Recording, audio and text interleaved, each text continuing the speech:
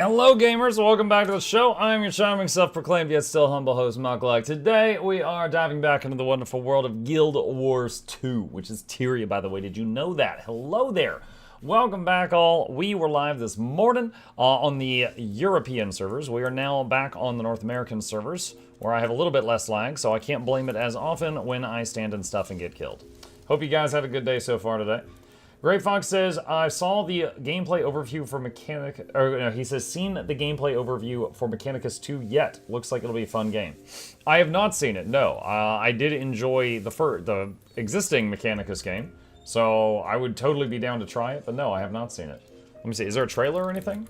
Mechanicus 2 trailer. Let's see, there was one from like 4 hours ago. It's like 5 minutes long though. Let me see. Hang on. Let me see. It's buffering. It's buffering.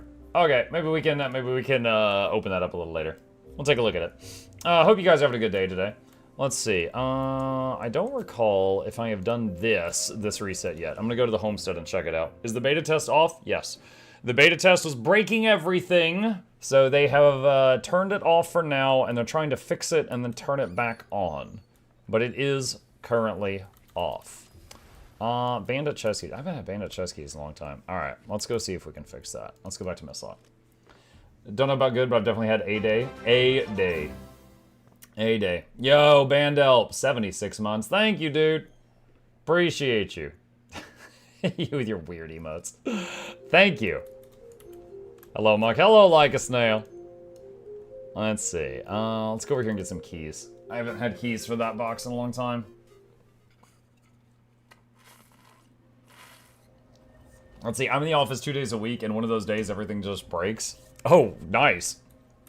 Something to look forward to, I guess. Sounds like they just wait for you to get to the office, and then they break it. Where is the guy? Is this the one? I haven't bought this stuff in a long time. Yo, where are your keys? There we go.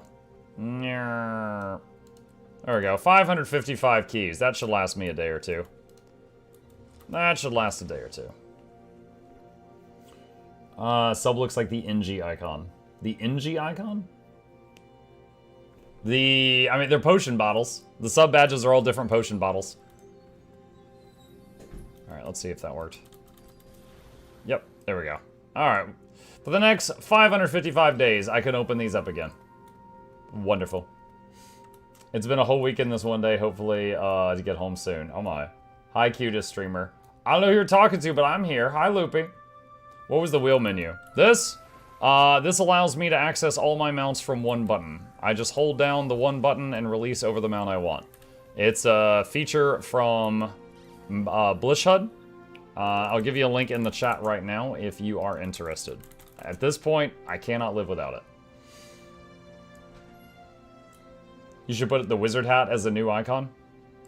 I mean, I'm happy with the potion bottles. We have 5 years worth of potion bottles on there. If I were to change it to wizard hats, I would have to redo the whole sequence. Unless the wizard hat came out of the potion bottle, but that would be kind of an odd choice, I think. When will they resume the beta? They have not said. We can certainly check to see if they've updated anything. Let me see.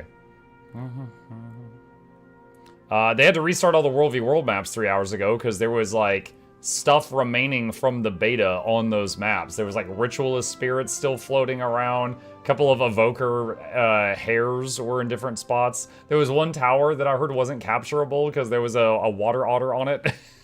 Some weird stuff. Let's see, here we go. This is the post. 1 hour ago. Hi all, we are continuing to work on this issue. Ensuring that this gets resolved is the team's highest priority right now. We plan to resume the Elite Specialization Beta event as soon as we can, but don't currently have an ETA on when that will be.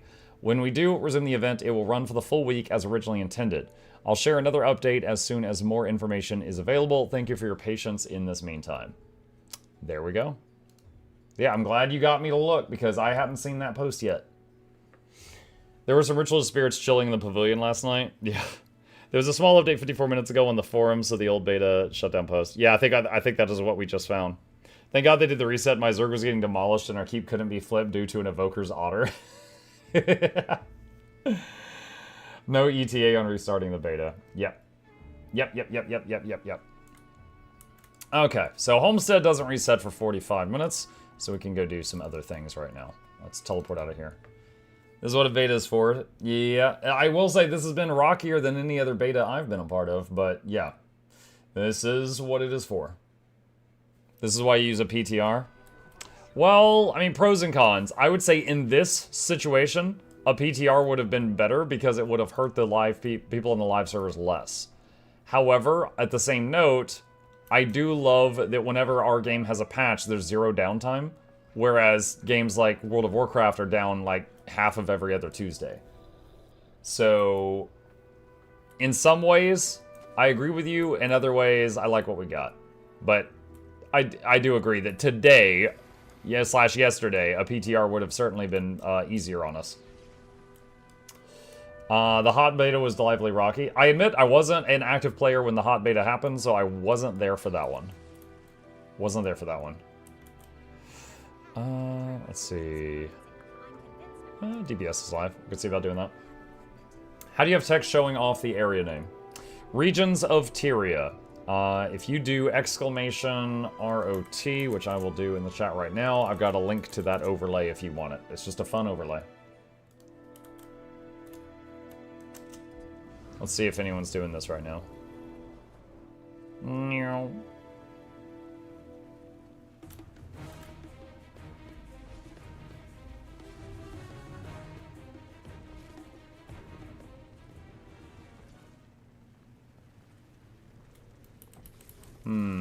I saw a commander tag.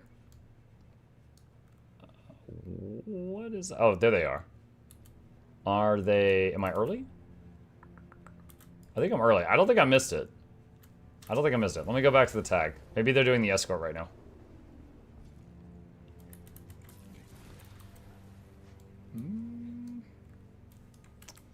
Let's see. Let's turn up the model limit. Oh yeah, there's some people here. And the dervs are here. Okay, yeah, this map should be good. Alright, we'll chill here for now. Mike, I got some rotini left over. You want some? Oh, I appreciate it. That's very kind of you. I just finished off our leftover mac and cheese, though, so I am stuffed. What beetle skin is that? Branded. I like it because it leaves the trail on the ground. Has anyone made a beverage game out of the most common questions yet? They would die on this channel. I think I answered what's going on with the beta like 48 times this morning. Per hour. That was my computer. Calm down. Hang on a second. Let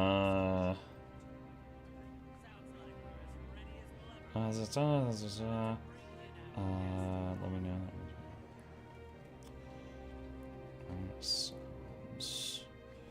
Perfect. Let's do it. Okay, there we go. All right.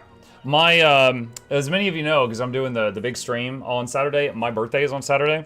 My birthday is August 23rd. My mom's is the 21st today, and my dad's is the 25th, 2 days out. So, every year, there's a week with all three of our birthdays back to back to back.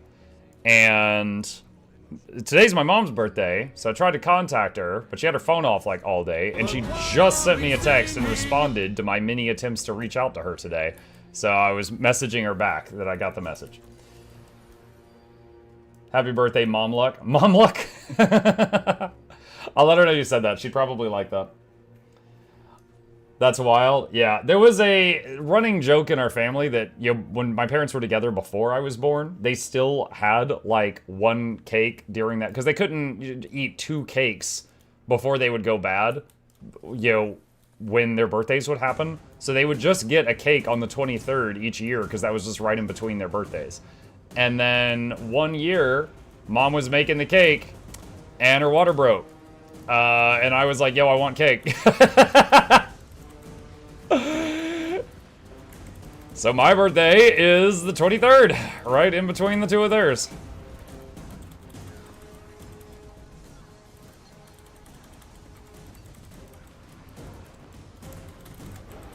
Solid reason to arrive in the world. Yeah, just kick the door open. Yo, where's the cake? That is the family story. Dude, you guys see these char?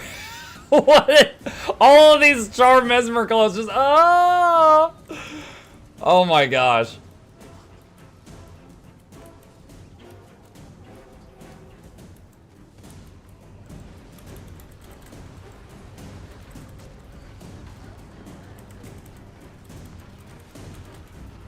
How do you use the according TP from the event table? I know you can copy a link to it, that's not what you're doing. I think if you go into... I set it up a long time ago. If you go into the Blish HUD settings for the event table, there's an option somewhere for if I click on an event, just port me there immediately. And that's what we're doing. Did they already kill them all?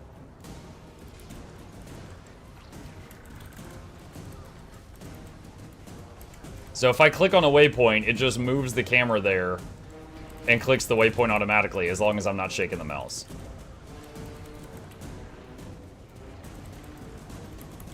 So you might just need to hit a checkbox somewhere.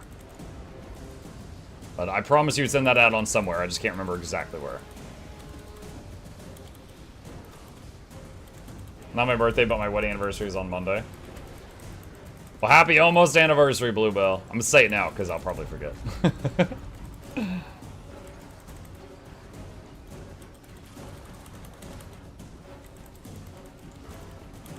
Sometime during tomorrow's stream, we need to sit down and figure out a schedule for the giveaways. Like, I need to consolidate all the stuff I have to give away on Saturday into a list, and then, like, break it up into times. So we can figure out, like, what we're giving away at what time.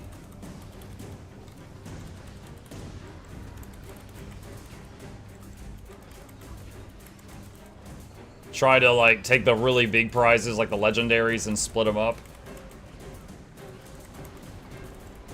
Like, for example, if it's a 12-hour stream, and if we have 4 leggies, we give one away every 3 hours, things like that. The devil's in the details. Butter giveaway every hour. I do have at least 12 sticks of butter. That is possible. We could do that, if we fancied it. No, went too far. Oh no! Alright, I guess I'm going this way now.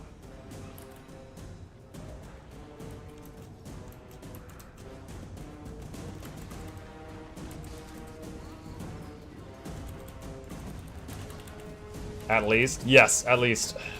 You heard me.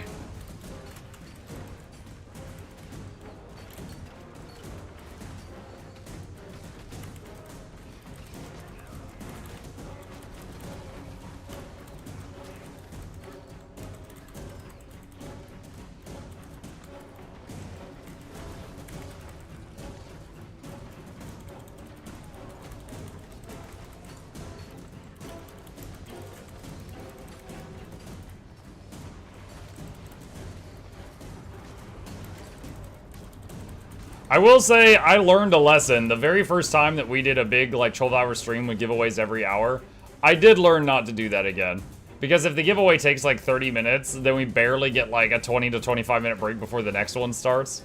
So, I did learn, once upon a time, the hard way. The giveaway should be, like, every 2 hours minimum. Maybe 3 or 4. Because otherwise, there's no gaming done at all.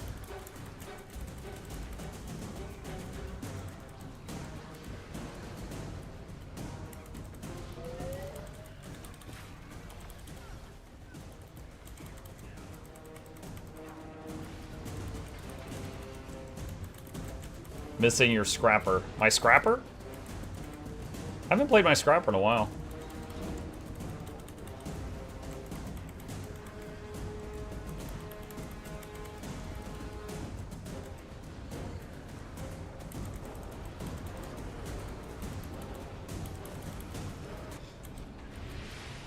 Nice.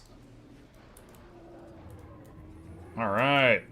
Okay, hold on. Let me see what Mom Luck said a second ago.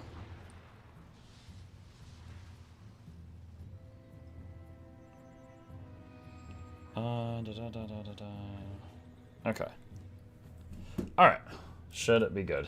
Should it be good? 3 hours seems about right. Yeah, sometimes. Sometimes we do, like for example, if I've got 2 really big prizes, I'll do them at like, you know, the 6 hour, one at the 6 hour mark and one at like the 12 hour mark right at the end of the stream, you know, stuff like that. Depends what I have to give away. But I think right now I've got a huge pile of gem codes that are 400 gems each. So I got tons of gem codes. I've got 2 legendaries. I've got multiple infusions that range from 100 gold to 10,000 gold. I've got a bunch of smaller prizes. And I think I've got 5 copies of Visions of Eternity, one of which is Deluxe Edition. Yeah. And then whatever time slot we're giving away like a real life item, like a copy of Visions of Eternity, I need to not do like a virtual prize in the same time slot. Fandral raided my stream with 278 viewers. Yo, the kids are back. Thank you, Fandral. Appreciate that. Welcome back. I hope your challenge mode Harvest Temple went well. I've never done it. I've never wanted to sit down and bang my head against that and get it done. So I'm hoping you guys are making progress on that. The kids are here. The kids are back from Uncle Fandral's house.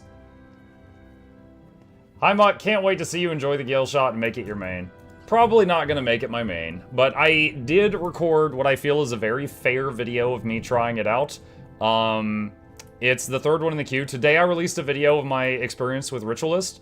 Tomorrow I've got one coming out with Amalgam, and the next one is Gale Shot after that. I managed to do some solid testing on those 3 classes before the beta server was turned off. So I've just got those 3, and then that's it for until they turn it back on.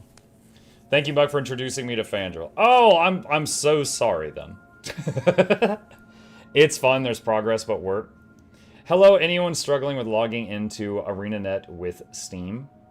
Logging into ArenaNet with Steam. Ladaz, I am on a standalone client, so I'm not logging in through Steam, but I haven't heard anyone else mention it recently. Chat, if any of you have any input for Ladaz's problem, please feel free to throw it in the chat. I don't have anything on that. Can't wait to watch the Gale Shot video, then. The TLDR is, it felt like a solid range DPS. I talked about, like, the rotation I did and my experience and what abilities were the highest sources of damage and stuff like that, but the TLDR, it was a solid range damage option. With a little bit of practice, like 20 minutes beating on the dummy, I was able to consistently pull 37,000 DPS, which is higher than what I'm normally able to do on my main character. So it's probably slightly overtuned. And I'm not the best player in the game. There are people at Snowcrows that were able to get like 50k out of Gale Shot. But with my skill level, I was able to get like 37k, which it's probably going to get some minor nerfs. Amalgam's going to get hugely nerfed. I was able to do 60k on Amalgam. But on Gale Shot, I'm expecting minor nerfs before it goes live. Like, you know, with the expansion.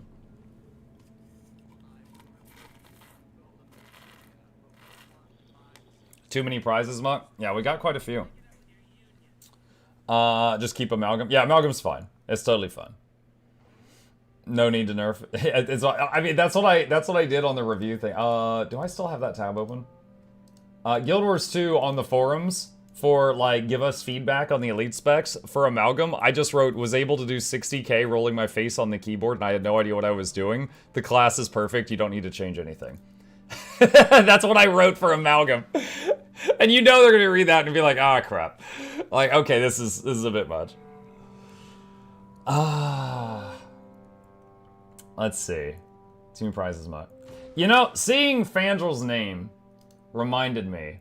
And I need to, I want to send him a picture. Chat, so many of you know about the plushie campaign that we did a while back. ArenaNet gave me permission to make a plushie out of this guy. Fandral was one of the people that bought the plushie, and I love it. Anytime I raid him, he always holds it up and shows it. I love seeing it at someone else's house.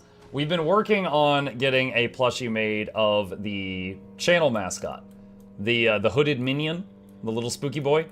And I got back this pictures of the second prototype today, and I was so happy with it. I was like, no more changes. That's it. Finalize that. We're doing this one. No more changes. And they were like, you sure it's good? I'm like, yeah, dude, I like this. I like this. I'm very happy with it. So I haven't showed it yet. I still need to make a commercial for it. but hopefully some of you like it. Let me pull out some tabs right now. Hang on a second. The unveiling. First time seen publicly. Alright, so this is him. This is him. He looks a little wide on the front, but I'm happy with it. The potion bottle is Velcro. So the potion bottle can be taken out of his hand or stuck back to his hand if you want to. But that's him. And he was styled, for those who watch anime, we styled his facial expression based on Frieren. The smug face she made when she was holding the potion bottle that one time. That was how we got the face. And I'm very happy with it. So, as soon as me and Noxxi figure out how we want to do the commercial, we'll have like a commercial for it, and then there will be like, you know, pre-orders and stuff like that. And as long as we're able to sell at least 200, then they will mass produce them and ship them out and all that stuff just like last time. But I'm really excited. If we sell less than 200, then I keep the prototype, and that's the only one that ever exists. Can for scale. Yeah, he's a little guy. He's a little guy. It's just like the, I mean, he's currently strapped into the shoulder harness right now, but like, this is the existing one. So, you know, there's him next to my head for scale. They're little dudes. Why is he looking so smug? He's just a smug little guy. That's it. He's just a smug little guy. The bottle is also red on the other side. My icons for my content on YouTube, the bottle is green, and on Twitch, the bottle's red, which might sound weird, but the red was supposed to symbolize being live, and the green was supposed to symbolize like a play button. But then YouTube, you know, their icon is red, so it seems weird. But anyway, the one side of the bottle is red and one side is green, which is supposed to symbolize the YouTube side and the Twitch side of things. How much will it cost before Shut Up and Take My Money? It should be the same price as last time, which, I mean, like, they don't change the prices or anything. And it's because of that they're, like, a set size, because they use a set amount of material for each one. Last time it was, what was it? Was it $30? Hold on, I'm going to their website right now. I'm pretty sure it was $29.99 last time, and then, like, $8 for worldwide shipping. I am double checking right now. It was 20. Okay, thank you, Like. I'm sitting here, I'm spacing out. I'm trying to remember. Muck, are you going to be playing SKONG on September 4th? September 4th. Isn't that the day that Silksong comes out? Let's see. Okay, yeah, I'm looking at the other plushie, because all the plushies on their store are the same size. Yeah, it's like, here's one from Ultra Kill, and this one's $29.99. So yeah, they're all $29.99 right now. But yeah, the whole thing is just, as long as you design a plush, and then they'll make the prototype, which is what they've done. And then as long as you get at least 200 pre-orders, then they're like, all right, we'll make it. But if you get less than that, then they fully refund everybody, because it's apparently not profitable for them as a company to mass produce them if they don't sell at least 200. So if they get like 100 pre-orders, then they just refund everybody. Can we see the plushies together? I just approved that design today, Leica, so they're going to start shipping that prototype to me soon, and it may be a couple weeks before I get it in the mail. So the prototype should be on its way to me, but there, you know, some time will have to pass. But I'm really excited because you know what? Now that we've seen that, hold on. Okay, I'm gonna show you guys something. All right. How would you guys like to see the rejected one? Let me see if I can find it. Hang on. Wait. Was this it? I almost opened that on the wrong screen. Because that was version, I guess 2.0, you could say. Oh wait, is it showing there? Oh no, I don't know. Okay. I don't know if I saved it. Okay. Alright, I might just have to explain it. All right, I think they took, so the images are on their website, and I think they took down the webpage that had the rejected ones, and I didn't realize they were gonna do that, so I didn't save them. So, I will explain it. Okay, first off, in the version 1.0 version, the way they did the eyebrows were kind of rounded. And because of that, if you didn't realize they were supposed to be eyebrows, it kind of looked like he had 4 eyes. Which made me think of like Raven from Teen Titans when she'd get pissed off. Like her dad Trigon, you know, like the multiple sets of demon eyes. It looked like that. And so one of the things I asked them to do since version 1.0 was kind of stretch out the eyebrows a bit so he didn't look like an angry little demon. That was one thing. The second thing was, okay, like right now his hood is kind of like, it's a loose hood, right? It's loose, it's a separate thing. The first version of him was Kenny from South Park. His hood looked like this, I swear to God. It was like shrink wrapped around his head with 4 eyeballs in the middle. And I was like, And so I messaged them, literally, I included a picture of Kenny with a X through it, and I said, this is not what we're going for. I was like, please make it loose, like a separate piece of thing, you know, not just like drawn on, make it like a loose separate piece of thing, and then stretch out the eyebrows, and then the Velcro for the hand was another request, because a lot of people were afraid they would lose the potion bottle, and so I asked them to do like Velcro on his hand so that the potion bottle would stick to it. You could stash money in the hood? Possibly. I don't know how deep that goes. Like, I'm not sure if you can pull the whole hood off, because it looks like there's stitching right here around the outside, but yeah. This is so much closer to the mascot of the channel's design than version 1.0 was. Could be a hilarious play on missing mechanics. Yeah, really happy with it. So, at this point, the next goal will be to make some kind of funny little commercial, like, you know, the Shoebody Bop one that we did for the first plushie. So I've got to think of some ideas for a commercial for the new guy, and then need to make that and pick a date for it to go live. And then the goal will just be to sell at least 200. I mean, if we sell 1,000, great, but the goal will be to sell 200 because that's what makes it happen. If we don't sell 200, then it doesn't happen. So that'll be the next objective. So I gotta make it look appealing. Gotta figure that out. Then I go back to waiting on ArenaNet for months on end for permission to make more plushies of their stuff. Andy Hollows raided my stream with 5 viewers. Hello, Andy. Thank you for the raid. Appreciate that. Welcome. Begin the production line. Yeah. Yep. Making a mukbang for money storage instead of food would be great. A mukbang. Am I gonna have to make another pauldron? Bluebell, am I just gonna go into some con with a plushie on each shoulder? You know, honestly, what that reminds me of? Hold on a sec.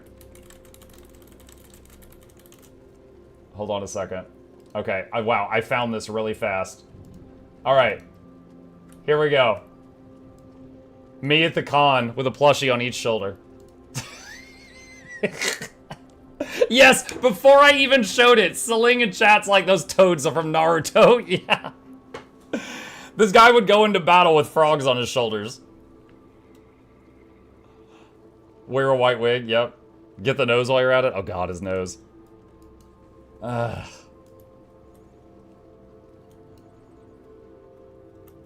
He got wrecked though. I mean, he didn't know pain, so, you know. Let's see what else we got. Eat the blade. See? No hands. Woo! Auto waypoint. I pictured Ed from Full Metal Alchemist summoning his mother and the plushie comes out. Oh my god! I mean, yeah, we could do some weird joke. We could do some dark jokes about it.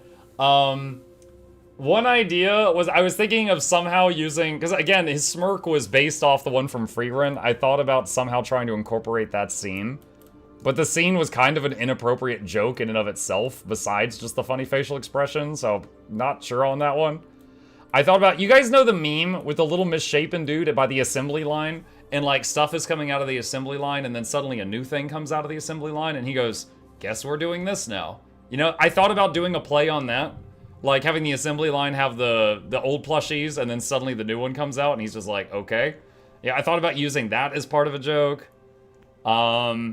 in my headcanon for the Muckverse, when I'm like working on projects, those little minions are helping me out. Like I'll be like, you know, hey minion, bring this over to Noxxi, and it just scampers off. So I thought about doing something with that. Yeah, I mean, I've had lots of little ideas. It's just, it hasn't completely taken shape in my head. My wife was like, well, you gave the plushie Asura a knife. Maybe give this one like a flamethrower. I'm like, okay, the knife joke started just from that funny TikTok where the lady's like, what have you got? And the kid goes, a knife. And she's like, no. I was like, I don't know of a TikTok where the lady goes, what have you got? And the kid goes, a flamethrower. And she goes, no. I was like, what do you mean give him a flamethrower? Like, it doesn't work like that. Like, how would that function? Yes, please. Oh, yeah. Everyone's going to send me pictures of their plushie with their flamethrowers. I like Gale Shot for the spinny jump. You know, one thing about Gale Shot that I didn't like that Lorenity did was the bird screech every time it used Hawkeye. So it's like every 10 seconds, caw! I was like, oh my god. Like, after a few minutes in combat, I got sick of hearing that thing. And apparently Lorenity loved it. And I was like, ugh. Hey, Muck, just put Deacon Freeman on that scene saying Men only needs one thing to be happy, and then just the plushie. So having Freeman hold up the plushie and the plushie's holding up the bottle, Shugo? I mean, that could be funny. Again, just have to cut it off right then, because there's an inappropriate joke right after that. If you're a returning player with limited game time and want to start getting legendary armor / trinkets, not weapons, where would you start to get the most value out of your time? Oh, the amulet from Season of the Dragons does not cost you resources, it just costs you in-game time. So while you're working on getting that amulet, you are getting richer. Every other legendary in the game, you are getting poorer. So I would do the Season of the Dragons amulet first. It also gives you a 32 slot bag while you're working on it. Have the new plushie approach the old one like JoJo and Dio. Oh, you're approaching me? You guys hear that? There's a really long thunderclap outside my house right now. Thor's mad at something. I don't know. It's still going. Let's see. EOD. Satan. Meta. Ooh, only 6 people. Let's see. Get the UPS rating? I know. Like, what about this for an idea? Have it be like Gremlins, where you were warned not to feed your Mimuk after midnight, and he turns into the new plushie. So what? Like he gets wet, and then like suddenly there's just a crazed, smug minion screaming around the house. Is the beta still down? Yeah, the beta's still down. It is. That's a funny idea. That is a funny idea. God, I'd have to get footage from the Gremlins. How long ago did that movie come out? What year did Gremlins movie come out? 1984. 1984. Yeah, I saw it once when I was a kid. I mean, this was before I was born. But I saw this movie once when I was a kid. For anyone of the later generations, The Gremlins was a movie about these cute little creatures called gremlins. They look kind of like Furbies, but there was rules, and it was like, don't get them wet, don't feed them after midnight, and there was some other rules, I believe, but if you did any of those things, or if any of those happened by accident, they would turn into these vicious murder goblins. And so, then the whole, it was like a horror story at that point if one of these things got after you. So that was the general idea. Mogwai becomes gremlin if feeded after midnight. Water multiplied them. Oh, it multiplied them. Okay, yeah, this is a long time ago. They were terrible at following through rules. They weren't that hard. Well, I mean, water could just be like it's raining, right? Muck, the question is when it's after midnight.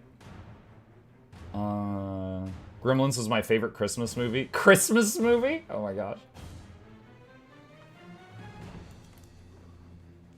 Alright, let's see. Let's see if there's enough folks here to get this meta to happen. Chad, if I suddenly disconnect, it's because Zeus is mad.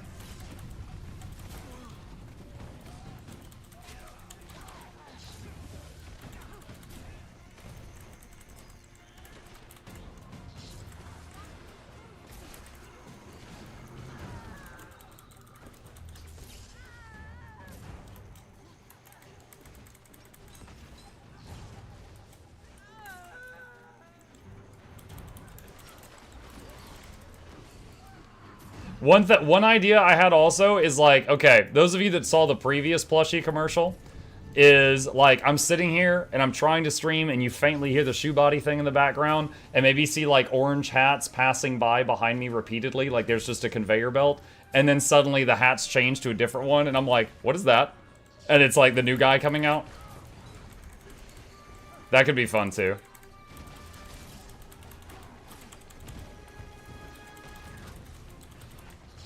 Plus we get to reuse shoe body, and shoe body's a lot of fun.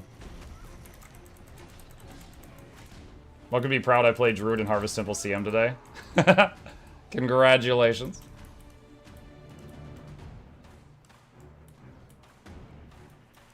Muck Outlast Trials is on sale. But that's not tempting to me. You're like, hey Muck, getting tortured is on sale. Like, I don't want to pay a dime to get tortured.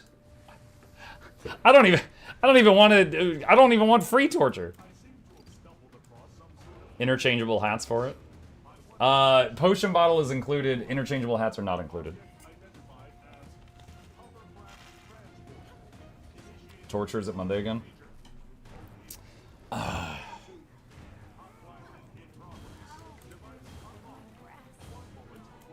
Speaking of which, we're in talks with a company. There's like a 95% chance of a sponsored stream on Monday, which would mean big money giveaway afterward.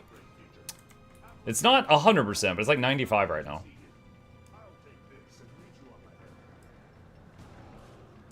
Any hint? No, not yet. I don't want to say what it is just in case it falls through, because you know it's all but guaranteed at this point. It's a game? I mean, okay, don't spoil it now.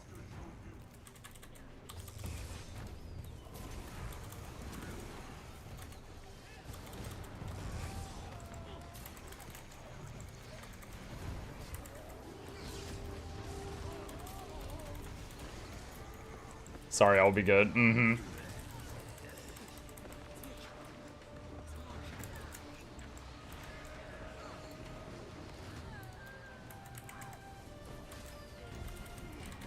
Are Mesmers easy to solo?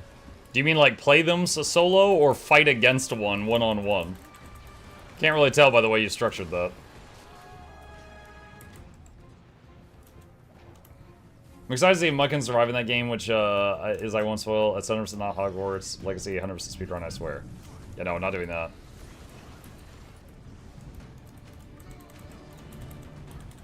Play solo, sorry. Gotcha. No, it's not too bad. Like, the Mesmers constantly summon clones of themselves, unless you're playing Virtuoso, which kind of mess with the enemy, and so sometimes that gets pressure off of you. So, no, they're not the hardest class to solo by any means.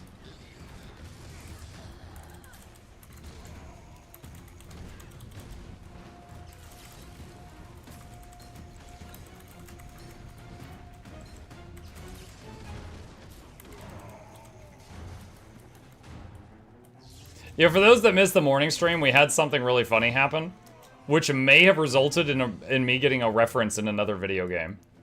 So I was doing Bavanisos, and this guy whispers to me, he goes, oh my god, I just ran past you. And then I saw who you were. He goes, I'm one of the devs on the game The Last Spell. You did a lot of promotion for our game, and I thank you for that.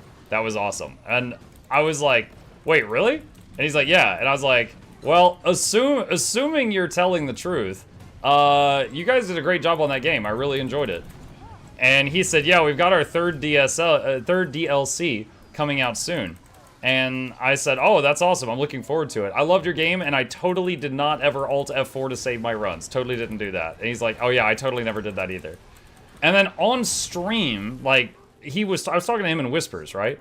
On stream, I was like, yeah, guys, this is The Last Spell, blah, blah, blah, blah. And I explained it to chat for people who didn't know what it was. And then I said, yeah, my worst run ever is whenever you get a new hero in The Last Spell, they have either a positive or negative random thing. And one of the worst negative things is one arm. The person literally has one arm, and because of that, they can't dual wield or hold anything in their offhand or use two-handers, things like that. And on one of my worst runs of Last Spell, it gave me 3 heroes to use, and 2 of them had one arm. So I had 4 arms between the lot of us to defend the city. And the guy whispers me after I finish telling this story, and he goes, okay, I just tuned in just to see if it was really you, just in time to hear the 3 heroes, 4 arms story, and that's really funny. I'm gonna pass that along and see if we can get, like, a, Easter egg reference to that or something in the next title. And I was like, what? So if you're ever playing the new Last Spell DLC, and you see a joke about 3 heroes with a total of 4 arms defending a town, that's because of me! And then I told him, if you guys need to sponsor any gamers, call me.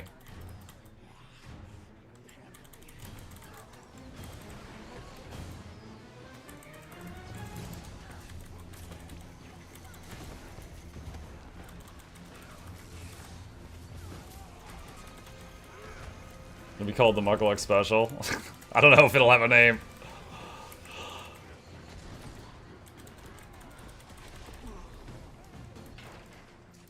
Okay.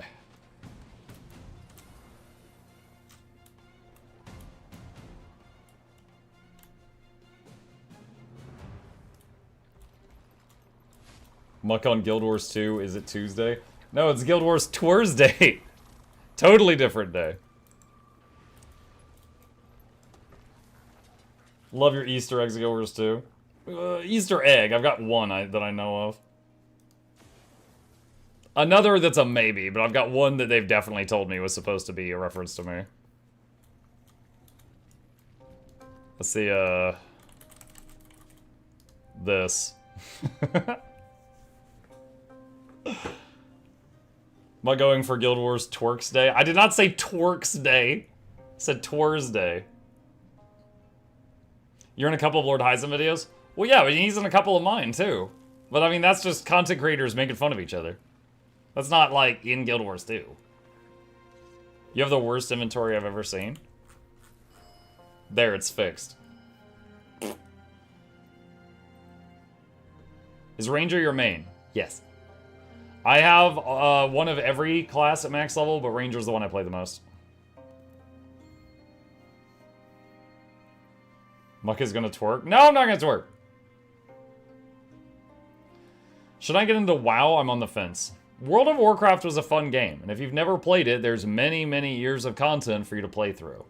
One thing with WoW that I think is worth mentioning, though, is the way that they do their game is like, okay, let's say you're playing the game at the beginning and the max level's 60. You get to 60, then Burning Crusade comes out and the max level's 70. You log in and you haven't been logged in a while, you're suddenly not max level and your gear sucks.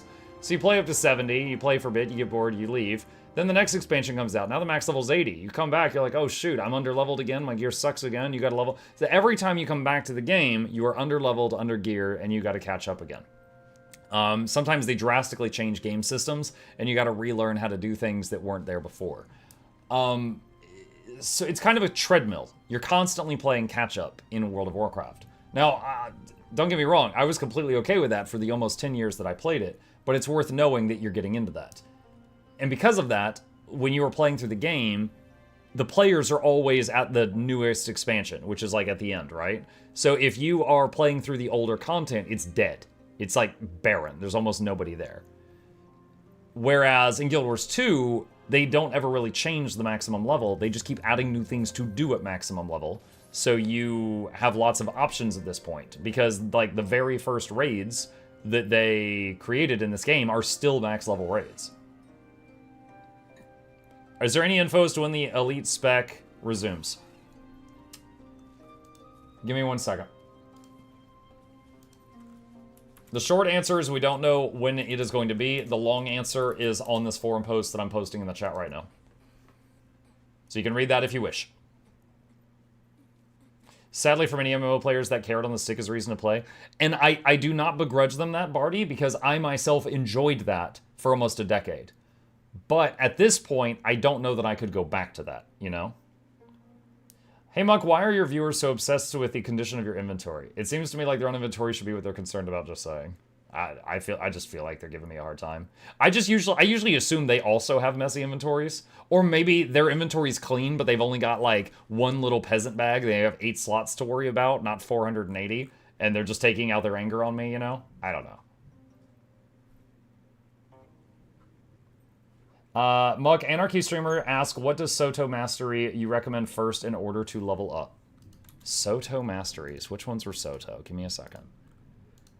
So, Updraft Generator. Alright, so these really only help in Soto.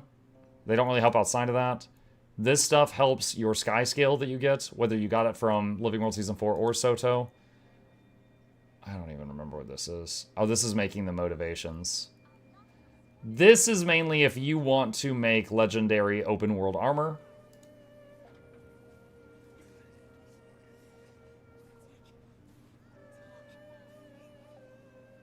Doesn't really matter.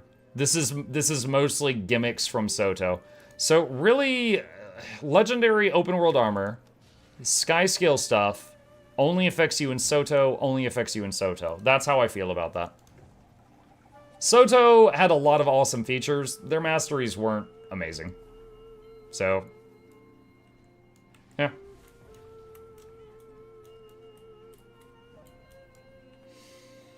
Hmm. 100 inventory is enough for me.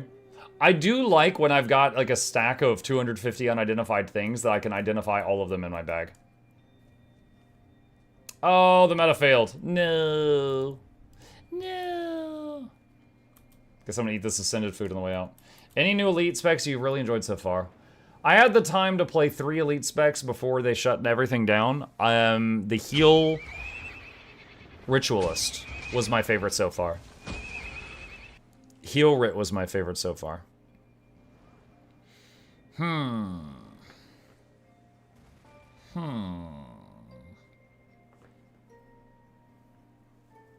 Twisted Marionette.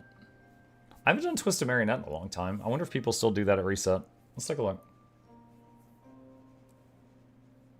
Sick of the useless beehives. Yeah, the beehives could literally not be there in any of the expansions they were in, and I wouldn't notice. Patch notes on this new expansion, we had to delete Ellie.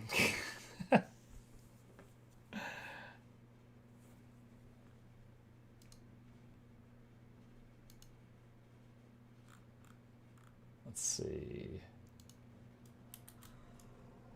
Oh, I'm catching up on some stuff right now.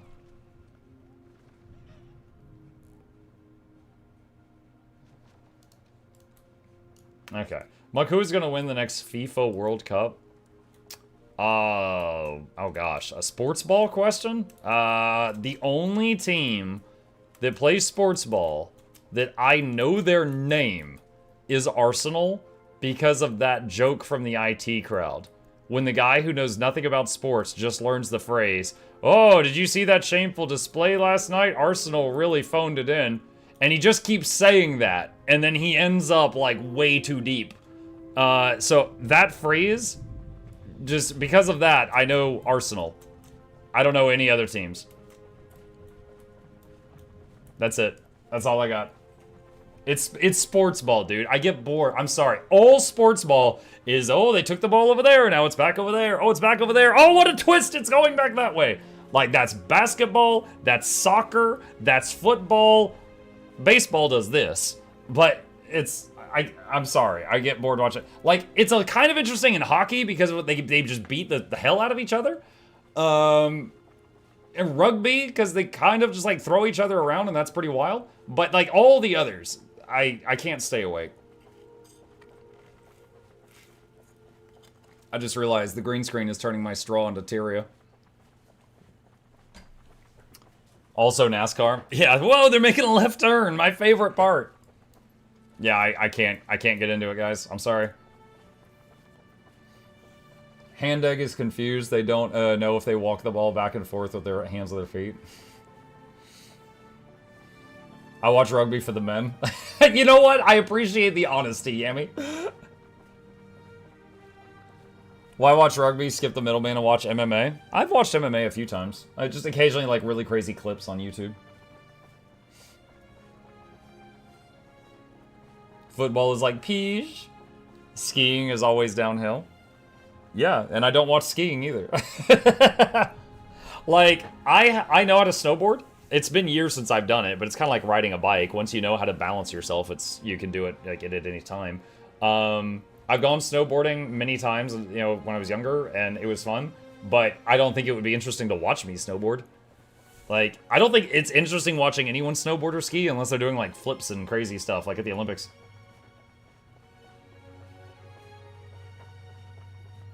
Some of my friends are into F1 and it's so boring I can't even pretend to find it mildly interesting. Yeah.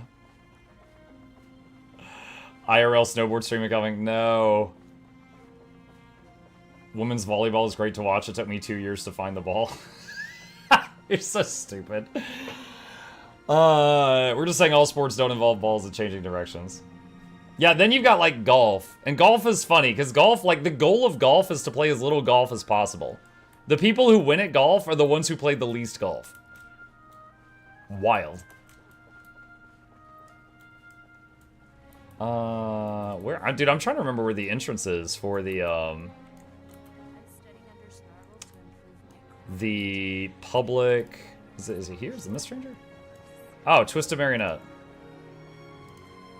Let's see if anyone's doing this. I haven't done this in ages, guys.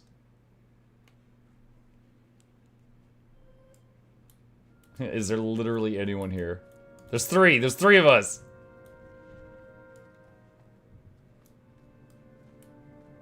Yo, Tommy, what up?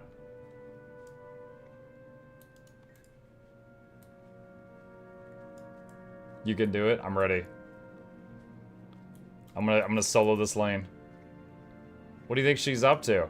She's testing her ether cannon, obviously. She summoned her peripheral units to come sacrifice their energy cells to her weapon. If she manages to get it powered up, it will most likely kill us all. Time to play golf with friends and flute and Errol with Nog and Other Dude Guy. Other Dude Guy. That's his name. Is the beta... Just kidding. Good evening, good night. Hi, Tokizo.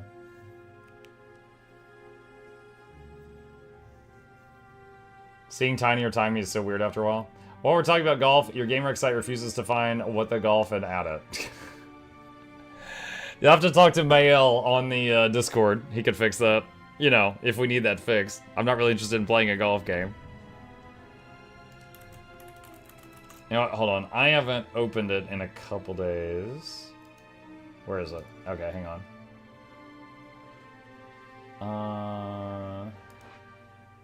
What is going on? Okay. What are the last few games that we did?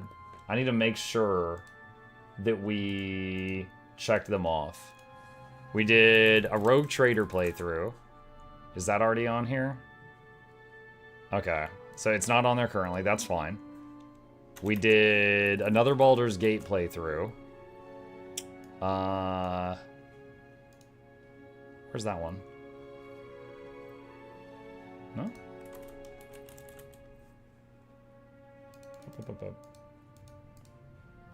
No, that's a different one. That's a different one. Okay, so I guess that's already been done.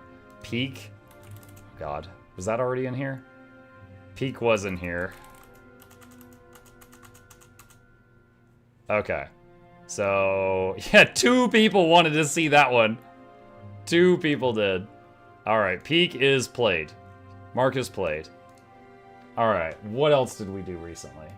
Hold on, I can just look at the playlist on Mukluk Plays. Hogwarts.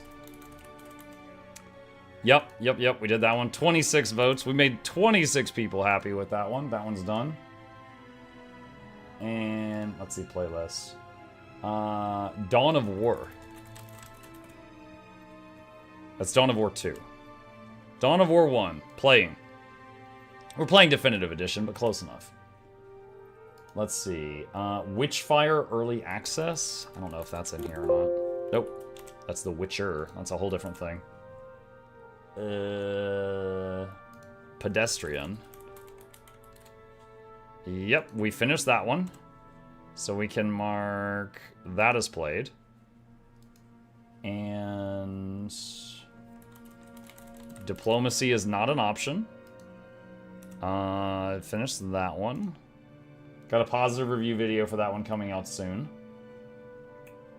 Have you done Subnautica? Mm-hmm. I've done all the existing Subnautica games, and I have playlists for them on Mukluk Plays if you would like to watch me play them.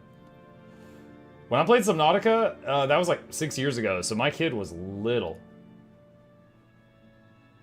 was like, he was in here with me for part of it.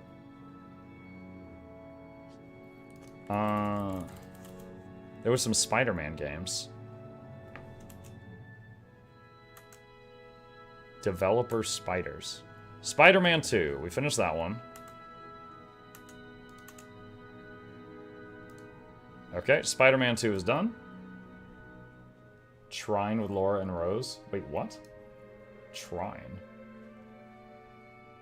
Tactical Breach Wizards we finished not long ago. Yep, that was on here. We knocked that one out.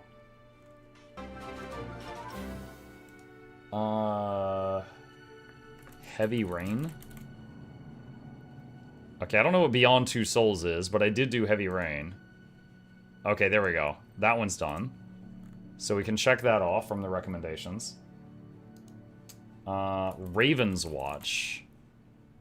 Yep, that had a few people promoting that one. We got that one done. Evening chat, evening the terrible Photoshop I did earlier. What's up, Nugami? Nice day for fishing. Nope, no one wanted to see that. Liza P. No one wanted to see nice day for fishing. Altar, nope. Portal, nope. Tainted Grail, nope. Alright, at this point, I think we're getting back to ones that I had already checked off. Okay, alright, I think that's good. Alright, I think the recommended list is up to date again. What is this? This is the game recommendations website. Anytime I'm looking for a new game to play, I can go here and see a list of all the stuff you guys have recommended and how many votes each of those things have. So you can go here and upvote things that you're interested in seeing this channel play, or you can add new things to the list if you want to. And anytime I need something new to play, I check this and look for good ideas. And I can put a link to it in the chat if you're interested. Have you played Neo? I have not played Neo. I've heard good things, though. Have you played Telltale games? I don't think so. Was that your computer? Yeah, that was the computer making an error chime anytime I was searching for a game and then I didn't see it.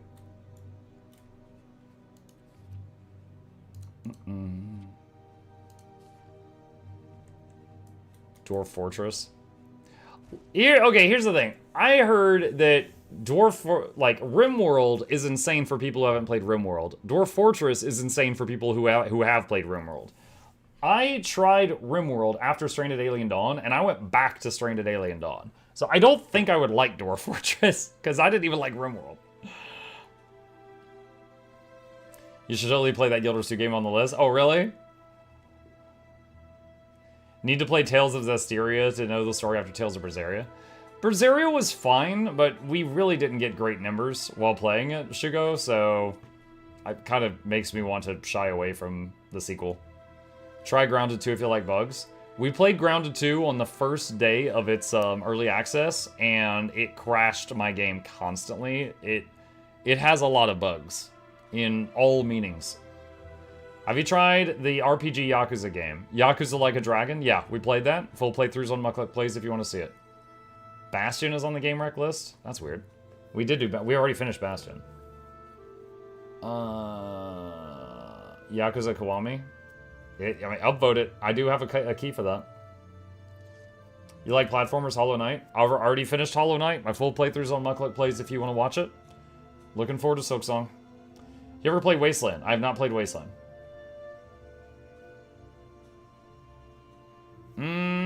This ain't looking good, y'all. There is 7 people here. Think I need to go find something else to do.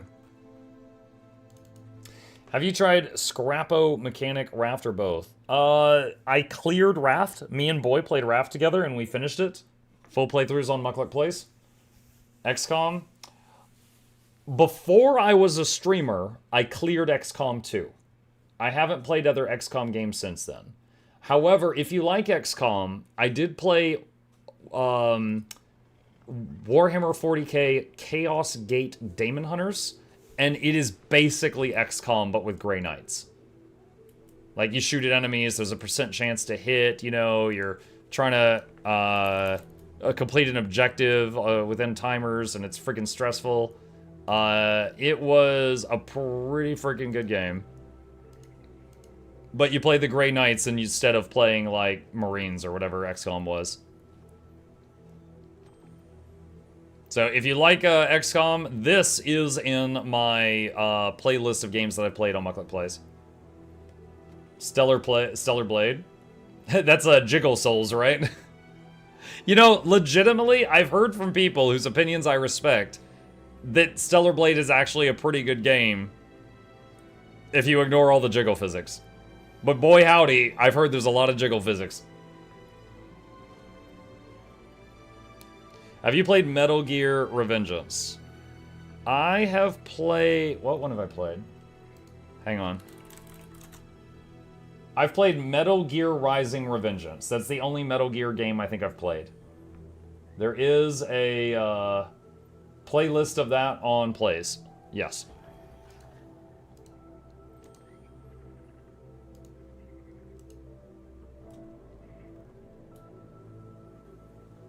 Sugar doesn't know there's a game there. What, behind Jiggle Souls?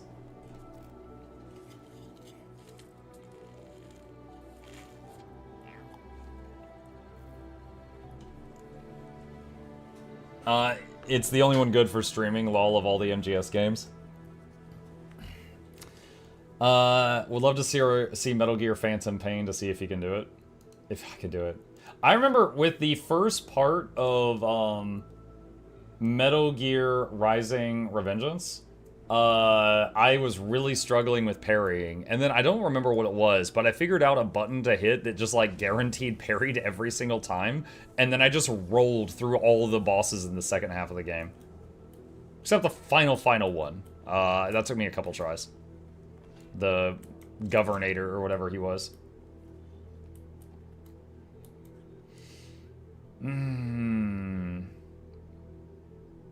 Have you played Tenshu?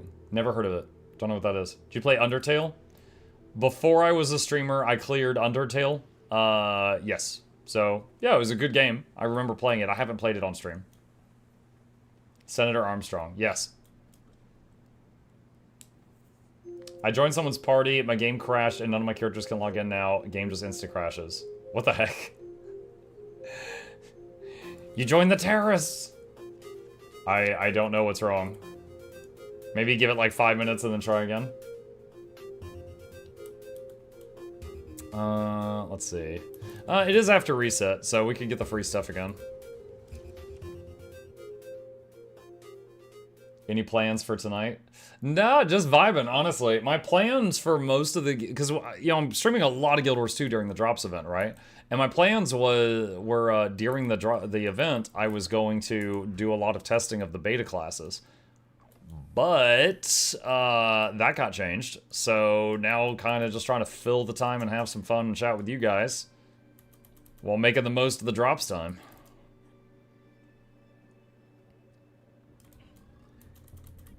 I'm glad we're finally getting the first hype ninja game since Revengeance, which is the new Ninja Gaiden. Looking forward to meeting you on the 29th. Hell yeah! I'll be there. I'm looking forward to... I am surprised at how much I'm looking forward to it. If the trip goes well, maybe could do something like this in the future, but it'll depend on if I can afford it. It's an expensive trip.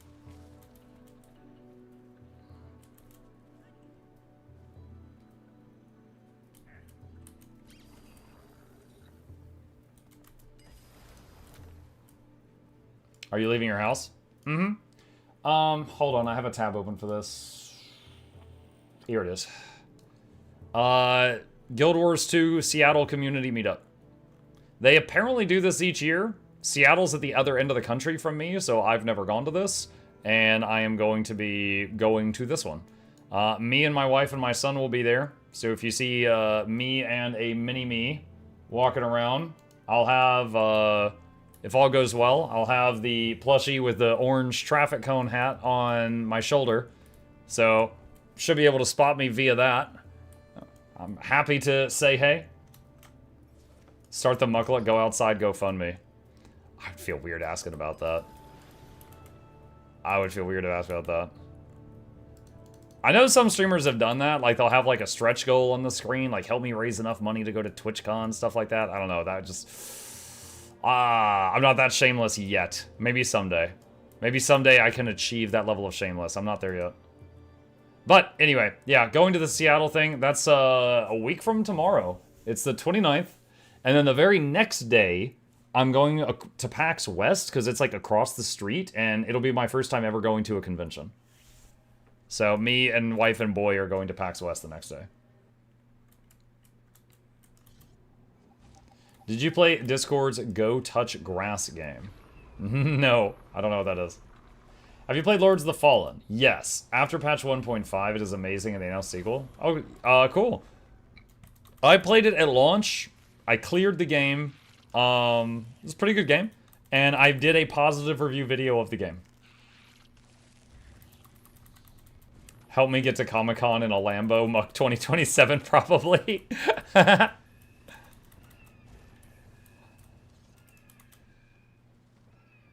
We got a few things we need to set up before the trip. Working on it. It's a busy week, because we got the drops thing right now. There's the beta.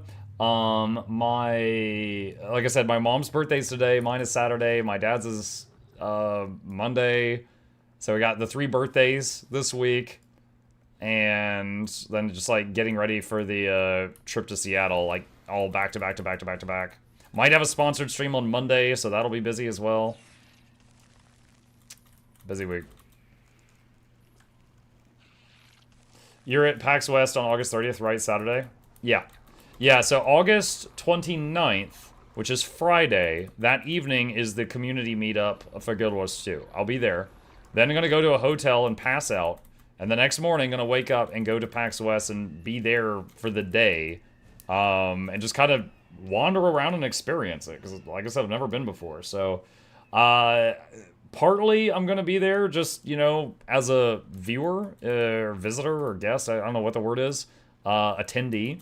And partly I will be, you know, trying to make connections, you know, since streaming is my whole thing. It's my jam. If I can meet any companies there, like, you know, shake hands or people at Corsair or Razer or what, I don't know. I'll see if I can schmooze. So I'll be trying to do that as well at the same time. Do your part, wear deodorant. Joke's on you, I always wear deodorant. If I want to pull more weight than that, I gotta bring, like, spray deodorant and just start hosing people down. Dude, my son is 13, and he already knows he should be wearing deodorant. It resulted in a funny thing. So when my kid was like 10 or 11, one day he went to school, and he comes back, and he's like, so my teacher got mad at us today. And I'm like, what happened? And he's like, well, she said we all stank. I was like, what? And my kid was not, like, again, he was like 10 or 11. He wasn't, like, at that point yet. And he was like, yeah, she yelled at us all. She said the classroom stank all the time. And she said, y'all need to get deodorant, blah, blah, blah, blah, blah. And I started laughing. I was like, well, I don't think it's you yet, but I could go ahead and teach you how to use that. So then we started doing that with him. Bring an aerosol can of Febreze. Is the beta still closed? Yes, Fazan.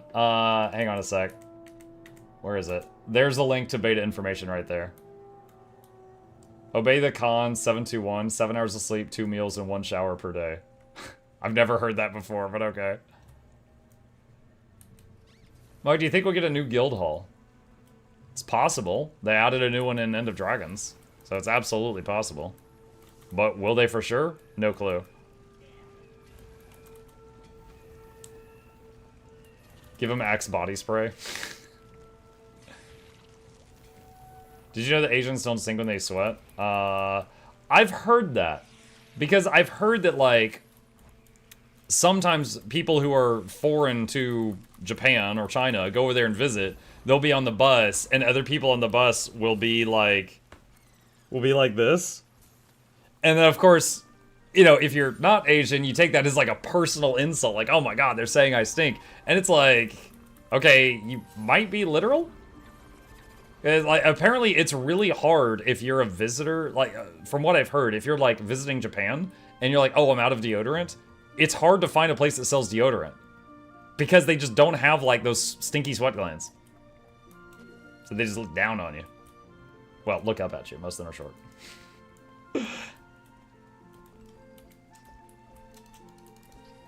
Let's see. Wizard's Cowboy. Trophy bag. Karmic crafting. Get that one. It's the preservatives. The preservatives.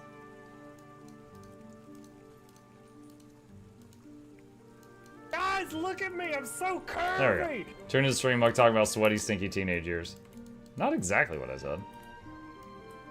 What's up, Cupcake? It's a specific gene, I forget exactly. Did they already announce they were? Did they already announce the new guild hall? Not that I can recall.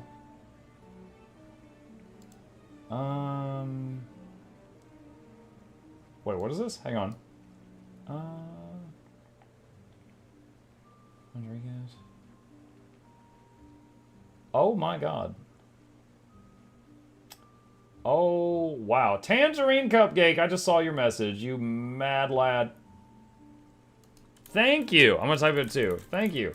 That's awesome. Alright, we just got a lot more game codes added to the giveaway vault. Oh boy, this is gonna be a handful. What else do we got here? Hang on. So, I've got an Elder Dragon Saga Complete Collection, a Secrets of the Obscure Standard Collection, or Standard, Janther Wild Standard, and a Visions of Eternity Standard. And then I've got 4 more Visions of Eternity, and then I've got a Deluxe Visions of Eternity. So I got 6 Visions of Eternity right now, and 1 Elder Dragon Saga Complete Collection, and 1 Soto and 1 Janther. Woo boy! Alright. We're gonna have a lot of giveaways on Saturday. Thank you, Tangerine. Check your in-game mail. My in-game mail? You sent me something in-game too? Greetings, fellow ramen aficionado. Our human acquaintances tell us it's customary to give gifts to others on their natal day. We have enclosed some of our finest noodles. Oh, and some old bauble we found on the floor during the most excellent festival carnage. We have more gifts, but had to resort to alternative delivery methods due to annoying mail restrictions. Check your Discord DMs, Orange Chicken Man. Orange Chicken Man! Maruchar Ramen. What? Okay, I just understood this character's name for the first time. Maruchar Ramen. 5 longevity noodles and a winner's heart Keladoa infusion. raided my stream with 2 viewers. Thank you. I'll add that to the giveaway. Appreciate you. Keladoa, thank you for the raid. Welcome. Welcome, welcome, welcome. What time stream starts Saturday? 12 noon, Eastern time. Be 12 to 12, a 12-hour stream. So, like, noon to midnight with a few breaks for food and giveaways.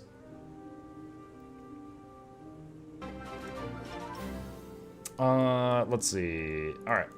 Swap to the characters at the treasures. Cody, thank you for the prime. Appreciate you. Yeah, dude, I'm gonna sleep good on Saturday. I was so out of it this morning. Like, it's better now, but my voice was shot during the morning stream. I was, like, croaking. Because, like, yesterday I was talking for 14 hours. And then I slept, woke up, and started again. It was a busy day. What was the last anime you watched? Okay, I actually know this immediately because today, while I was eating dinner, I was watching Sakamoto Days Season 2. For those who haven't seen it, it's a funny action anime about a guy who used to be an assassin, and then he fell in love, and he retired, and he got freaking fat. But he's still someone who had the skills to kill lots and lots of people. So occasionally, other up-and-coming assassins trying to make a name for themselves, they go and try to take him out, and he, while running his little, convenience store, is taking out these assassins while he's fat, and also he's trying to keep it on the down low so his wife and his kid don't find out. Very entertaining show. I loved it. I'm watching season 2 right now, or I'm catching up. I think I got like 2 more episodes. I skipped the assassin career and went straight to fast.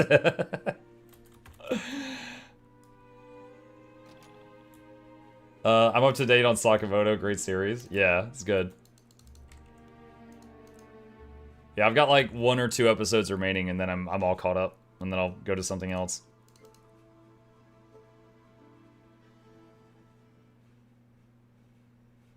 Mike, have you ever watched Iruma-kun Goes to Demon School? It doesn't ring a bell. Hold on, let me punch the name into the Google and see the characters and see if I recognize them.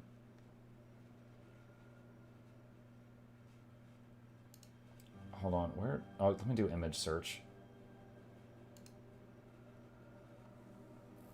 I don't think so. No, I don't think I've seen this. I mean, I guess it's good. You're recommending it?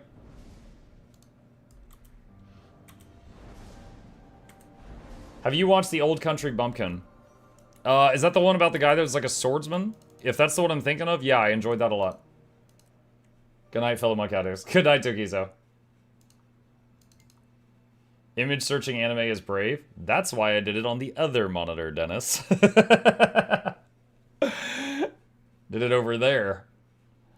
I wanted to see if you were recommending me something sussy. Beta isn't working, or am I crazy? You're crazy. But it is also true that it's not working. The beta broke some stuff, and they had to turn it off, and they're working on fixing the stuff, and then they're going to turn it back on. We do not have an ETA at this time.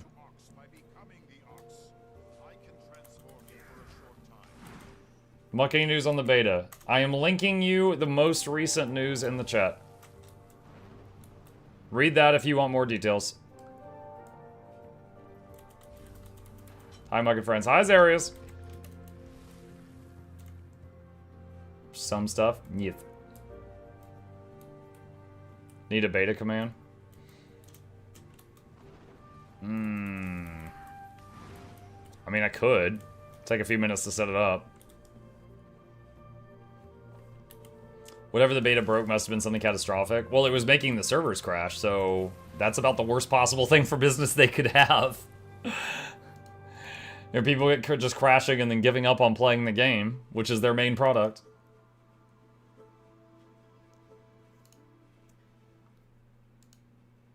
Still laughing at the precaution of opening image search on the other screen, the things I've never had to consider. You know, yeah, the worst one that ever happened, and I'll freely admit it because even I can look at this and go, all right, I was stupid that day. That's kind of funny, right? Even I can say that. Is the day that someone said, Muck, did you know that Asura's toes are modeled after camel toes? And I was like, no, they're not. No, they're not. They don't look anything like a camel's toes. And they're like, they do. Google it. And I was like, what? No, they don't. They do not look. Oh my God. It's like, I know what that is. But in that moment, my brain was not there, right? My brain was like thinking of the animal 100%, and I was imagining its feet, and I'm like, no, they're not. They don't look like that at all. And then to win the argument, I went over here and I punched into Google, and I was like, oh, you mother mucker.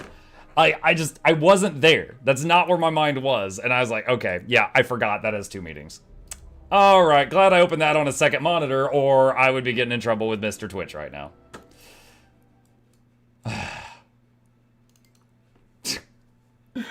You won the argument? Well, I mean, they were pranking me, and they won that. Was there word on whether we need to remake our beta characters? Not sure. I have not heard anything on that.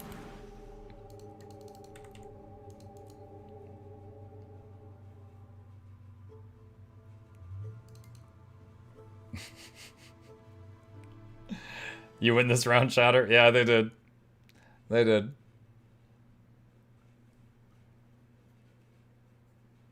No, honestly, if we did have to remake the beta characters, it would be slightly annoying, but not the worst. There was also a lot of people that told me that they could not delete their beta characters. So, like, after they made 3, they couldn't delete one to make more.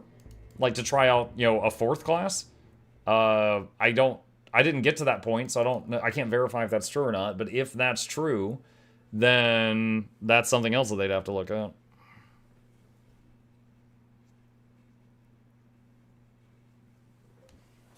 I love how that's an auto-modded thing now. Yeah. People try to talk about the camel stoves. Every auto mod has a story.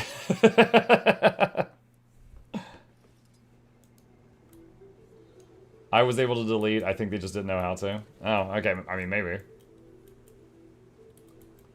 Bet you're glad the wife didn't catch that search. Oh my gosh, she probably would have laughed at me too. She probably just would have been like, oh, you're so dumb. Glove. Hi, Freckle. Did not get around to trying Paragon. Here, its support was pretty good. I didn't get to Paragon either. I do not know how that one goes. Or how that one went. Or goed. Gozed.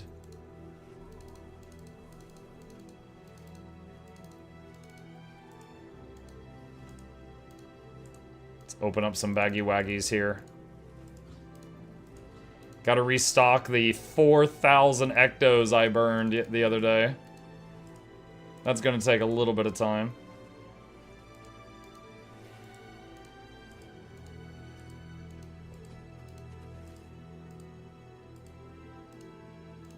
Moon-etched weapon box. I don't care. Let's get amalgamated gemstone from you. And open it. Open!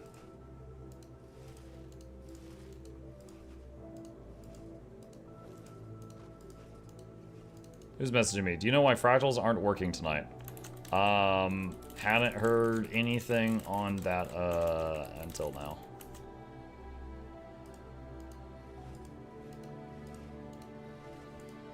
Someone said fractals aren't working.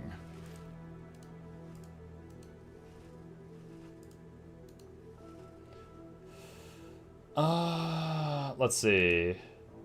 For next anime, watch Ugly Mug the Epic Fighter. What? Ugly Mug the Epic Fighter? That's a title and a half.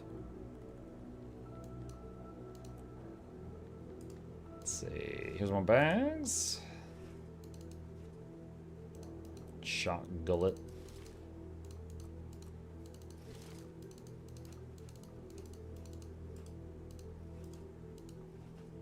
Alright, is that all of the containers? I don't want to do the masses right now. Okay, let's get the karmas. Nom nom nom nom nom nom nom.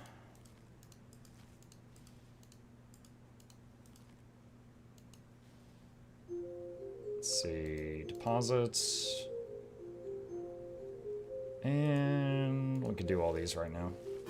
How long are you going to be here tonight, Mog? I will be live for another 3.5 hours, and then I'll raid someone else, so if you're just trying to get drops, you'll still get them, because I'll move you over to another channel. Alright.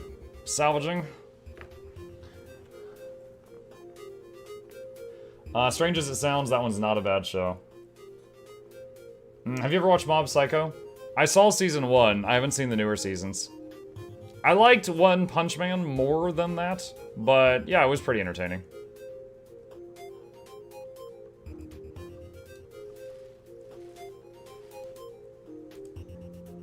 I think I could just barely fit this in my bag.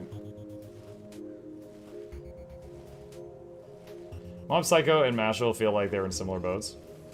What's the best Guild Wars 2 mount and why it is Warclaw? I mean, it depends on the situation. But Warclaw is the most recent one to get an overhaul, so yeah, it's really nice right now. Muk, are you breaking your stream streak when you travel next week? No, I will be trying to do like a 10-minute stream from the hotel room in Seattle, just to talk about the trip and how it's going, just to keep the streak alive. But if they have really bad internet, it's possible. We'll see. And it's gonna be at like a weird moment too, but yeah, that's the plan. Because of the time change, like... let's see, going live at my normal time would be... God, like 4 p.m.? Yeah, it'd be 4 p.m. in Seattle instead of 7 p.m. for me here. And 4 p.m., I might be busy at 4 p.m. So, like, when I go live for 10 minutes to talk about my trip, I don't know that it's going to be at my usual stream time just because of the time change. Hope you're blessed with great service and internet. Me too, thank you. You can try to use a hotspot from your phone if the internet at the hotel's bad. Yeah, I have to figure out how to do that. I know of that magical technology, I've just never had to use it before. Let's see, yellows.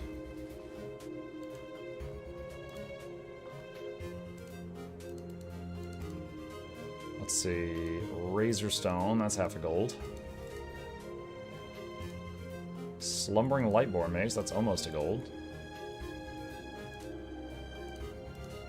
60 silver. 50 silver. Alright, I think the rest of them we can break. So salvage all yellows. 4 p.m. Pacific is 7 Eastern. Yeah. If the streak dies, will you come back a changed man? Muckin is villain era.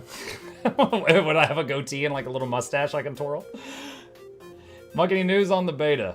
Hang on a second. This is the most recent post I know of with the beta. That right there. When I moved out west for a couple of years ago, it actually took me a month or two to really get used to thinking ahead in time instead of back since I moved from east to west. Ahead in time. Gonna go back in time. Alright. Okay, we got some stuff that is spilling over now. Let's toss that. And let's go in here, sell, sort low to high, and get rid of some of this stuff from my bag.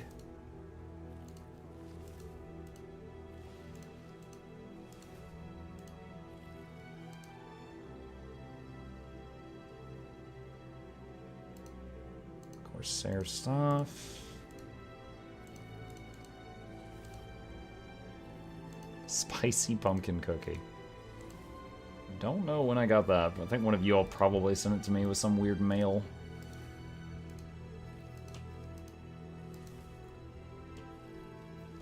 Okay, I think that's it for that. Now I gotta deal with the stacks of stuff overflowing, like elder wood logs.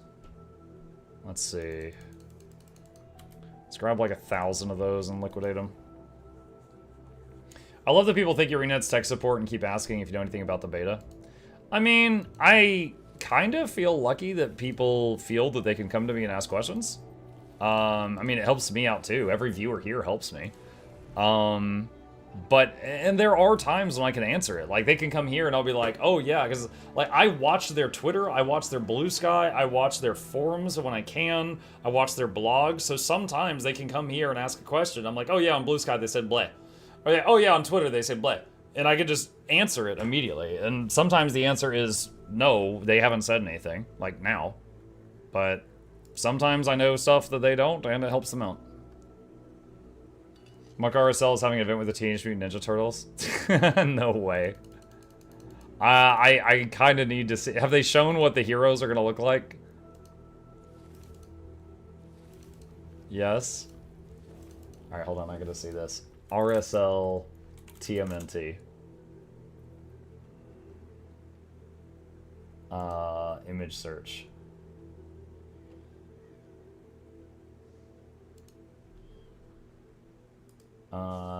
Open image in new tab. Not bad. It's not bad. So this is apparently the Teenage Mutant Ninja Turtles in Raid Shadow Legends. Looks like they went for the like the movie aesthetic of the turtles. That's interesting. I literally have a huge collection of Ninja Turtle toys with a lot of paint rubbed off of them because they are so old upstairs in my house that I gave to my kid to play with. He's already gotten tired of them at this point, but yeah, I had like all the Ninja Turtle toys. To have your familiar disappear was really funny. Yeah, Evoker was one of the top 3 I wanted to try, and I didn't get to before they shut it down. I did not get to. Alright, just get rid of some of these. Good night, have a good evening, everyone. Good night, Eppley.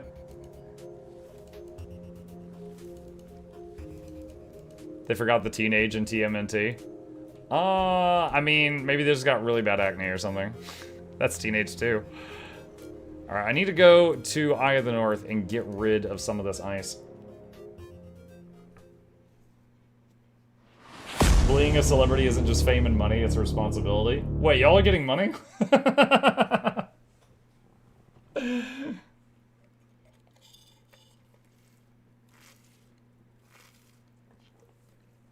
Yeah, I mentioned it before, but I'm very lucky that a lot of people feel like they can just go to me to get Guild Wars 2 news. And it's for that reason that I try to stay on top of it. Because, like, I can do a video on a topic that I think is really awesome, but it's not Guild Wars 2, and the video might not do well. But then I can do another video where I'm just, like, reading patch notes and telling people what those patch notes mean, and it's, like, super low effort, and the video does really well. And I'm just like... So, you know, all of those times that I read like a patch notes video help make up for the times that my own personal projects don't work out. Truth of the matter. Galeshot has issues like Hawkeye going over the extra range wall. Read for us, Muck.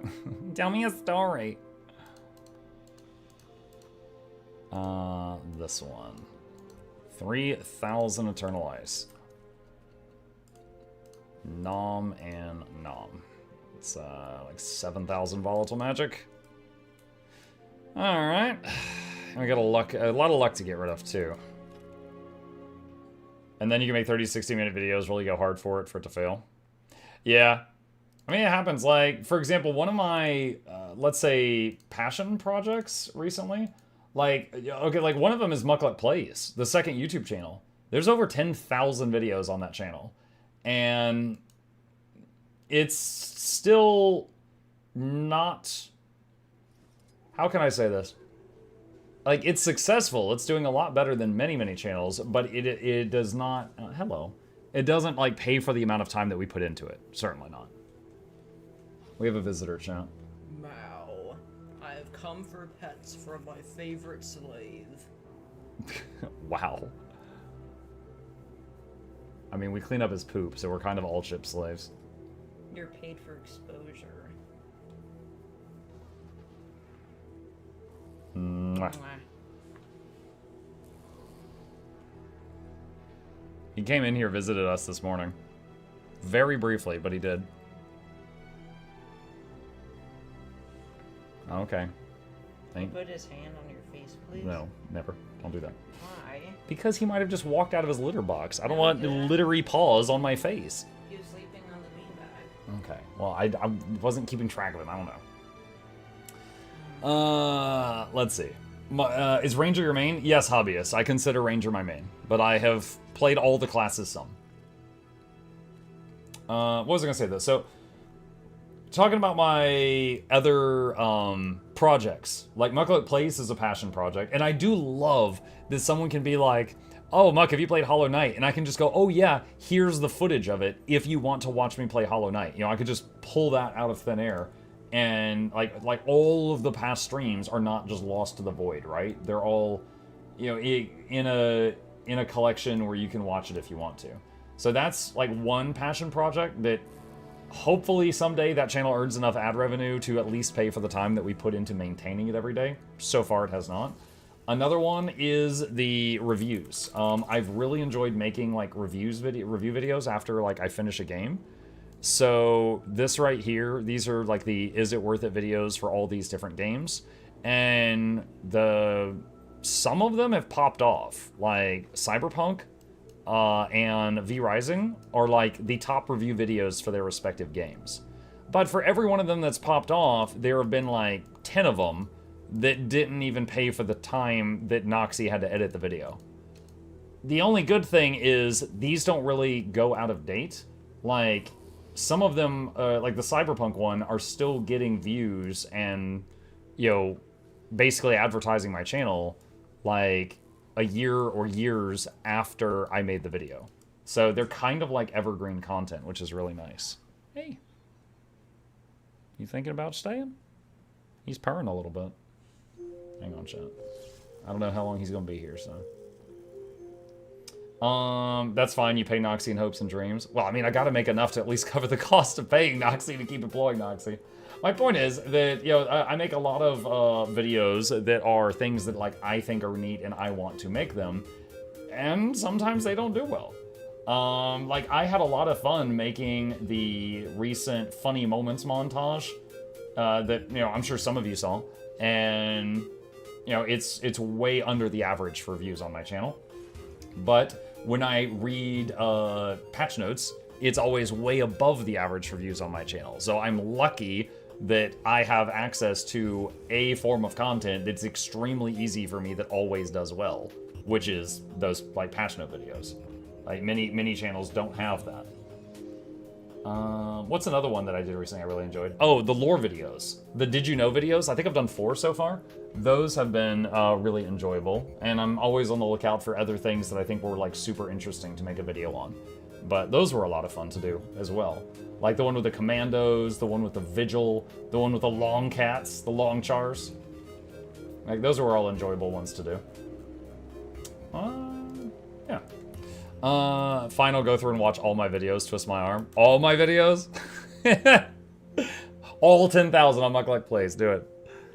Hey, good man, return player from long hiatus. Hello, Corono. I have spoken to many players returning from long hiatus. If you need any help, let us know. Is the beta back? Nope. Here's a link to a post where they talk about it. Interesting thing about that, and probably how YouTube algorithms work, is your patch note videos are at the top of my feed every time. The other ones don't do that. Gotcha. Hey, Chef, is beta back on the menu? Gotta admit you, it is not. The link I just put in chat explains why. Gotta admit you, making and reviewing builds is my favorite stream content to watch participate in. And of course, hi chat, amazing people. Hello, Palmesia. Yeah, those are good when there's a good build to try. Like, today I posted I Tried Ritualist. Tomorrow will be I Tried Amalgam. I'm hoping Noxxi, by the end of this work week, will finish I Tried Gale Shot, and then I could post Gale Shot on Monday. Zeppla loved the long char. I saw her reaction to it. I loved watching her and her chat all, you know, LOL at that video. FF14 shot itself in the foot a tad, so Guild Wars 2 it is for the foreseeable future. Really? You're the first person... Okay, I am not following FF14. What happened? If you could explain it in a way that a non-FF14 player could get it, I would appreciate it. What happened over there? Because I'm curious. I'm waiting for I did not try Evoker, and it's just Druid gameplay. That would be funny. That's like an April Fool's video. The I Tried videos show at the top as well. Rid is on there right now. How's that work? Not sure. Mike, you don't want to know, but check the meme channel later. I'm checking it right now, Shugo. What did you do? Do you need to be banned from my Discord? What did you do? Oh, the save scumming video? I mean, hold on. There's a lot in meme channel. Which one?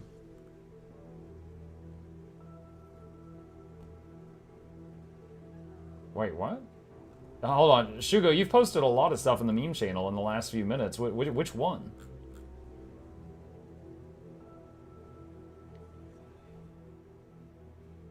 The last one? The biggest chicken with a tie mod? That thing?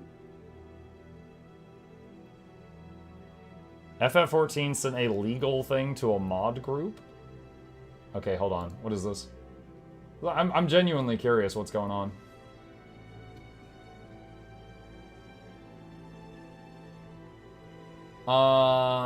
Okay, hold on. So I was sent a link to this thing. What is this? So someone, I don't know this person. This is genuinely upsetting. I actually legit only play in sync with a small handful of people, but even then it's legit feels so surreal. Rip Mayor? I don't even know how I'll play the game anymore. This is crazy. With a heavy heart, I have to announce the end of Mayor Synchronos as you know it. I'm guessing that's like the name of a guild or something? I received a legal inquiry concerning the project. After reviewing my options with the council, I'm winding it down. Effective immediately, the Discord server will be limited to the general chat with a heavy slow mode. Registration will be closed and the bot services will be out of commission.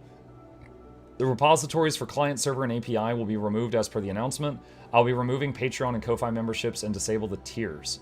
The server will continue to run until Friday, August 22nd at 5 a.m.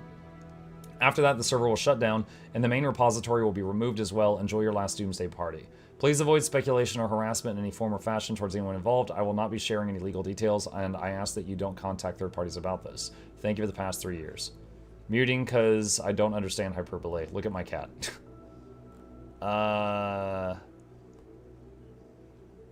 Okay. So they were making some, they said API keys, so they were making like some kind of mod or overlay or something? Shugo says FF14 sent a cease and desist to a mod for a horny mod. Okay. What was it? Was it like showing characters nude or something?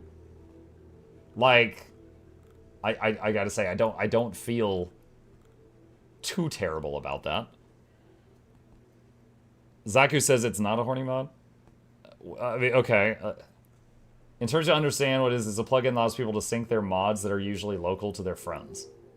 I can give a breakdown if you want. I mean, if you can give me a TLDR, like you guys brought this up, and now I'm curious, like what's going on? Opt in. You saw others and had them if you both wanted it. Hi, Noxxi. FF14's policy is no mods officially. People are witch hunting without information. Oh, okay, hold on. So is that if FF14 is always no mods, wouldn't this not come as a surprise then?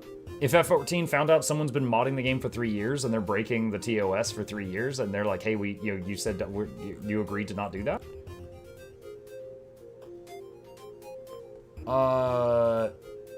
Local mods isn't they mod their client to affect appearances or something? Reminds me of that Guild Wars 2 bug that made characters naked by equipping other races' cultural armor. The devs were livid. Oh, I didn't even know about that. Heads up, everyone, Alien Earth is a banger of a show. Okay. No mods allowed. Who would mod that game? Push.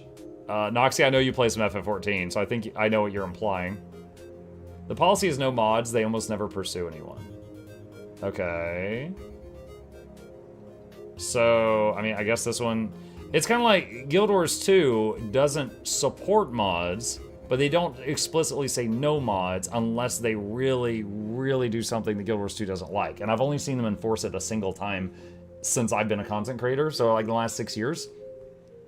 Which is when Arc DPS had equipment templates, and it was going to be competing against the in-game shop's equipment templates. So they said stop doing this. FF14 mod rule is like Fight Club, I think was the comparison. Okay, but I don't know. I as a non-FF14 player, if they, I mean, plus they said they had Patreon tiers, right? So were they making money off of a mod for a game that has a TOS that says no mods? Because they said they were shutting down the Patreon.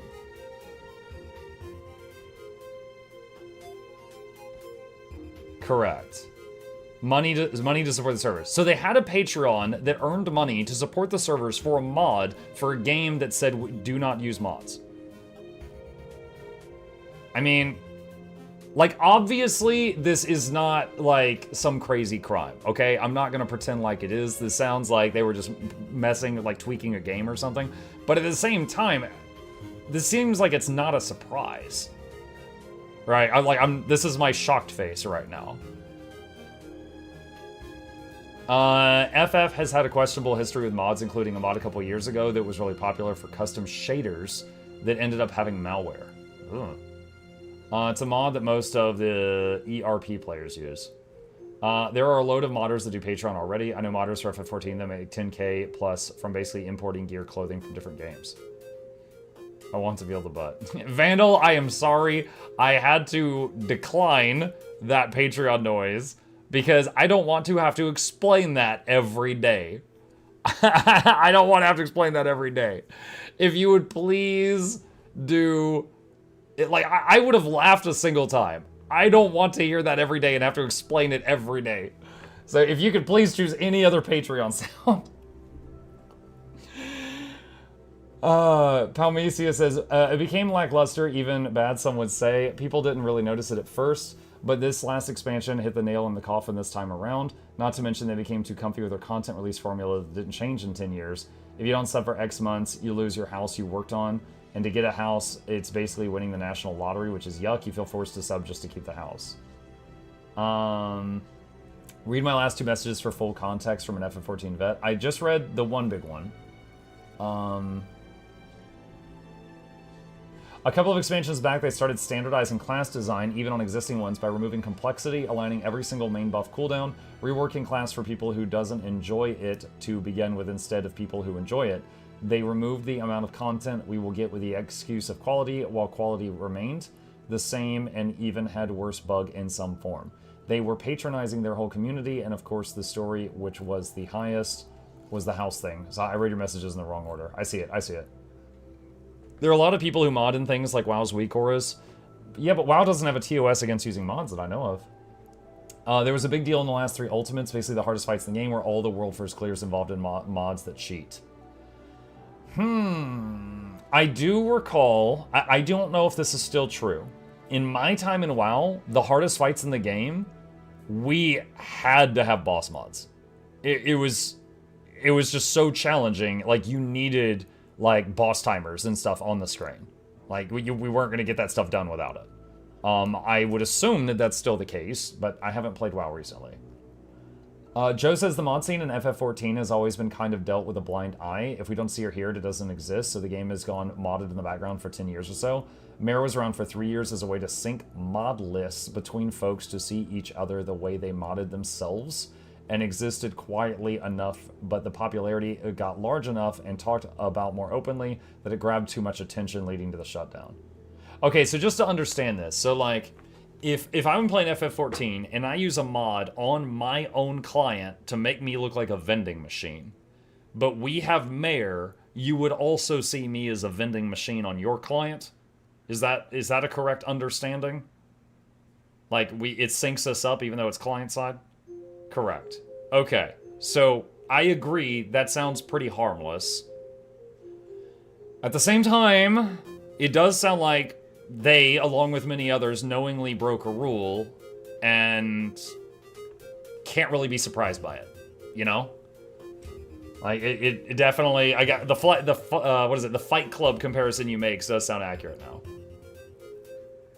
There's still deadly boss mods that gives you like sound alerts and timers for mechanics. He is talking about weak auras if they are fully programmed, and some of them reenact for you, which is against TOS. Oh, okay. See, I don't know anything about that. I use deadly boss mods in my day, which is things like in WoW, which would be things like you know, bosses using Kamehameha in 10 seconds. You know, it was just countdowns, right? Because basically, like, every boss ability had a timer, and it was wild trying to track all of that, you know, as a human being. So those were like required to do the end game boss fights that had a million mechanics going on. So yeah, I don't know about the weak aura thing. Weak auras was after my time, or I didn't use it and then, you know, got bigger after my time. Mukluk vending machine, $1.25 for a plushie, $30 for a plushie. Honestly, games that disallow mods and such will always have a hard crackdown on modders and such, ask for great money while doing something that doesn't even allow. DBM was developed by people that later became Blizzard employees. That reminds me, you know what that reminds me of? Is that guy that made the Astartes stuff for Warhammer, and then he got hired by them, and then he made their next trailer, and it looks so good. Like, oh my god. I love that they hired that guy. Because he has done some good stuff. The issue is now is the people who are mad about the review bombing the game everywhere they can. Yeah. I'm this is still my surprised face. Oh, hold on, someone just sent me another link. FF14 reviews today. 7 positive, 75 negative. This is just today, though. Yeah. Like, this alone, 75 people are not going to drastically change the graph, but yeah. That's so incredibly childish. They killed again. No, they didn't kill the 75 people did not kill FF14. But obviously, yeah, they're fighting back in the only way that they can, which is to try to do this. What happened to FF14? Rag, we just spent like 20 minutes talking about it. Rewind a little bit and you can catch up. About mods, it's not really about combat mods, it's more about casual mods, roleplay. Yeah, I got that vibe when we talked about the vending machine metaphor. If they remove the equivalent of ARC DPS, people would not really care since it's just for the 0.5% hardcore players in the community. People who enjoy the game casually care about housing, roleplaying, looking good. story content. The latter became bad, and outside of what I said, casual player is not much to do. Open world is just avoid the cool graphics. All they do with review bombings give more attention to mods. They're literally doing the opposite of what mods should. FF14 is rated T for teen. Most of the FF14 mod sites, you'll see lewd mods front and center. These lewd mods are heavily used by role players that are shouting in cities on a daily business about 18+ nightclubs. Okay, I don't know if you're telling me the truth or not, but it was a funny statement. Are there any other MMOs with no subs that are popular like Guild Wars 2? I haven't really been traveling around other MMO circles lately. I don't know. Okay, chat is saying Warframe, Black Desert. Black Desert Online has a big buy-in. Like, to keep up with other players, I feel like, at least when I tried it, you had to slap down a few $100 at the beginning to get, like, a whole bunch of pets and stuff to keep up with other players. But, and it does have an optional sub, but BDO has an optional sub that makes the gameplay a lot more tolerable. Warframe, I don't know anything about. Old school RuneScape. Okay, they're saying Warframe's not an MMO. Star Trek Online. I have a load of not safe for work. Wait, what? Why did Twitch block that? Hold on a sec. Okay, I want to share this with you guys. All right, so Noxxi wrote, I have a load of NSFW mods, and Twitch blocked the message because Noxxi wrote, I have a load. And I had to approve it to get the message to show because of that right there. Come on, Twitch, you're more dirty-minded than I am. That's insane. Okay, I have a load of not safe for work mods, but it's more for personal use. I know there are way more degenerate people that use mods in a worse way. Also, yeah, they are indeed nightclubs and such via mods and housing. The closest thing I've ever seen to that is when I played WoW seeing night elves dance on mailboxes. And they would beg for money. But there was no mods involved. What are we talking about? Apparently Final Fantasy XIV, another MMO that has a lot of overlap with Guild Wars 2 in the communities. Apparently they had some bad news today, and a lot... Why is there someone next to me named MuklukYoutube?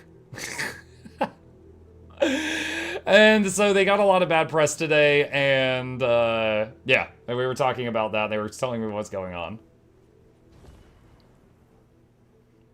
Kotaku made an article about it. To be fair, people have been doing that with HK for like 8 years now. I mean, I get it. Like, I'm trying to think of a comparison. Like, if for some insane reason, Guild Wars 2 contacted me and was like, hey, we're issuing a legal takedown of all your videos related to Guild Wars 2 and turn off your Patreon. That would really suck. Like, I'd be throwing up a little bit. Like, that would really suck. But at the same time, I wasn't, you know, like, the content I make doesn't infringe upon their TOS and stuff like that. I can't imagine knowingly putting that much work into a project, knowing at any time, if they have a whim, they could just say, stop. Like, that would really, really suck. I'd feel like I would have a gun to my head, like, every day of the week. We already have the best ones. Wait, what? I'm expecting a lot of FF14 refugees to go soon in the coming weeks. I will say that I've mentioned this before. Like, I have a lot of the guides for Guild Wars 2. Not all of them. Like, Loranity has, she's stealing my guide space. Loranity has a bunch of guides. Teapot has a bunch of guides. Dolphy, like Iron Maiden. But because I am one of the YouTube channels that has a lot of guides, I can see on the views per day on my channel whenever a bunch of refugees hit. Raided my stream with 114 viewers. Hello, Mategun. Thank you for the raid. Appreciate that. But yeah, whenever there's like a big wave of new players that hit Guild Wars 2, I almost always see a bump on my YouTube from all of those people hitting like the new player guides and stuff. And this has been a higher month than normal for me. So I totally see that. And I'm not talking about all the videos about like ritualists and stuff like that, because those have been great too. Have you seen the Twitter link, or do I repost? It's about financial report, which shows a bit of how FX14 has been doing down for a moment. You can repost it if you want, Palmacia. I think it scrolled by before I saw it. Noxxi said, imagine this, there's a bunch of modders who ask for $20 to $50 for a mod of clothing or gear. Nothing guarantees it works at all, or will it break next patch? Every FF14 patch mods break. Yeah, just like Arc DPS breaks and needs an update. I have paid mods so much for FF14 personally. Some of them are also so lazy, and they just block you if you complain. So it's kind of like you're commissioning artwork in a game, but the artwork might break on the next patch. Here's a link. Okay, hold on, I'll take a look. What's with the FF14 spam? Something big happened? Yeah, apparently something big happened and chat's trying to explain it to me. Let's see. Like, honestly, I find this interesting because a lot of the people that play Guild Wars 2, many of them, not all, many of them have played World of Warcraft, Elder Scrolls Online, or Final Fantasy XIV. I have had so many conversations with people that come to this game. They're like, oh, I came from, and they name one of those three, and then we talk about that stuff.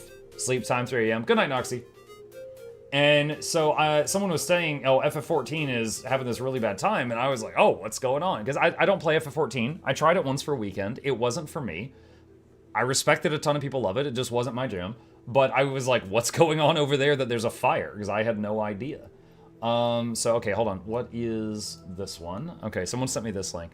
Square Enix financial report shows a sharp decline in particularly the MMO division with FF14 year over year after the launch of Dawn Trail. I'm assuming Dawn Trail was an expansion. MMO gross sales decreased by 2.9 billion yen, minus 23%, and operational profits are down 3 billion yen, minus 45%. Square Enix shareholder Yuzu writes that something must be done for FF14 to regain its popularity and user base, as it is an important pillar to the company's HD game sales. He writes that the current increase in stock prices due to the activist funding is inflated and not an accurate reflection of company health. Dawn Trail was the most recent expansion pack. Okay. And then that's just some art and some stuff. I can't read that.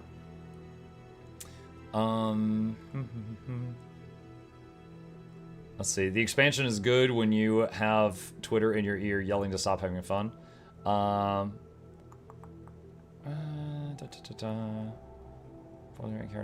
This is what a poorly written character can do to a game.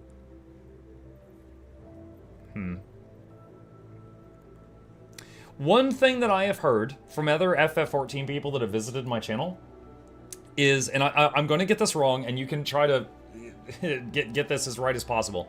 Like, FF14 has a lot of expansions, right? But it's like, these expansions were all part of, like, a series. And there was a big finale.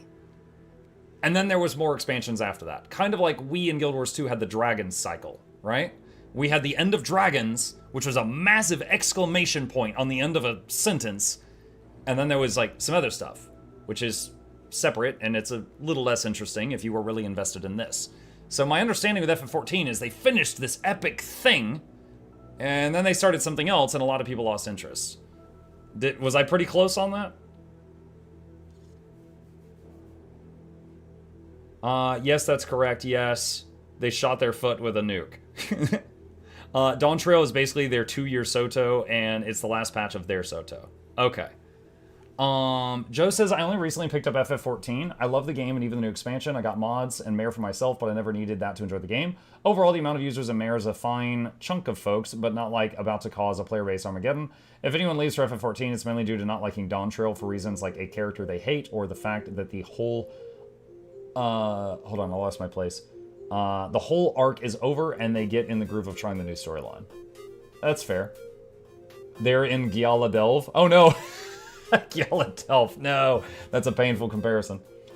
The issue with FF14 is the story is over. The toxic WoW player in me is going hee hee good, but I feel bad for people. Yeah. At Mukluk, look at this. Okay, hold on. The expansion before the current one was the end of a 10-year story. Okay, so that was like their end of Dragons. And now they're trying to build interest for a new thing.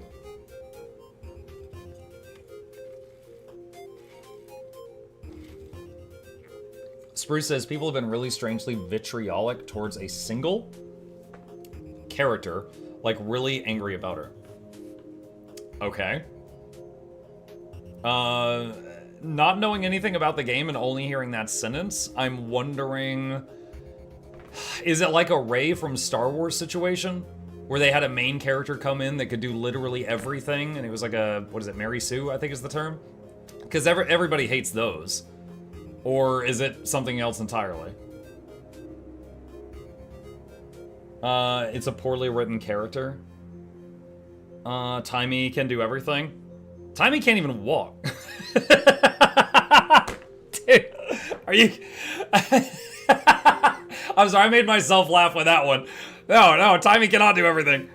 I mean, hell, in season 4, she got trapped in a robot and she was running out of oxygen and was dying and we had to save her. No, I mean, Timey has leg braces. She can't even freaking walk. Almost everything. Yeah, almost everything. That evil laugh. Dude, yeah, dark sense of humor sometimes. I try to keep it off stream. And they are doing a Monster Hunter collab, and they posted on their website, to do the content in this collab is easy. Step 1, make a character. Step 2, get to level 100. Yeah, how many hours is that? Palmisi says, I want to stress FF14 is in many ways an amazing MMO with a solid framework. The issue is they actually made every class feel the same and gone with bad storytelling. Basically, you're the MC, and that one character in Dawn Trail becomes the new MC, and you're just watching her do stupid things and go, fine, I'll fix your stupid. Meet you next cutscene. I mean, yeah, that's gonna be a Eye of the Beholder kind of thing. I actually kind of like, okay, anime. I more enjoy the anime where it's following the story of someone who's not the hero. Does that make sense? Like, and it's just, maybe it's just because in my lifetime, I have read / played / watched so many stories about the hero, I'm bored of it. And I love the stories of just some dude kicking ass and doing the best he can. Like Goblin Slayer. You know, Goblin Slayer is just a guy who really hates goblins. And friggin' it's a hoot watching that or reading that. You know, stuff like that.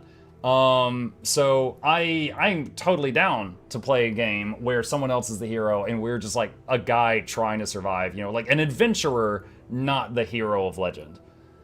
However, if the game was you're the hero for 10 years and it suddenly became you're some guy, I could tell that would be like, okay, that's kind of whiplash. You would like to read a story about Bram? No, he's the villain. Dark sense of humor. If an orphan takes a selfie, is that a... Oh my god. See, that's kind of funny, but no, I don't usually do that on the channel. You know,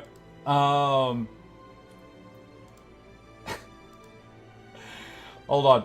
We were, this morning... Hold on, this is off topic. This morning, we were talking about Valentine's Day cards, chat. I gotta explain this. We're talking about Valentine's Day cards. And I once made a Valentine's Day card that was Guild Wars 2 themed. And it had a picture of Aurene. And on the card, it said, is your name Joko? Because you looking like a snack. And if you've played this story, you know how funny that is. Alright? And people were sharing more ideas for potential Valentine's Day cards this morning. And some of them were really funny. Like one was, are you an elementalist? Because I'm down if you are. And some of them were really freaking dark. Some of them were like a picture of Goric, and it says, "Blish you were here." I laughed. Not everyone laughed.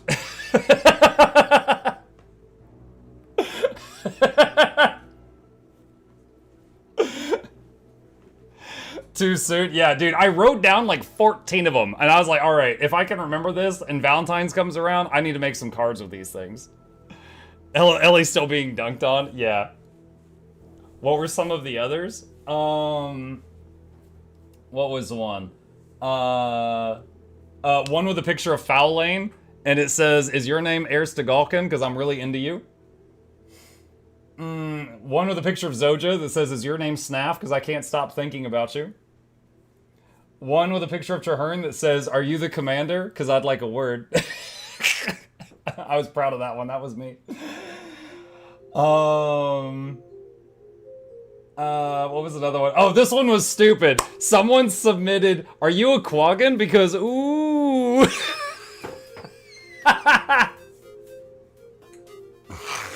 Oh my god. Dude, that's just, ooh, just a whole bunch of O's.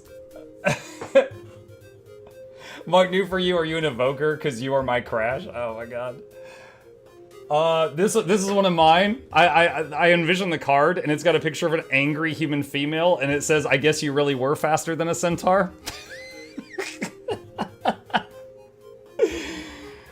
One of Traherne, and it says, are you Mordremoth? Because I can't get you out of my head. Rose would scream at that, yeah. Anyway, yeah, we wrote a bunch of these down. We were just having fun. I'm like, shoot, I'm gonna make some actual cards with these if I can remember to next Valentine's. Needed vigor, not swiftness. What if you did one with Primordius and Dormag? What would the card say? I don't know, like Dormag, like, I don't know, you looking hot. One of Jormag. You remember they're twins, right? Yeah, I know. And that makes that infinitely worse. You always say they kiss. Well, yeah, but it's wrong. Anyway, what brings you here, you nasty child? I just want to point that out before you did. Oh, okay. Well, thank you. You're welcome. All right. Bye.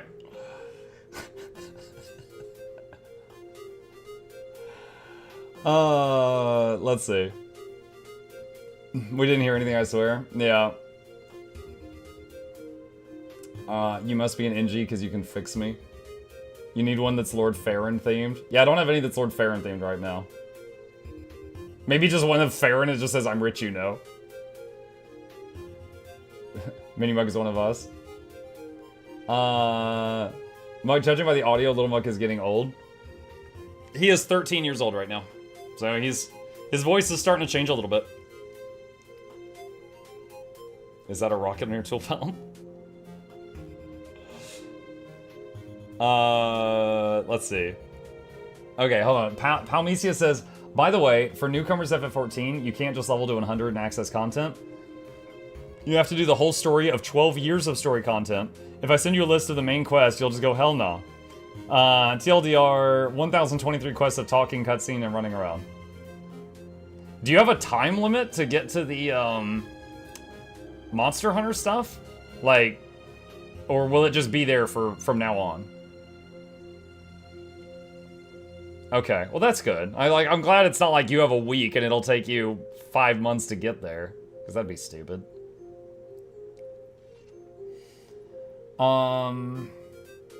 Judging by the audio, Little Mug is getting old. A decent free MMO with what I think is good PvP is SWTOR. The 150 stories are amazing. I've had a lot of people recommend me to play at least one of the stories of SWTOR, yeah. The whole FF14 expansion issue, think of the episode of Champions, but the entire expansion is Bram. You watch all the scenes, it's 300 hours if you don't rush it. It will go irrelevant in the next 3 months because everyone will jump to the new content and ignore past one, like in WoW. Content in 14 is somewhat evergreen. Oh, that's good. I'm glad you're not, like, super limited on when you can get in there. Alright, close these tabs. I think we're done with these now. Okay. Everything in FF14 is graded by the MSQ progress, and the MSQ stretches from the beginning of the base game to all expansions. So, question. I know in FF14, you can, like, take different jobs, right? Like, if you're on your human female character and you're a ranger, you could swap to a warrior if you want to, as I understand it. So, I believe most people don't bother making alts. But if you did make a second character, does that second character have to go through the whole story again also?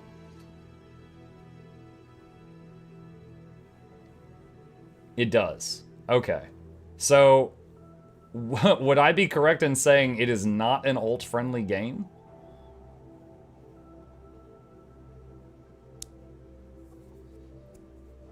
It's an anti-alt game. Okay.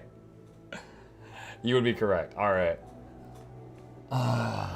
It's treated like a brand new player. Because, like, you know, in Guild Wars 2, like, for example, this character in Guild Wars 2 has not done End of Dragons. Because I did End of Dragons on my engineer. And then I came back to this character for Soto and Janthier. And it's fine. Like, this game doesn't care.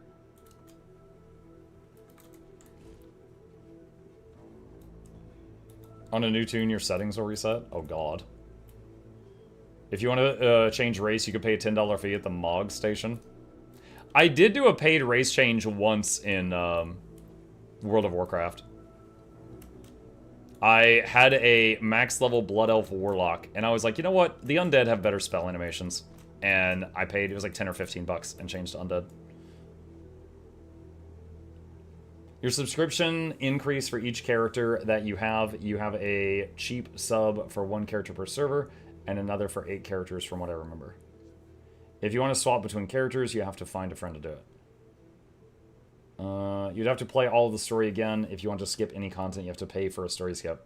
You have to pay for a story skip? Oh my god. Here, buy our game. Pay for a sub for our game. Pay money to skip playing our game. Friggin' what? What do you mean? You killed your character and paid a necro to raise you for better animations? You got it. Let's see. Titanic Voyage is starting. Let me see. Nope, that's not it. Not to mention, $20+ cash shop outfits get sent to 1 character only, and it's not a shared wardrobe. Oof. It kind of reminds me of Black Desert Online. There was a year that I was into Black Desert Online, and I spent a couple hundred on it, and then, you know, broke the habit. But there's... like, every trade skill had a cash shop outfit. As an example, if you were, like, really into cooking, there was, like, a chef outfit that made you look like a chef, and it was, like, a 20% XP gain and a whole bunch of other really good stuff if you were cooking. So, like, you really wanted to specialize in one trade skill if you were not fighting and get the cash shop outfit for that thing. And I don't remember how much those outfits were. It was at least, like, 20 bucks or more. But they would be for 1 character. Like, they were just attached to 1 character. You weren't, like, accessing them from multiple tunes.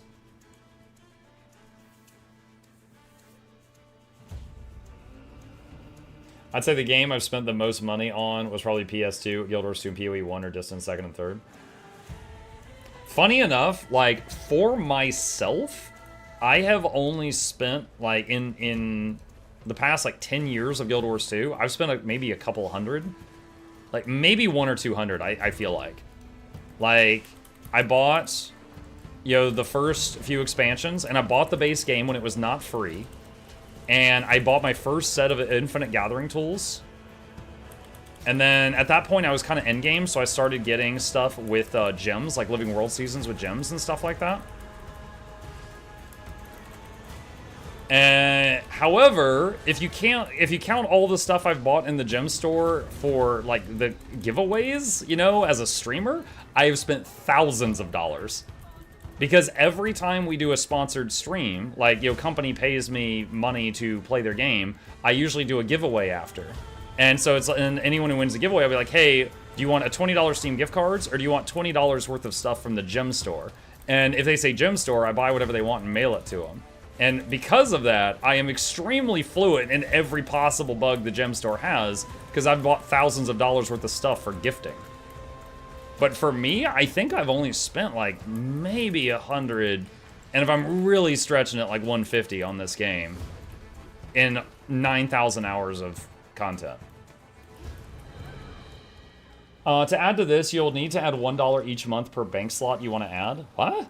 FF14 is not shy of making you loot a lot of shiny materials you must save if you want to do crafting. Fashion not really stored when you unlock it. You need to put in a limited armory. And you can't fashion light on heavy armor in FF14 like Guild Wars 2. But there is more like heavy, less medium, less medium, and light. So you need to keep them in your bank. Wow. Would love to see you try Warframe someday. The friendliness of its community is on par with Guild Wars 2. I've been really trying to open up these last few years and try a lot of different games, even if I don't think I'm going to like them. Sometimes I'm surprised, sometimes I'm not. So I'm open to trying it someday when we're not currently in the middle of stuff that I'm really interested in.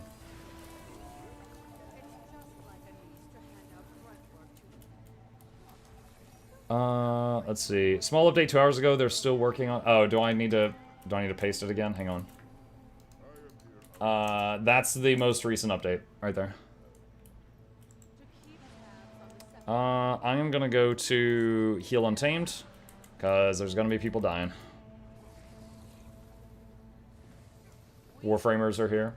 Listen, as a Warframe uneducated individual, I know it is a game where everyone, no matter what class they are playing, is a robot ninja. And they all look the same.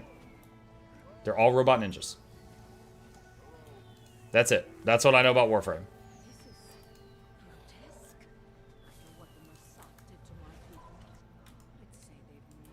I'm a new player, saw a video of yours. What's up, Green? Welcome. If you got any questions, let me know. Robot Space Ninja, you forgot space. I like how 2 different people said no, Space Ninja. Once you play, the only way you know who they are is how they look different. Yeah, but I'm saying as an outsider looking in, it's everyone's a robot Space Ninja.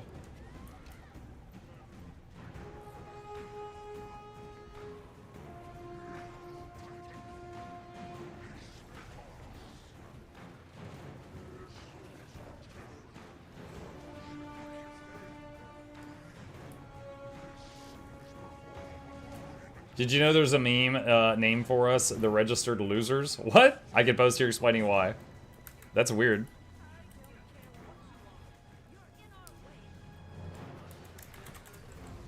Here we go!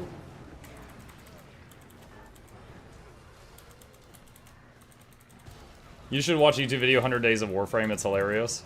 Would it spoil me if I do try to play it?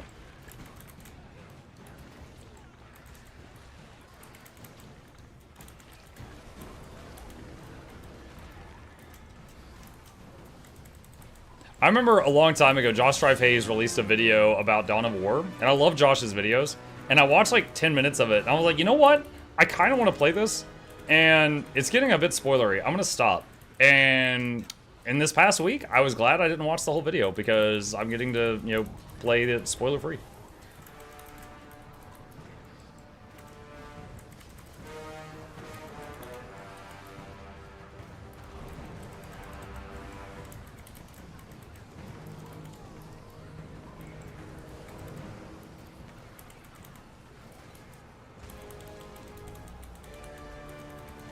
Love the random person saying pump stability, like we've got just pocket stab sitting here waiting on him to make demands.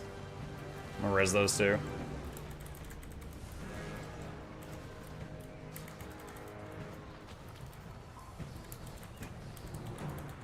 Have you watched K-pop Demon Hunters? No.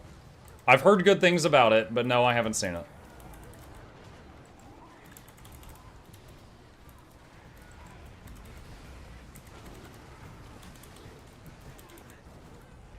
Someone asked me earlier what the last thing I watched was, and I said Sakamoto Days.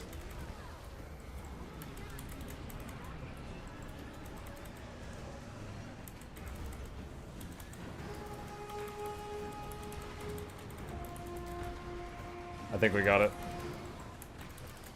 I used everything.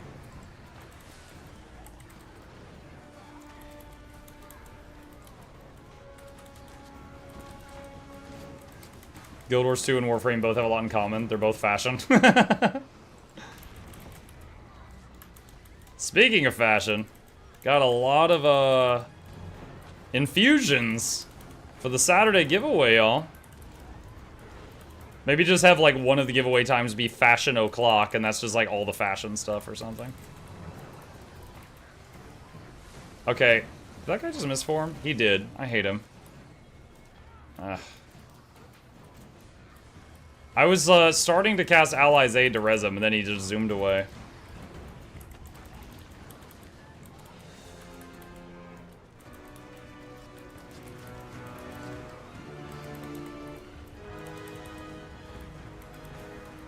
You know what would be a funny meme? Is like a picture, like a screen of like a downstate LA, and the 3 button is being pushed, and the little paper clip, like Clippy, is on the screen.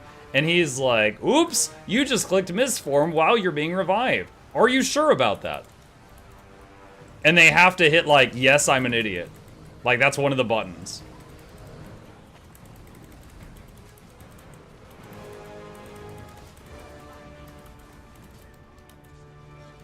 McClippy. You combining Muck and Clippy to make McClippy sounds like McClippy. Like he's got a fedora.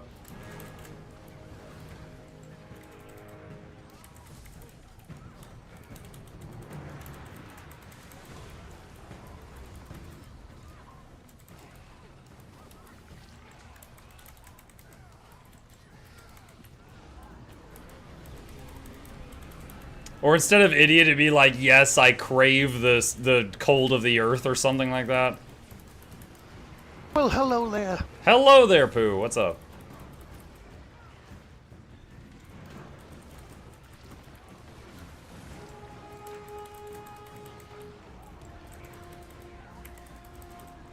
No one will see your fashion at Guild Wars 2. If we're in town, I will. Right now, I'm just like, man, those green health bars are looking good. But yeah, I have no idea even what race the people are around me right now. It's too messy.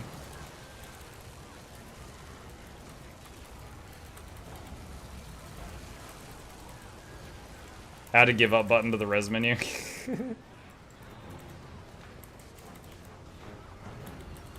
Muck, a cool part of Warframe economy is that tradable money is the cash shop currency, and you can sell legally through game exchange station, valuable for an amount to other players. Which is just awesome. Okay. One of the pros to that system, which Guild Wars 2 shares, is it helps get rid of websites to, like, you know, buygold.com, because, you know, you just do it through the in-game thing.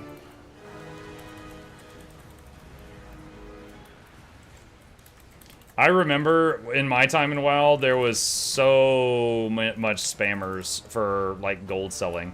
And, like, when they added more filters to the game client, what they started doing was, like, people would run level 1 orcs to Orgrimmar and die in a pattern so that their corpses spelled out buy gold at buygold.com and things like that. To get around the filters.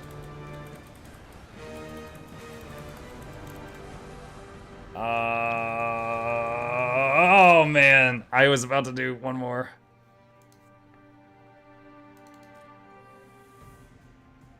That's dedication. Yeah, hold on. WoW, Orgrimmar, corpses, spell, add. Let me see if I can find it. Here you go. Dead bodies, spelling an advertisement on the ground. And here's the one in Ironforge. Yep.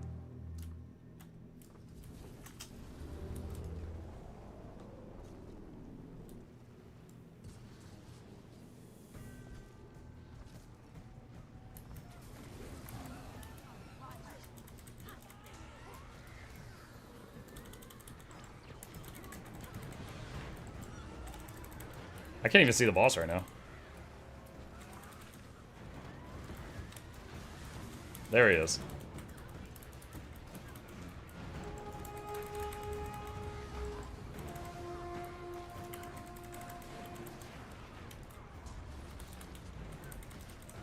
Love how he's right by the cliff so he can knock people off it. This can only go well.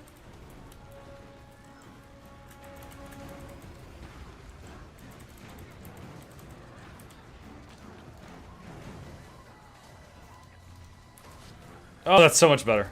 Oh, my frames. I was rendering too many people's infusions.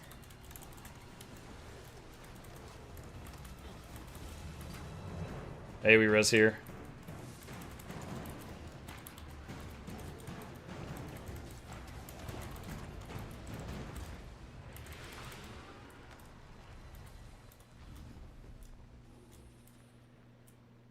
All right.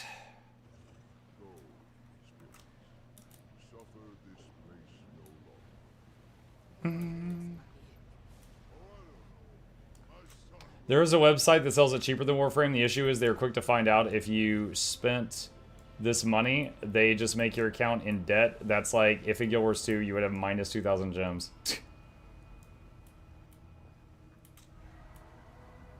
At Muck, registered losers said by back then community manager, now the creative director. Wait, what? Okay, it's a short clip. Okay. Hold on. What is this? Yeah, it's so cool to see that players get to keep coming back into this experience at Digital Streams. You guys have been very devoted to this. And you said your community. It's I think people are, when you jump in, people are surprised how many people are there and the love they have for this game. Yeah, I mean, we have 26 million registered users. Okay, so she wasn't like leaning into it. It was like a slip of the tongue. That's funny. That is funny. I'm kind of reminded of another. This is like another just funny little thing that a community embraced. All right, Total War Warhammer 3. There's a whole bunch of demons, and monsters and everything in between that you could play in that game. One of them is this one demon called the leader of the Demons of Chaos, and there was a video that the official Warhammer channel did where they were showcasing the gameplay of the Demons of Chaos because it was being released soon. And they were also showcasing a feature where you could rename your characters whatever you want. And in the video, to demonstrate that you could rename the character, they renamed him Daniel. It's never gone back. Like, the entire community, I don't even remember his actual name. Everyone calls him Daniel the Demon now. And it's been like 5+ years. Like, I don't even remember the dude's real name at this point. It's just, he's Daniel the Demon. Like, they're just like, yep, that's him. That's his name. It's over.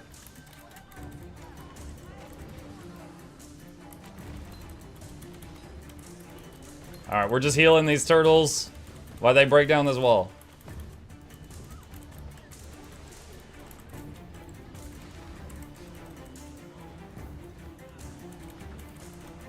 Although, I would love it if the turtles would tilt their things slightly so they would kill all this other crap that's hitting them.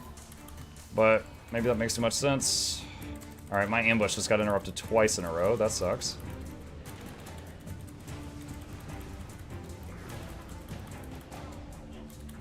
It's like, they could hit the wall and all this other stuff. I think some of them are on the stream and they heard me, because they all just suddenly turned. Yay! So one of the turtles died before that happened. Somehow subbed but forgot to follow. Oh, thank you, Joe. Appreciate that. We're listening. Yay!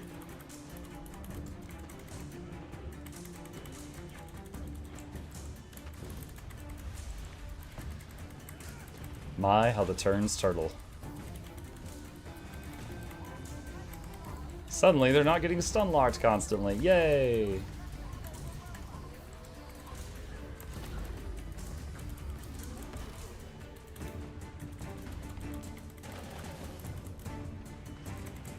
Mike, are you getting your Ninja Turtle on? the RSL thing? Yeah, we looked at it earlier.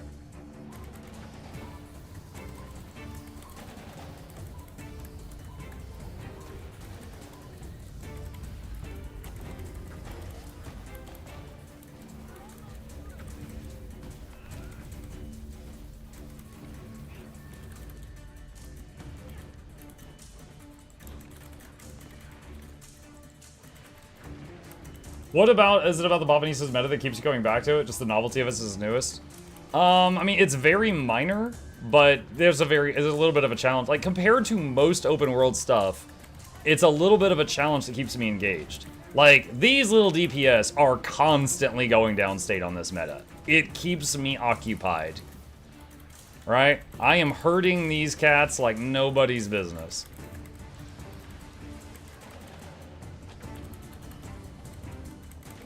Like, I would say most metas are so easy that you don't even need healers. But there's a couple, like the Seitung meta and this one, and, you know, stuff like Dragon's End, where, you know, a healer gets to have fun.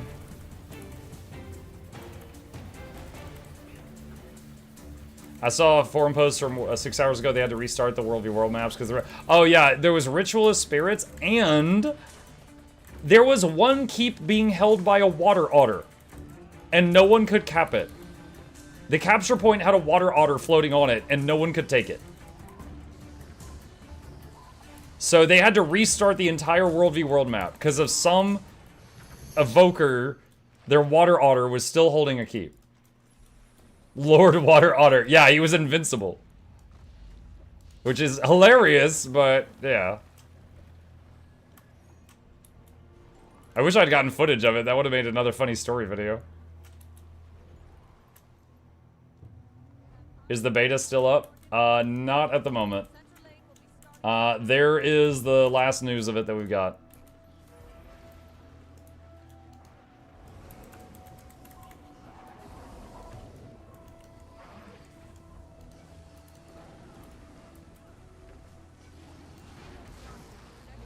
Uh-oh.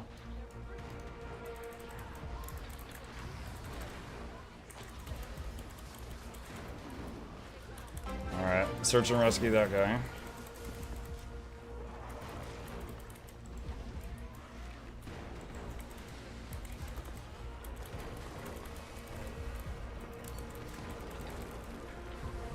What beta classes did you try?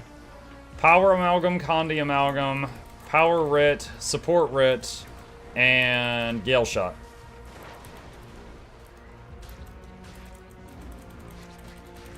I got a video up on Writ already out. The Amalgam video will be tomorrow, and I'm waiting on Noxxi to finish the Gale Shot video.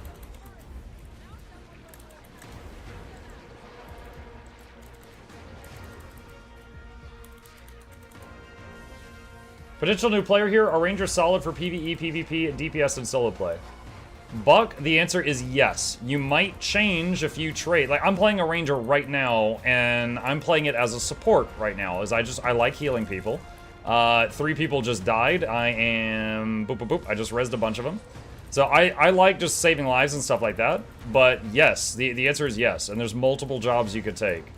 You know, you could just be Hulk Smash and just do damage, or you can be a support role as a Ranger and try to save people. I could be a Hunter and actually be off-heal. Well, keep in mind, so Hunter is World of Warcraft. In this game, it's called Ranger. And the Ranger can become a Druid, which is, like, they're leaning into the nature magic and leaning away from, like, the archery and things like that. So you can absolutely be focused on a support role if you wish to. There's also a form of Druid that is all about doing damage over time, like poisons and things like that. So it's like magical damage instead of doing direct damage. But yeah, like every single class is viable in every game mode, but they might have different builds. Like, a Thief might be... I'm just making something up right now, just to be clear. Like, you're playing Thief, and it might be really good in one game mode as a Daredevil, but it might be really good in a different game mode if you play Deadeye. And it might be really good in a different game mode if you play Spectre, you know, stuff like that. But yeah, every class has something going for it, for sure.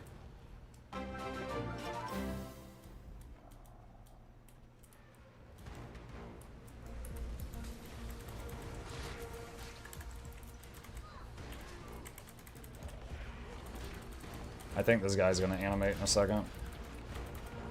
No, never mind. They got it. Okay.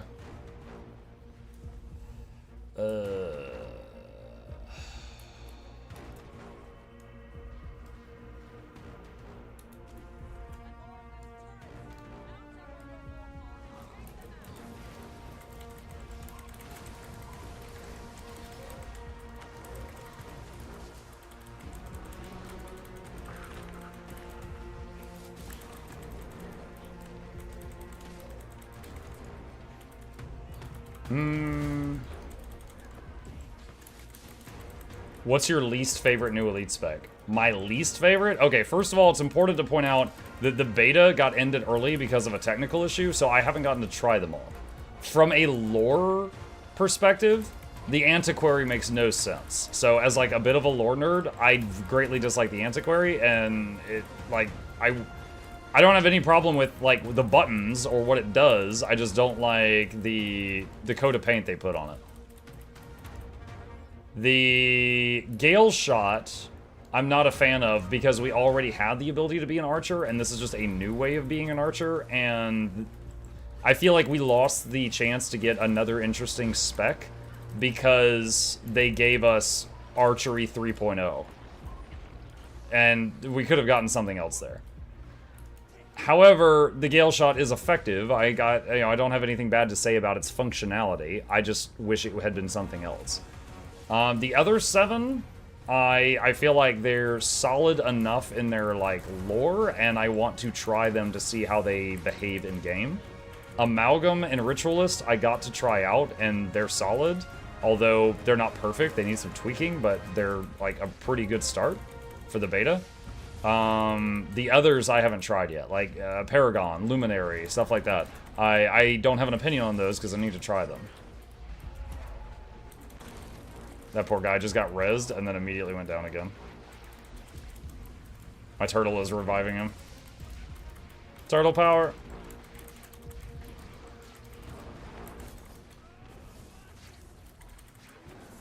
They should have given us Bunny Thumper for Ranger. That's literally Untamed. When they made Untamed, they said that it was inspired by Bunny Thumper. So you've already got whatever version of that you're gonna get. What's Bunny Thumper? Bunny Thumper was a build in Guild Wars 1 that was a... In Guild Wars 1 you chose 2 classes. And someone combined Ranger and Warrior and made a build called the Bunny Thumper, where they constantly stun-locked you with a big hammer, and then their pet would be just chewing on you the entire time. So it was like they would CC you constantly, you couldn't play the game, and then their pet would slowly, you know, chew you until you're dead. I never played it, I just know about it.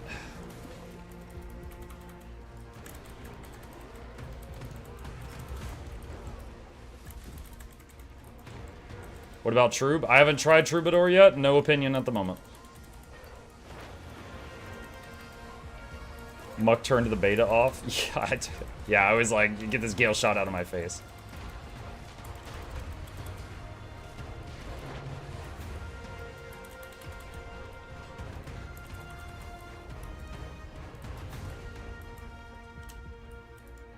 Alright, there's something I want to try out for the final guy. Let me leave combat for a second. I'm going to swap to DPS Untamed, get my hammer out.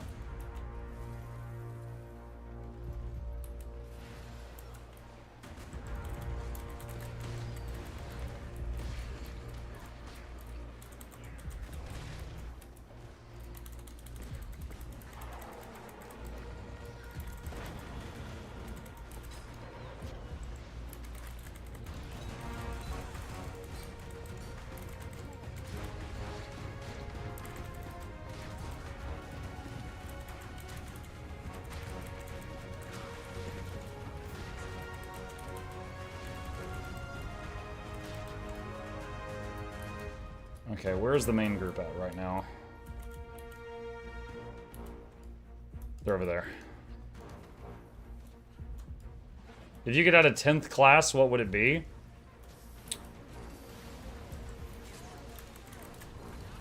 Ritualist from Guild Wars 1, but as a full class and not as an elite specialization. If not that, then some common requests from the player base would be the Dervish from Guild Wars 1, the Monk from Guild Wars 1, a proper Bard, things like that. Man, I'm getting stun locked.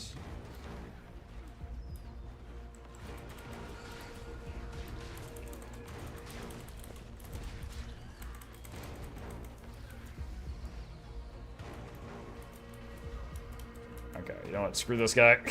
I don't even need to kill him. Alright, I tried this morning, and I failed to do it correctly, because I never realized that when this guy does the giant red circle nuke when he's about to die, the graphic of it on the ground is not lined up. So usually the red circle fills, then boom. On this guy, the red circle fills like 80%, then boom. So if I want to test to see if I can survive the nuke, I need to be ready before the circle is like 80% filled, not 100.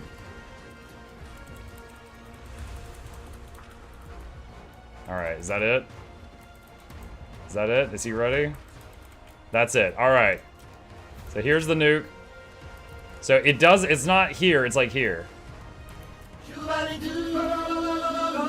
Dang it! Alright, so the invulnerability from Untamed does not work. The Untamed invulnerability heal skill does not protect against it. I tried. No, just manually wasn't.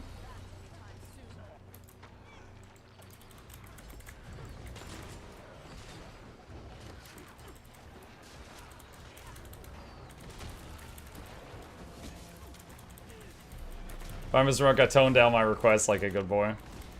Did you? I'll be the judge of that. Alright, hold on.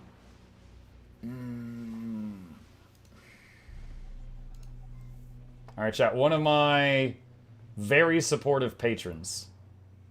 Wait, have you? Oh, there it is. Okay, one of my very supportive patrons has submitted a new sound that they want permission to play every day whenever they wish to interrupt the stream. Kind of like the one you just heard a minute ago. I should totally not test this on stream. I'm going to, though. Let's see what it is. It's invisible dudes! Breaker down. That's really loud. I'm going to change the volume of this file. It's invisible dudes! Breaker down. That's still really loud. It's invisible dudes! Breaker down. Alright, I think that's probably good. What is that? That's Flute Girl screaming as she is killed during Mutiny Monday. I'm trying to approve it. Okay, there we go. Alright, it should be good. That should be all yours for your enjoyment. Yeah, that was from the recent Funny Moments video. Is Flute Girl here? Flute Girl is always with us. We need to get the distant dude for a patron. Oh, Charmon. When he was at the bottom of the mountain and he had that stupid trumpet, we're like, is Charmon alive? And we hear doot from the bottom of the hill. I do have a Flute Girl button on my stream deck. I'm gonna shove all this yeast up somewhere. It's gonna go where the sun don't shine!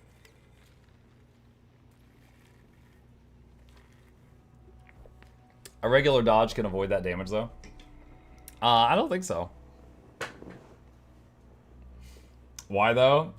She's just very angry. She's just very angry. Let's see. Did we finish this? Yeah, we did. Olivia's addressing the group.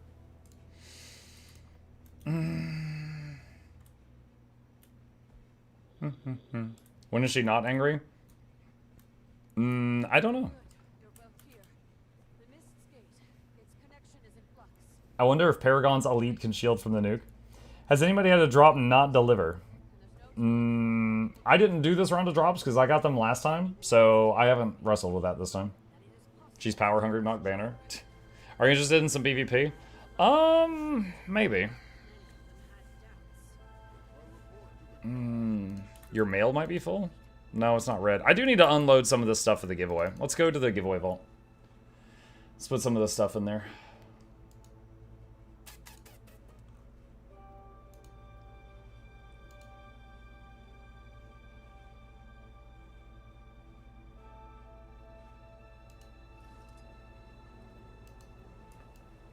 Okay, let's see. Alright, Alright. So, we've got this one that was sent, this one that was sent, this one that was sent, so many fusions, this that was sent. This that was sent. These that were sent.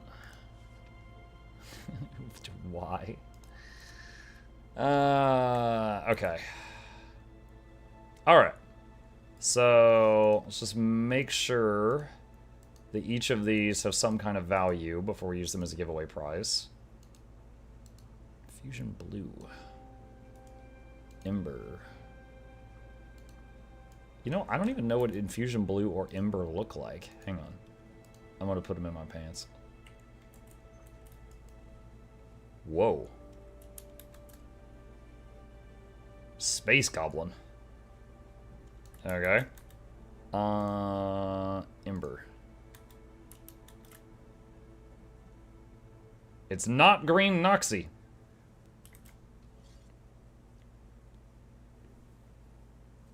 Muckster, you're on late? Huh? This is my normal stream time.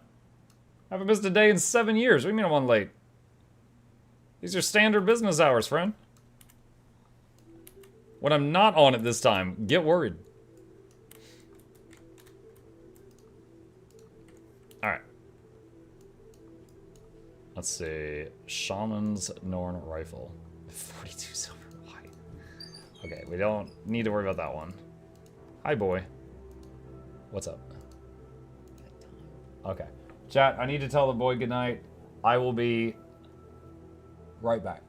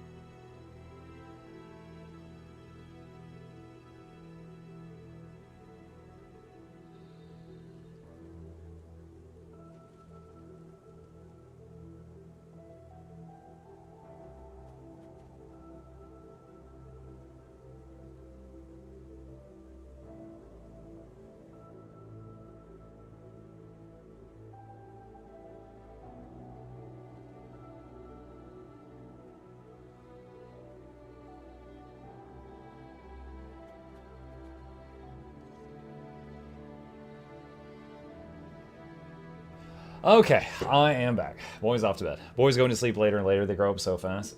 Yeah, he's a good kid. He is a good kid. You couldn't have paid me to tell my parents that I had a bedtime. Yeah, honestly, like, yeah, he does way better. And so Reg, what happens is, like, each day at his bedtime, basically his mom just yells downstairs, like, you know, boy, it's bedtime. And then he'll come in here and tell me goodnight. So, yeah, if no one told him, he'd probably try to stay up late, you know, as late as he could. But he doesn't ever really fight us on it, which makes him far better than I was at that age. What is this thing? 280 gold. What are you? It's an eyeball and a stick. It's a scepter. Huh, I haven't seen that before. Courage. 88 gold. It's a focus. It's just like a bottle of rum. Okay. Accursed chains. 140 gold. What? It's chains you hold in your hand. Alright.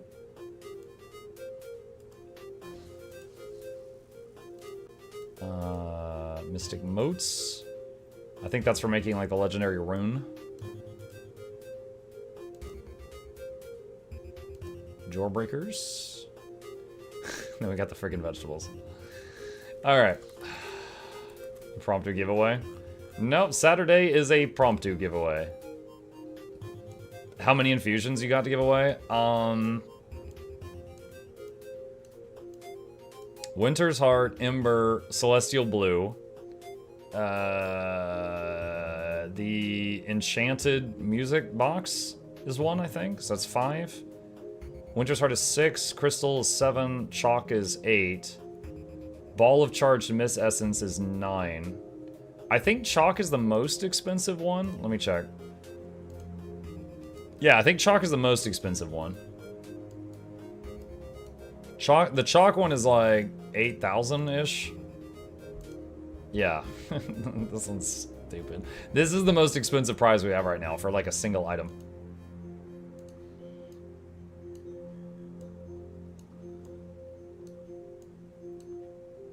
Okay. Let's put all this weird stuff in here. Figure that out later. How do you even get that?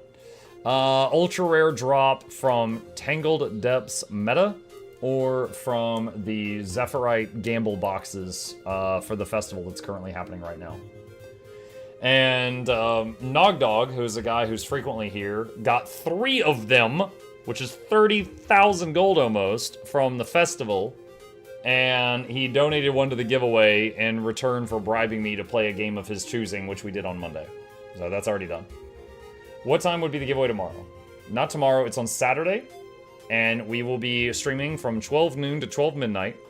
And spread throughout that stream, we will be giving away all the stuff I just listed, along with like 8 copies of Guild Wars 2 game codes, like Visions of Eternity and things like that. And if I need to fill in more time, I got a bunch of gem codes too. I'm basically going to be taking all the stuff I've built up a collection of for giveaways and just emptying it out on y'all's heads on Saturday. Is it your birthday? Yeah, it's my birthday. My birthday is always a good excuse for a big stream, and usually we have a lot of people there, do a lot of giveaways, have a lot of fun, and helps me out because I usually have way higher than average viewers on those days. So, everybody wins. I want an infusion that gives you a DBZ aura. The Char do have a DBZ haircut.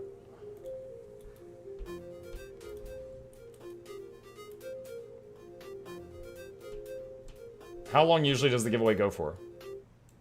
Well, like I said, I'd be spreading it out. So, like, for example, if I'm doing a 12-hour stream and I had 6 huge items to give away, I would give 1 item out every 2 hours, you know? Like, it would be spread out over the stream. Can't pay Noxxi and gem codes after all. She wishes. Let's see. My GMT plus 8 ace can attempt. Speaking of ASS, have I got antique summoning stones this week? Let's find out.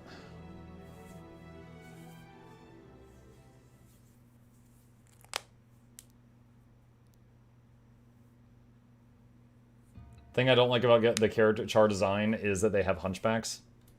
Yeah, there's some big dudes though. But they are hunched over.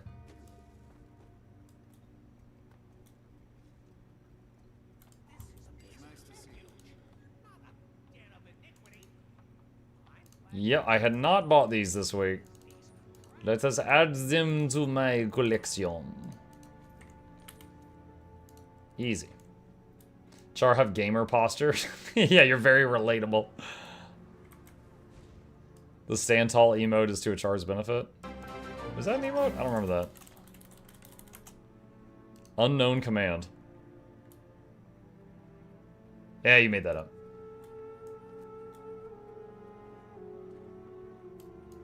Slash cross arms. Yeah, I've got that one. Slash heroic. Okay, I know what slash heroic does on Asura, and it's awesome. Dab! Dab on the haters. It's funny when you get 2 Asura doing it, like, side by side.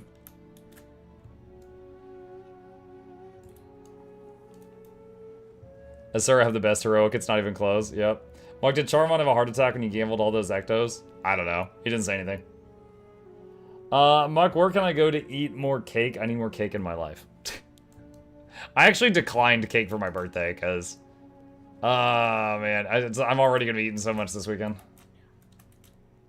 Muck, when are you going to make a video about the Wind Traders multi-boxers and PvP that are just there to farm PvP here? First I've heard of it.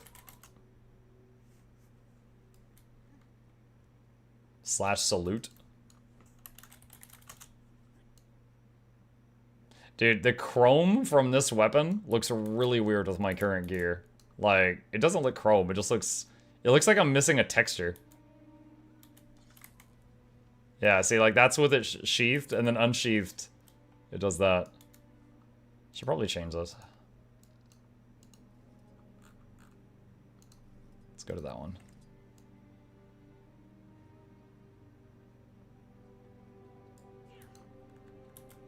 Okay. Have you watched the VOD though? The Gambathon was a ton of fun.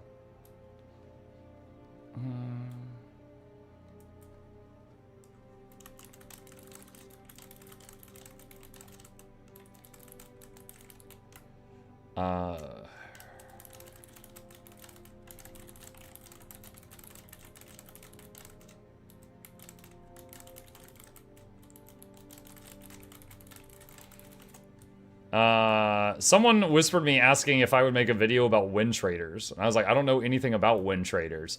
And they said it's a real thing. I have heard that content creators aren't allowed to make videos about it. And I was like, I haven't been banned from making videos about anything. I just don't know what the heck you're talking about. So I'm not going to make a video on something I'm not educated on that. I managed to break something, I guess. I have one incinerator legendary, but it's equipped in 3 slots. I'm like that guy on the Wind Trader DM pings you constantly with the same question every time. I mean, you tell me to play Halo like 5,000 times a day, so he hasn't messaged me as much as you have.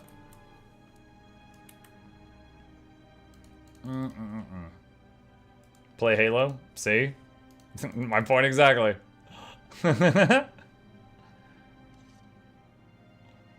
They said, I've never messaged you about this. Oh, shoot. They're in your walls! They're in your walls, Nog! They're listening in.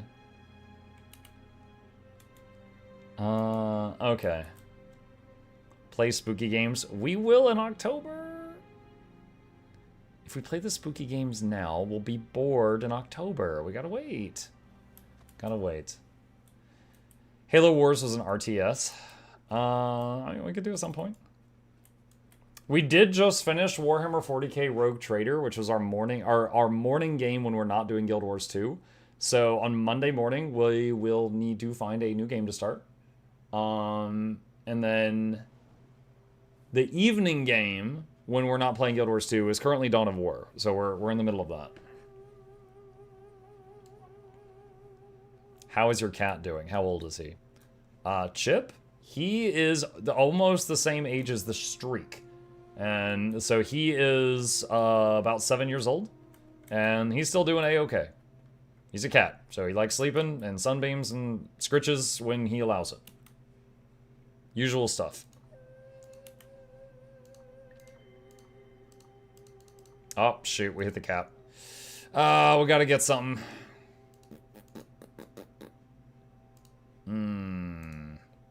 Buy that. I don't even care. There we go. Alright, what's this? Pizza delivery. Special of the chef today. Pepper Oni. Put the pepper on the pizza, hunt an Oni, and carve a part of it. Cook it for 2 minutes in microwave. Delicious. Oni not included. I'm blown away that he spelled pepper wrong twice, and you can see how it's spelled right there. But that thing about the Oni was kind of funny. Think. Alright. Alright, Laika. I'll play PvP with you. Let's see if our full melee build will work out anymore. That said, it's not worth the video if the usual suspect Guild Wars 2 drama farmers haven't covered it, the big old nothing burger.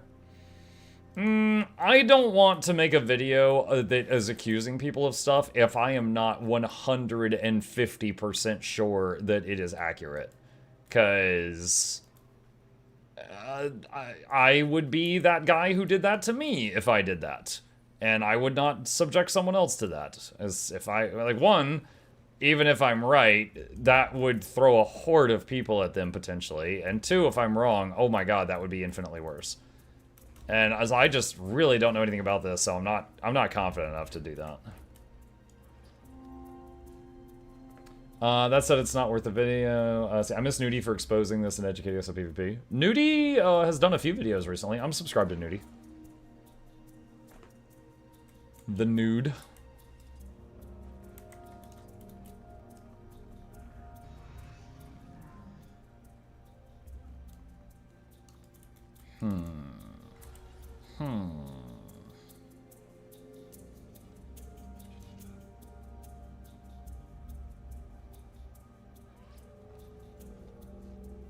Wondering if I should swap one of the weapon sets out for short bow.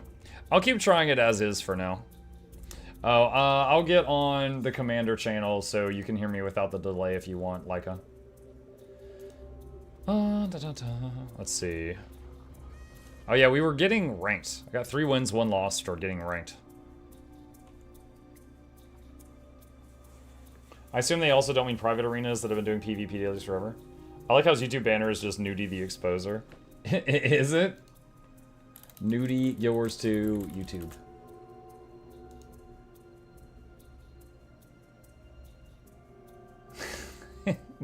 Yeah. I was like, sometimes he'll post videos that are like...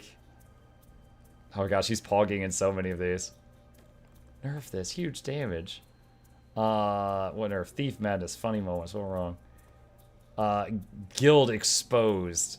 Exposed. Most toxic player. I'll be honest, there's a couple of these that's like exposing Guild Wars 2's most toxic players, and I'll click them, make sure it has nothing to do with me, and then I'm like, alright, I'm good. And then I just move on. I'm like, I'm just making sure I don't have some horde of people coming my way and I'm not expecting it. Alright, good. This has nothing to do with me. Fantastic. Muck, what scarf is that, or is that a back piece? Oh, the chains? That's a back piece. I got like a chain edgelord theme in PvP. I got chains on the wrists and the back. The back is called Undying Shackles. I believe there's a chain-related glider, too. I don't think I have that, though. And then actually the weapon I'm using has a chain wrapped around it also. The scarf is part of the shoulders. False. Yeah, sorry. The little scarf thing across the chest is part of the shoulders. That is, shoulders of the Ebon Vanguard? Ebon Shoulders of the Trapper. If you search Ebon on the trading post, it's like 3 gold. That skin is like 3 gold. It's like a box you buy. It's stat selectable exotic shoulder pads. In 1996, Muck was seen with a squad of Coca-Cola goons wiping out a village in Sudan. What? Also, he plays a smelly Asura, and that's bad. Oh my god. How does he get the aura around his mouse? F11. Cursor contrast. It's right there.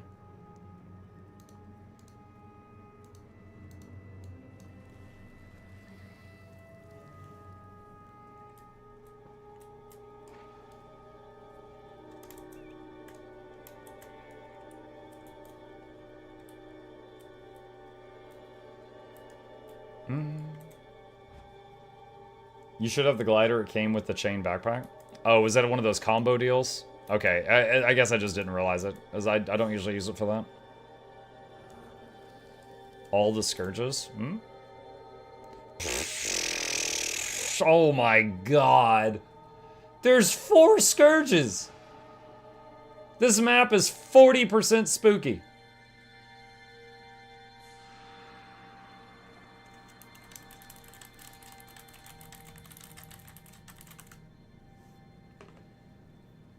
God, I hate saying, yeah, dude, need to go full Anakin in here.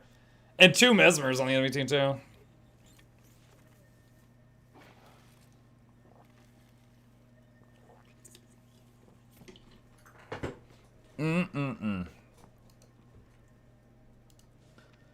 Gift this to the person who asked about it or use it as a giveaway. Shoulders of the Ebon Vanguard.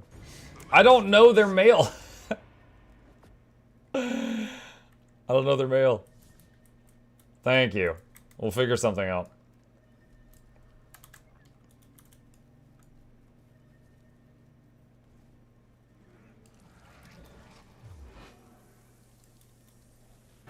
Alright, here we go.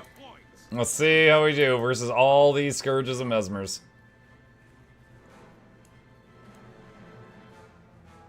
Alright, the person I'm on voice with is going to our home node.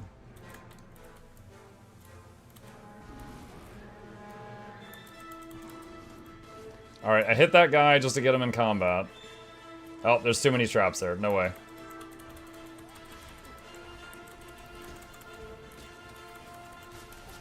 Oh, dang, that guy got rocked. Glyph of the Stars. I don't think I'm going to be able to save him, though.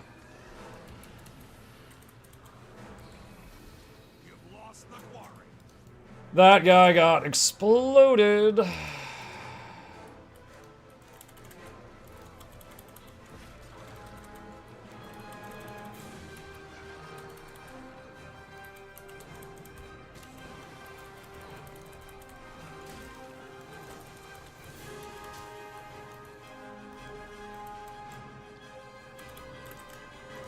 Uh-oh.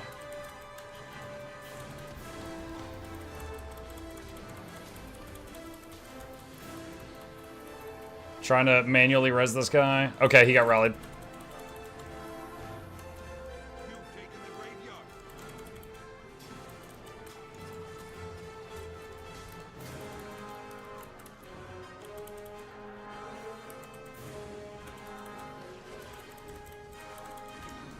Dazed him. Nice. And I think he used his boop the second he went down, so I can just stomp.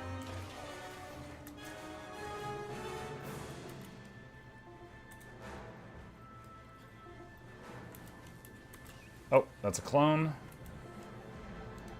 I love that other players are also putting the target markers on the real Mesmers so we can see which one they are.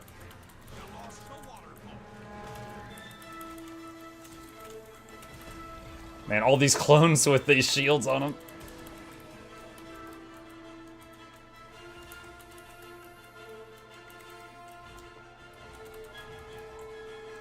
Alright, I need to back away and leave combat for my pet to respawn. I can't save that guy. He went in real deep.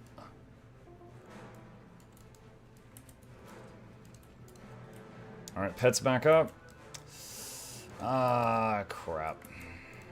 I can harass. Yeah, there's so many of them. I can harass here, that's it.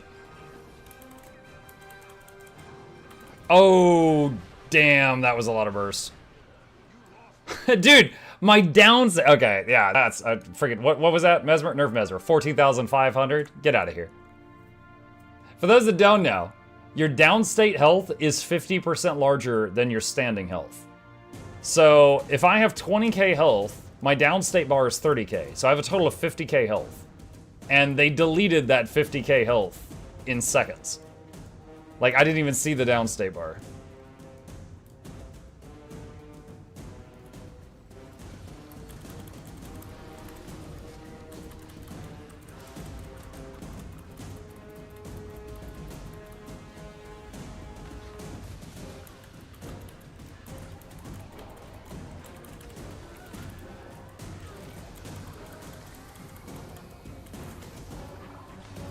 Alright, I possibly overreacted there with the glyph, but we got him.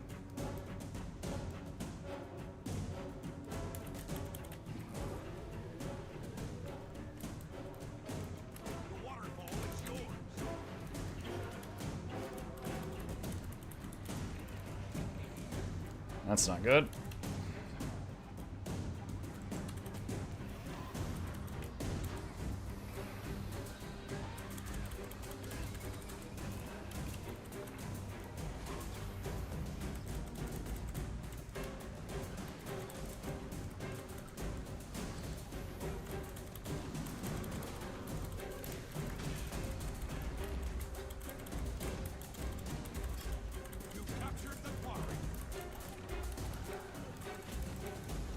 Man, I really feel like I need that short bow right now.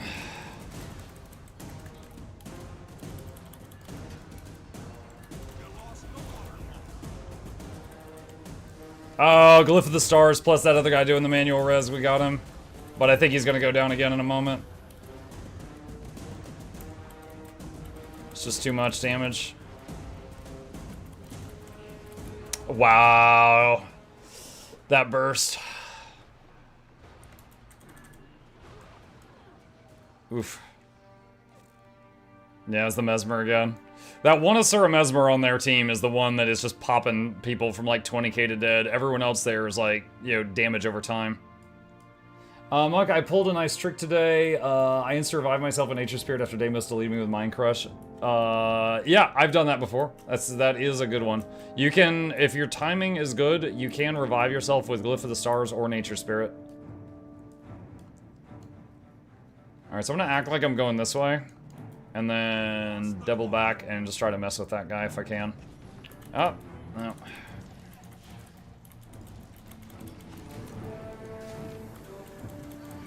It's too much damage.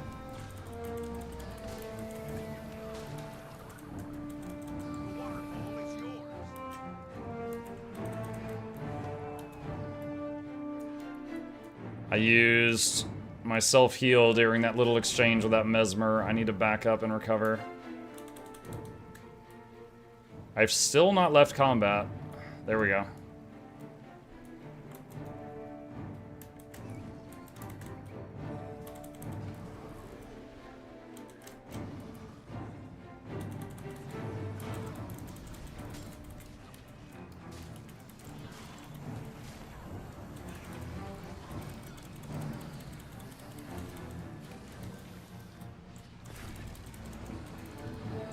They're out damaging the glyph. I can't get that revive off.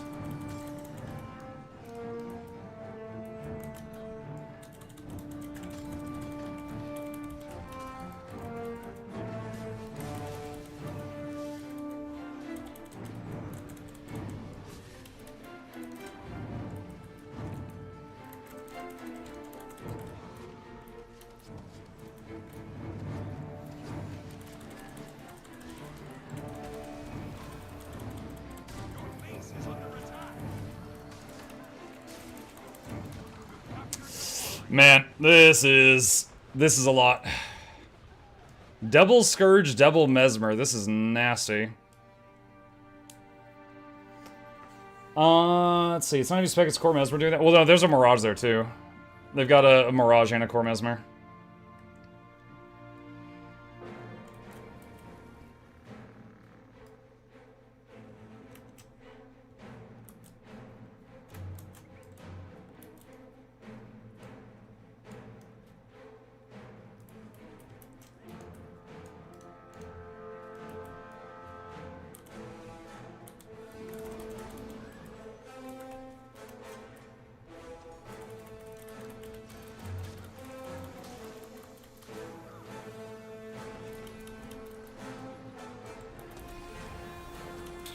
I got interrupted.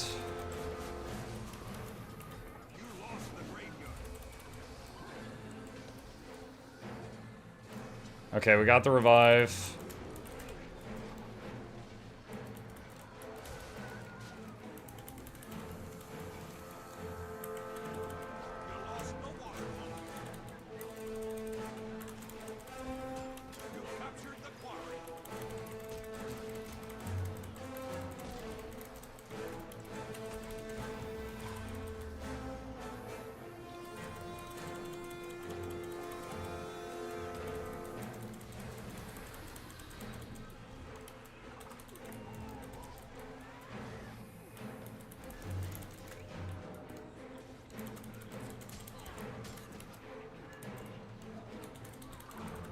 Oh man, so much tab targeting going to clones.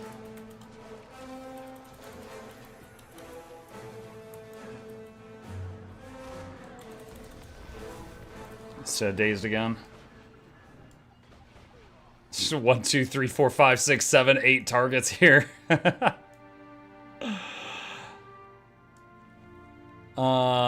have AFK. Oh yeah, we got someone AFK in the spawn.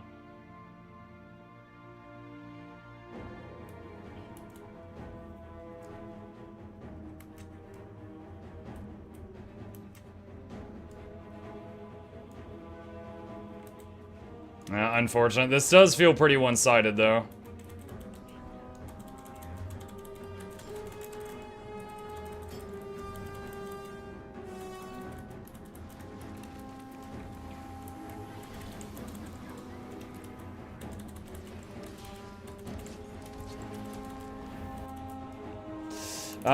Slash map GG. Just to show not salty. I'm gonna report the AFK guy, though.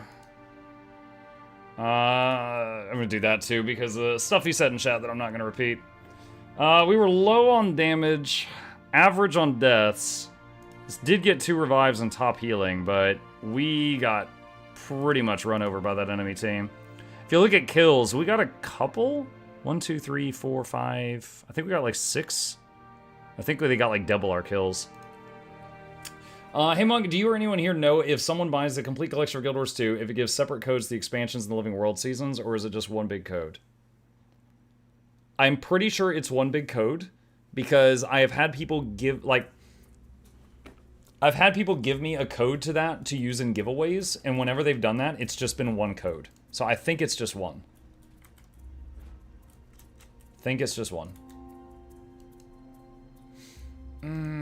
Alright, let's make some tweaks here.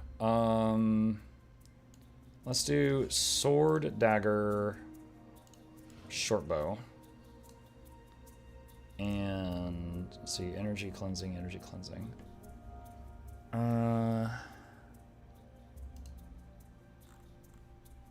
Let's do venom instead.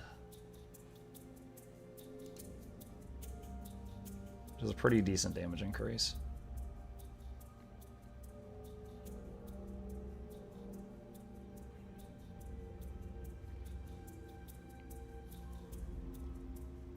Let's see, 189, 890, 39.7,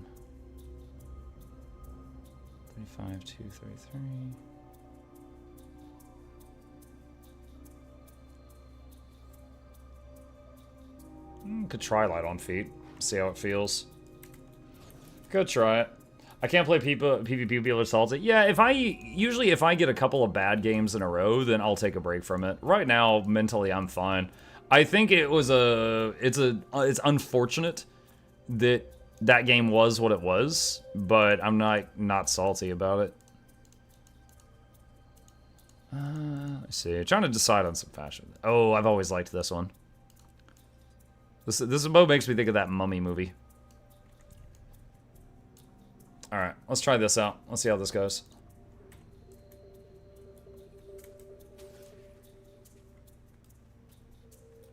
Three Necros is criminal in PvP? There were 4. There was 2 Scourges on one team with 2 Mesmers. So there was like 1 million clones, and they had sand shields. So the clones weren't dying in one hit. So that was troublesome hacking through all that before we got blown up. And then on top of that, they had, I'm not sure if it was both Mesmers, but one of the Mesmers on the enemy team was absolutely just deleting us. Like, we would just go full health, dead, and before the downstate bar loaded, that was gone also. And then their Dragon Hunter was there. Like, she felt like a normal mortal, but compared to the rest of them, it was just like, not the same.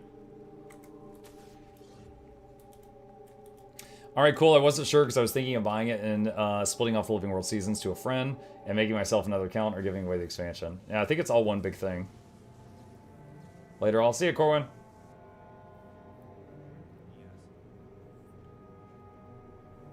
I got up, went to the restroom, and came back and sat down. I was confused when my character had wings, and I don't. It was just another player was perfectly phased inside me. Oh yeah, if you're right at a spot where you load in, that happens sometimes.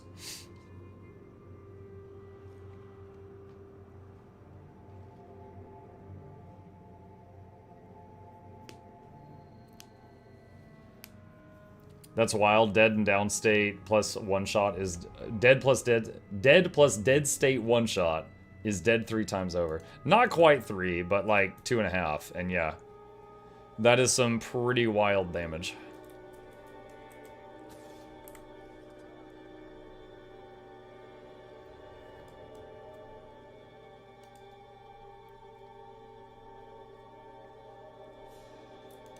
Alright, try this out. So I'm using sword dagger with short bow this time.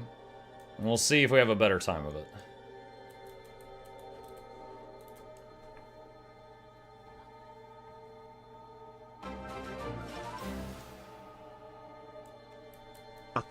Ads. Have some billionaires' money instead. Mukluk bobble mukluk dancing. I love billionaires' money. That's one of my favorite kinds of money. Thank you, Shadows. Appreciate that. Is this your normal character, or are you trying out the beta ranger? The beta is currently on pause, so no one can play the beta characters right now. This is my ranger playing around with some druid builds in PvP.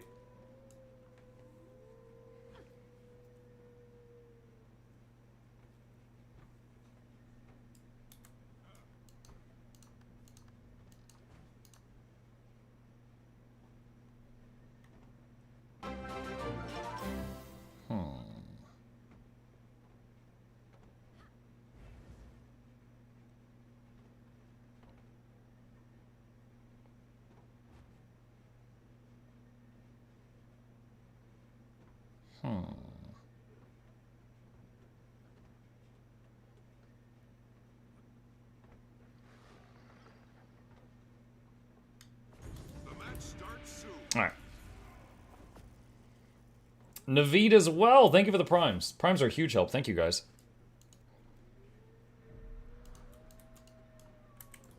Alright, let's try this out. The person we've been queuing with has mostly been going for the side node. So, I'm watching to see... Yeah, it looks like they're doing that. Alright, so I guess I run middle.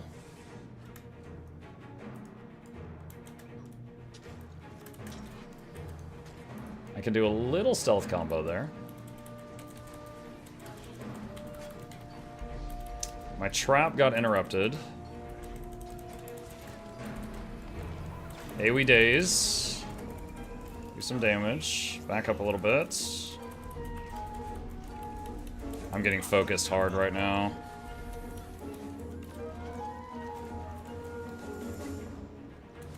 Alright, I had to burn Glyph just to disengage there. Shoot, they killed my pet a microsecond before I pet swapped. Trying to drop combat. Alright, success. Another Dame of the Arena.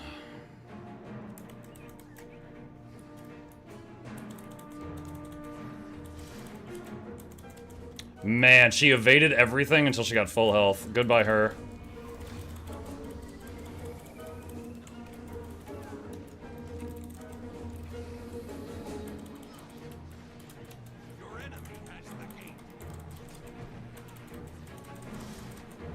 Dude, she's freaking evading, like, constantly. Oof. Reminds me of the old Daredevil thing. Ah, shoot. Alright, me dead. Suddenly 3. Jenny raided my stream with 533 viewers. What? Where did you get that many viewers? Hi, Jenny. Hello. I wasn't actually going to die there. I died because I was distracted by the raid. I don't usually do that. Thank you. Appreciate the raid. I hope you had a good stream. Well, those of you just tuning in, hello. My name is MuklukYoutube Reginald Esquire IV. We are currently playing some PvP. We were going to be doing some stuff related to the Guild Wars beta for the new classes right now. However, they closed the beta because Evokers broke it. Elementalists can't have nice things. We are about to die here because we have got 2 Grandmasters of the Arena on me at the moment. Let me drop down here and force them to either chase me or give up the hunt. They're gonna chase me, so... at least we'll drag them off of the point. But yeah, so right now we're just kind of passing the time and hanging out and enjoying the drops. You have a very long name. I come from a very long line. Yes. I heard Mukluk never dies. You definitely heard wrong. We are punching upward right now. We queued into PvP, and we got a few people on the enemy team that are ranked much higher than I am. And I am doing my absolute best. We're playing a condition damage druid right now. We are trying to dot our way to victory. Will it work? We'll find out. There's this guy.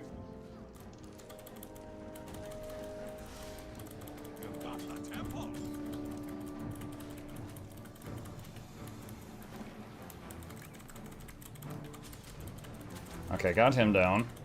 Try to daze this guy, immobilize him if I can. Alright, one of them's dead. Dodge roll his ult.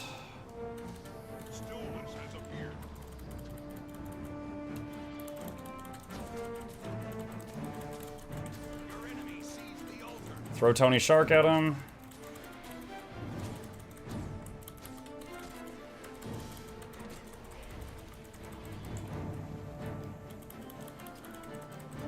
What class is this? Harbinger. Okay. Alright, Glyph of the Stars on this guy. Start reviving him. Got it.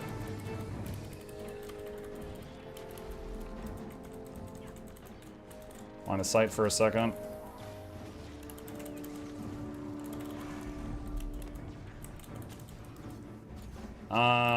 Okay, well, new guy showed up to the fight. We got obliterated. So I think we die here. Yeah, we had a really back and forth 3v3 going on there, but one of their dames of the arena showed up and deleted us. Yours 2 PvP, did they change anything in the past year? New mode? There is a new game mode called Push, and Push is kind of based off of payload game modes from things like Team Fortress and Overwatch, games like that. Push is currently in, not like right this second, but it's in like a beta version. We've gotten to play the beta a few times. Right this second, we're just playing plain old Conquest PvP. If you've played PvP in the game before, that's what we're playing right now.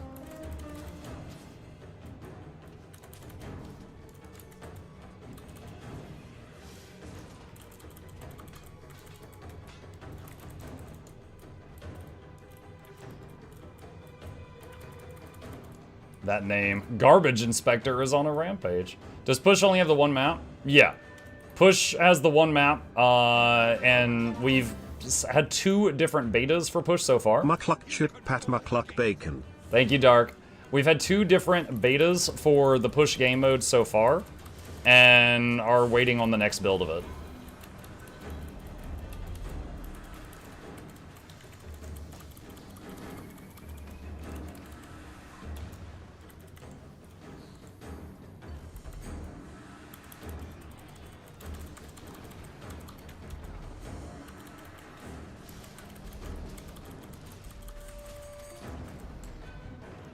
Damn, the damage. Yeah, this one's not looking good. We're keeping up with them in points by just out-rotating them, but we're doing a crap job of beating them in any actual fights. Do you think yours 2 balance is fine for most classes? Oh, absolutely not. I'm not supposed to say that, probably, as one of the, you know, faces of the community, but no. No, no, no, no, no, no, no. Fantastic game, but no. I would say it also depends on the game mode. Like right now in PvP, no, absolutely not. But in some of the other game modes, like PvE, it's less stark in things like raids and stuff like that, for sure. Shoot, my heal just got interrupted.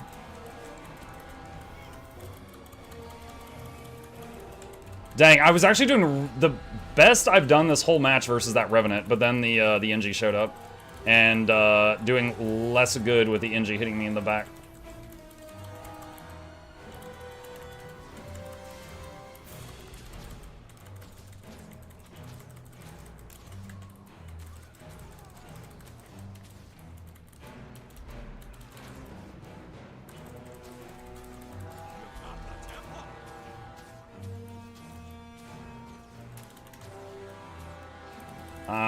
Most of their team is here, and we've been losing most of our team fights versus them, so I really don't like this.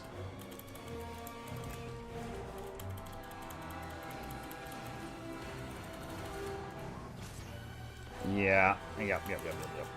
We got a dip. I just need to accept the fact that they are going to win that and just rotate if I can.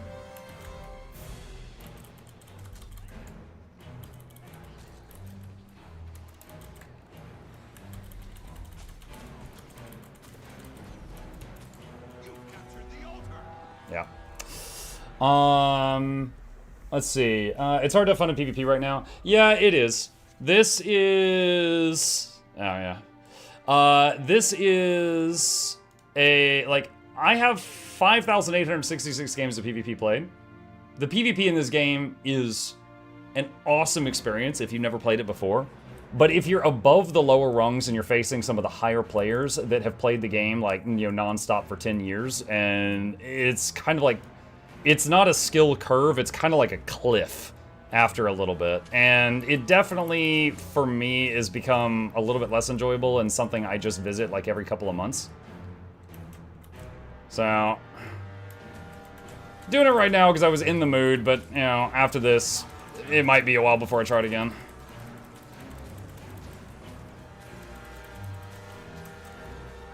Slash map GG.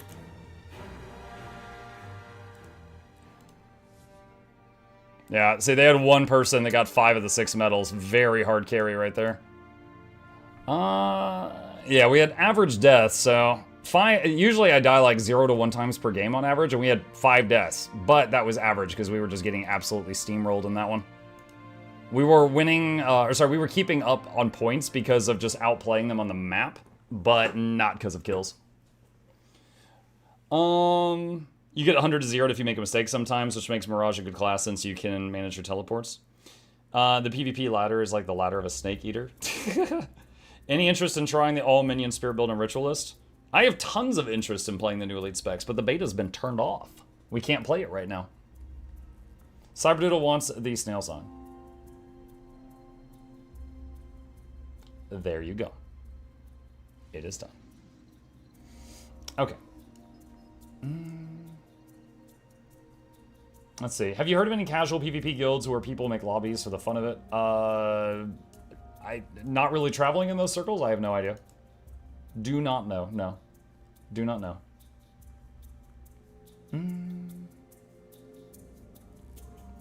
Thanks for the honesty. Yeah, I mean, it's like, for example, right now, I would say the flavor of the month of PvP is Scourge.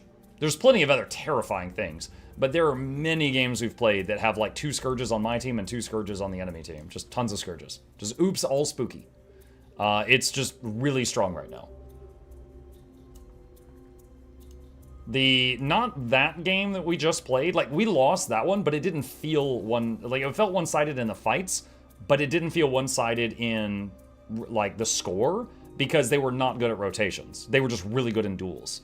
The match before that, it felt one-sided, like we got steamrolled, and it was 2 Scourges, 2 Mesmers, and some guy that didn't matter.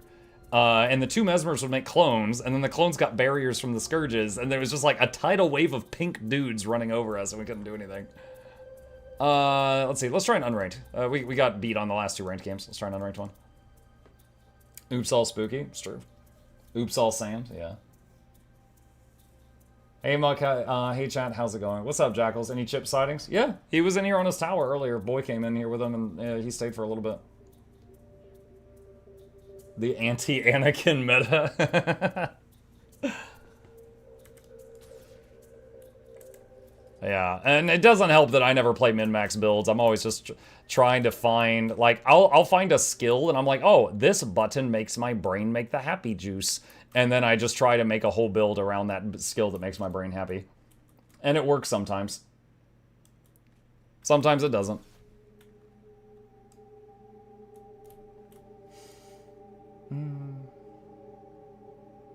Pringle says, I'm doing the Char story for mastery points, and one of the characters said, and I quote, don't trust things that come out of labs, especially puppies.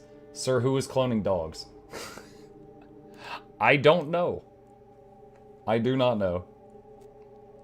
I'm fine with any of these maps. Good night, folks. Good night, Alan. I remember Condi Zerk one-shots that was painful to play against. When I think of warrior builds that are painful to play against, I remember the Gun Zerker, which was like, get angry and fire a big bullet, and then it just one-shots you. And I remember, well, I mean, this is still a thing, but a good Spellbreaker. A good Spellbreaker can stun lock you to the point that their damage doesn't matter, because you will not ever get to play again. And they just stun lock you until you run out of health, however long that takes. It's like they hit you right in the System 32 files.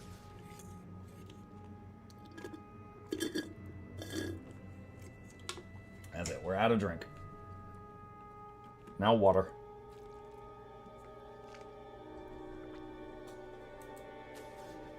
This guy's got a wrench.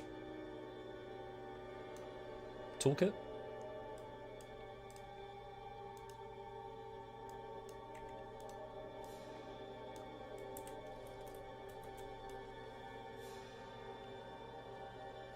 I just got the Eye of the North. What's the deal with the Char author? Why is he there?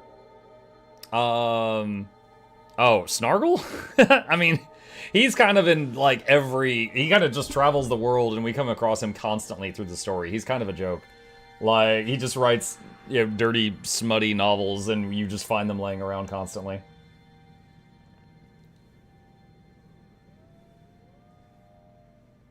Sounds like a rev build I made to level. I was immortal, but I couldn't kill anything.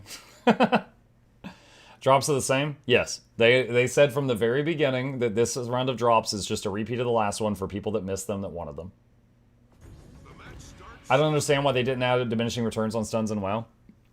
I have said the same thing. The thing is in this game is most characters have way more CC than WoW characters do. Trade-off is we also have stability. But the trade-off to that is we've got a lot of things that remove stability. So I have also been someone who advocated for diminishing returns, but it's just never made its way into this game.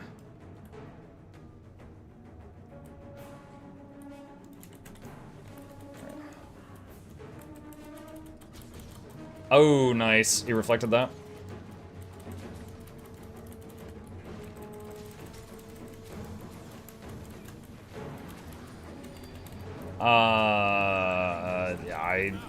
Okay, yep.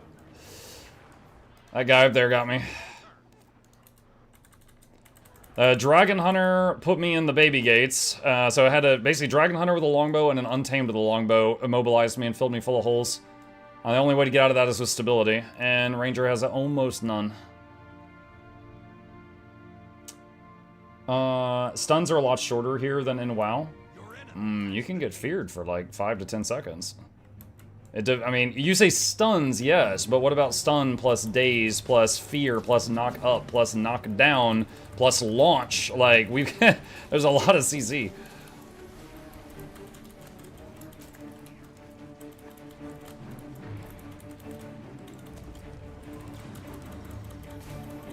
Okay, this is rough. I need a break from this.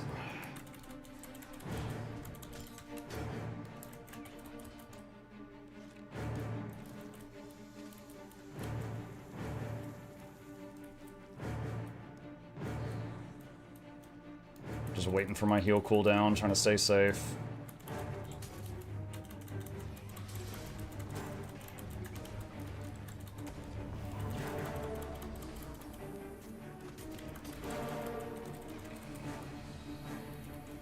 He decided he was done.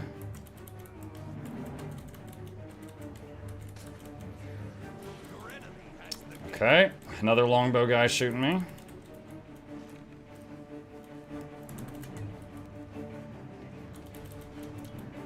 There's too many here. I need to find some teammates. Ah, that's me dead. Yeah, they got 2 longbows up there and I can't throw my pets at them. There's no pet pathing to that rooftop. So I cannot throw my pet at them and you hit them with the stun from the shark that I brought along. I have to get in their face and deal with them myself. Unfortunately, with all their teammates on the ground, it's not possible and they're given free time to pew pew pew pew pew.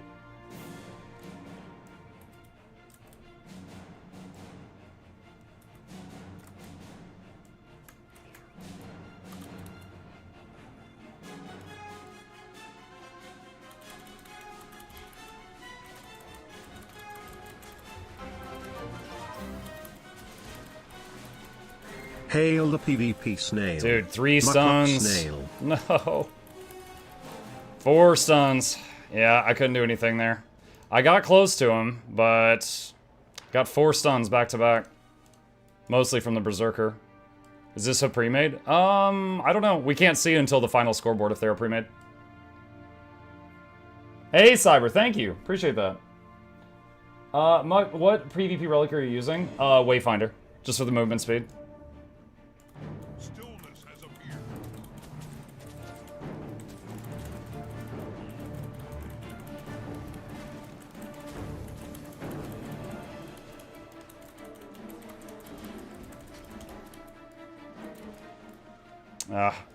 I needed to get Astral Power, but whenever a druid dies, they respawn with 0 Astral Power, and by the time I had more to use it, I was just dead again instantly.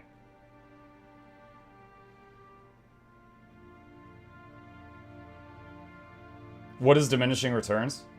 Diminishing return is when you're hit in a it's not in this game, but it's in some other MMOs. It's basically like, okay, let's say you get hit with I'm gonna make up a number here, a 10-second stun. It lasts 10 seconds. Let's say you get hit with another 10-second stun. It would last 5 seconds. Let's say you get hit with another 10-second stun. It would last 2.5 seconds. And it goes down.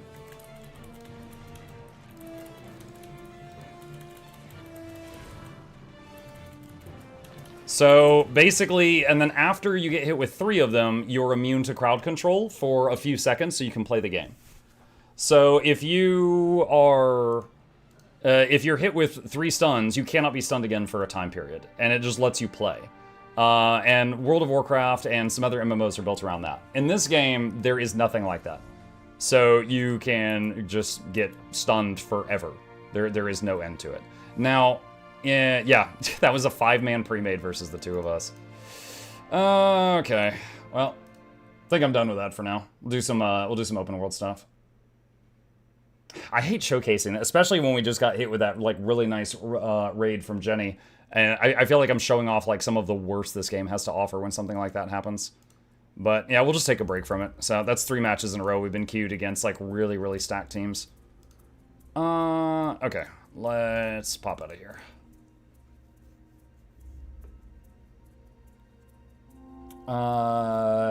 ANET really needs to restructure relics into attack and defense to give us 2 relic slots to use. 1 is really not enough. I don't think that's the answer. I'm sorry? Wait, what? Oh, no, you don't need to apologize. Nothing for you. I mean, just, it happens. Do you not enjoy World v. World? Sometimes I do. World v. World is just a big open sandbox. And it's kind of like, you get what you make out of it, right? So I've had times where I went in there and I had an absolute blast because of the people I was with. But I would say I've also had many, many other times I went in there and I was just bored out of my mind.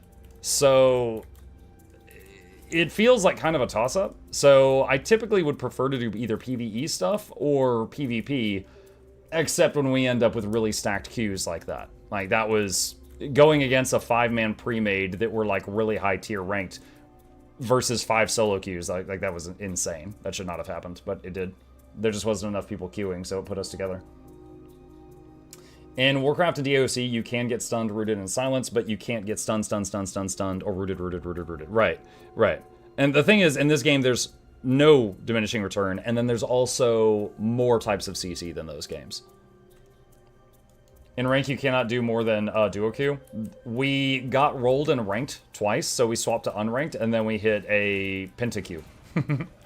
So that last game was an unranked game versus some of the top ranked people, and they queued as 5. So they were probably on comms and stuff. Have you seen the new changes to PoE 2? No, I haven't been following it lately. Did that tool just TP you to the meta? Yeah. This is Event Table. It's an overlay, and you can click on a meta, and it'll basically borrow your mouse, and it'll click on the waypoint on the world map at that meta, and just pop you right there without you having to think about it. It's part of Blish HUD. If you want it, I'll put a link to it in the chat right now. Muck, I choose to believe we were too good for the bad players. I mean, that's part of it. I mean, we are pretty consistently getting queued against people with, like, top 100 titles. Now, the PvP player base is rather small compared to the entirety of the player base of the game. So, unfortunately, it just happens. When you can be, like, half decent, and then suddenly you're fighting against, like, the top people. Some of the new PoE 2 changes are insanely good for quality of life. Well, that's good. No, I haven't played PoE 2 in a little bit. I do love Path of Exile and Path of Exile 2. I got over 1,000 hours in PoE. But yeah, I just haven't been playing them lately. Been just focusing on other games and other titles. And we got some armors here. That's looking good. These guys look prepared.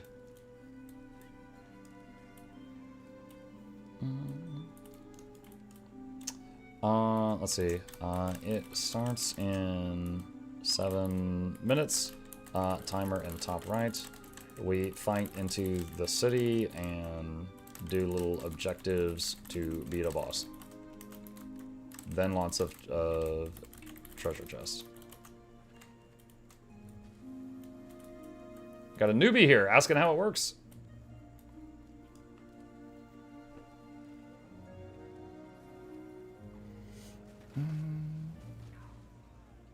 That's like a budget version of World Boss Portal, but better because it can access all meta. I mean, kind of. The World Boss Portal device will take you to places even if you don't have the waypoints to those places. This little overlay that I'm running just basically saves you the couple of seconds of clicking on the waypoint. So you're still using the waypoint, you have to have the waypoint, and you're paying the little fee for the waypoint, but it just takes a lot of the brain work out of it. Muck, will you be my Guild Wars 2 friend so I can tell people I know who's famous? My friends list is literally full, but you can tell people I'm your friend, sure. I'm gonna, hold on, I'm gonna show you this so you don't think I'm making stuff up.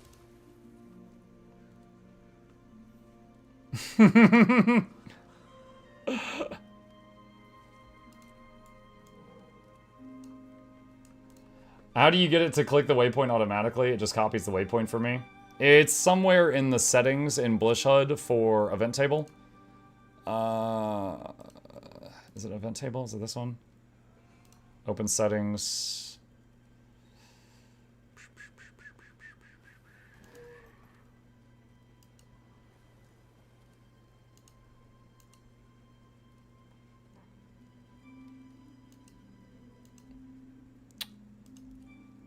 And now you put me on the spot. I'm trying to remember where the setting is. Is it Event Table or is it Event and Meta Observer? No, I don't have that enabled. It's not that. It's got to be event table. It's in here somewhere.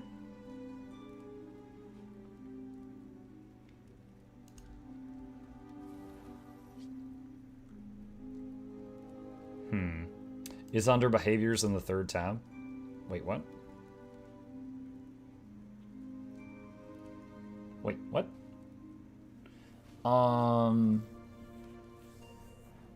The 3rd tab is event areas.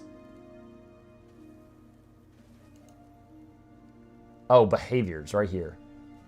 Oh, here we go. Left click action, navigate to waypoint. That's it. Thank you.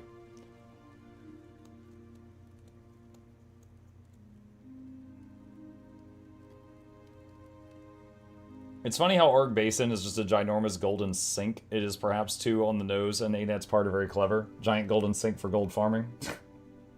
I mean, you really want to talk about on the nose, you can buy an actual gold sink that's like 10,000 gold and put it in your guild hall.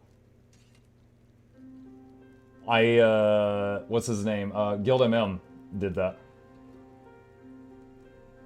The biggest changes you enjoy, Muk, are the ones regarding minions no longer needing accuracy to hit. They'll always hit. Specters of defeated enemies are cheaper to summon and maintain. Skeleton, ice mages, and skeleton destroyers are able to synergize off each other. Nice. Yeah, when I played it before, the skeleton, what was the ones that throw the fire bombs? Like, that was the only ones you could use. Like, they were just 1,000 times better than all the other options. Muk, why are you in the commander channel by your lonesome? Because I was in there like a snail and he left. Awkward.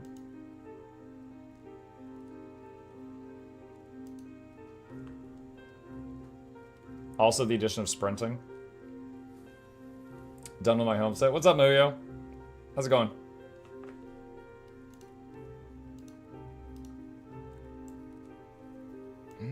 Is south good? Maybe? We have a lot of armors.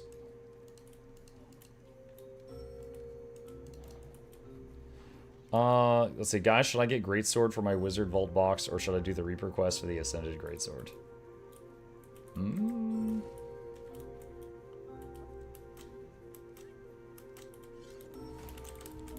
Which one do you think looks, halt?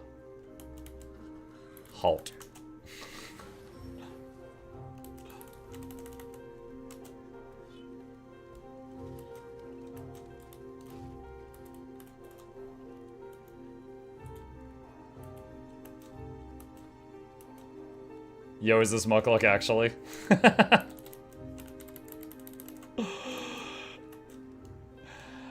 The admin tools are gone for me now. I already saw your message, Jackals. You sent it to me on Discord.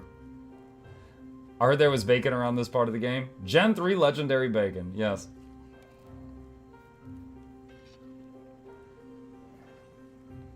I'm just happy to play Fire Warrior again in PoE 2, getting old Manga Strike vibes from the new skills. Just got my OG bank account back from 10 years ago. I had to find someone to watch to get me back in. What's up, Rogalith? Well, if you have any questions, let us know. I myself got back into the game after I played it at launch, and then I came back after Path of Fire. So after like 2 expansions had happened. So I get what it's like to do catch up. So let us know if you have any questions.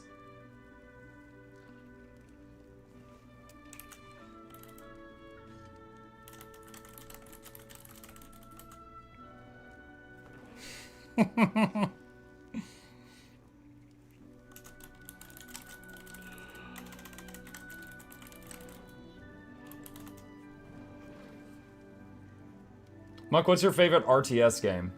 Oh man, dude, there's many I've enjoyed. I have played Warcraft 1, 2, 3, StarCraft 1, 2, all of their expansions, Command & Conquer Red Alert, Command & Conquer Tiberian Sun, hundreds of hours of Total Annihilation as a kid, Supreme Commander, Total War Warhammer 3, like 1,000 hours just in the last year. I've been hooked on that.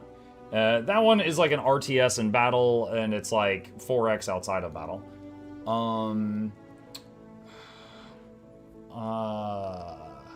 What else? I mean, and then tons of like little indie ones as well. My favorite one, I think like, it depends on when in my life you ask me, right? But there was a very long stretch of my childhood where Total Annihilation was my favorite.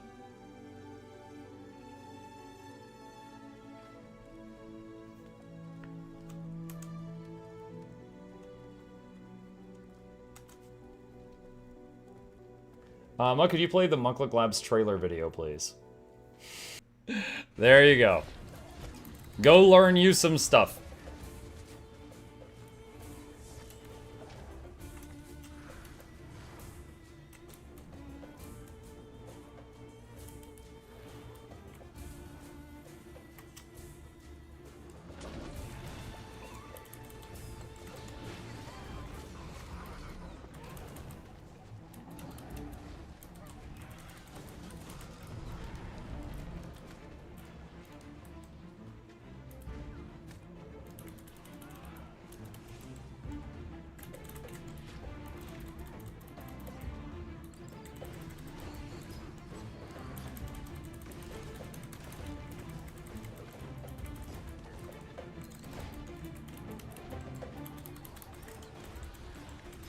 Oh man, I love seeing an armor helping with the frogs. That makes them so much easier to manage. Alright, good night everyone. Remember, take down War v World doors. What's up? That's the epic entrance to Octavine I've ever seen.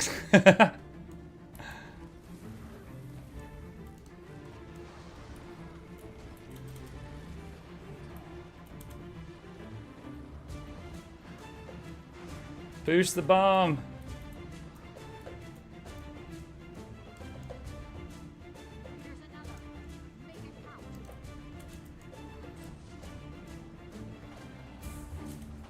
Oh.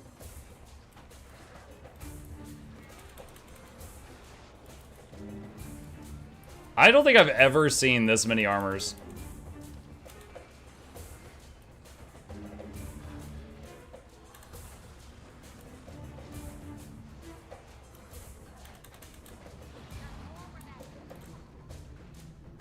There's usually between 0 and 2.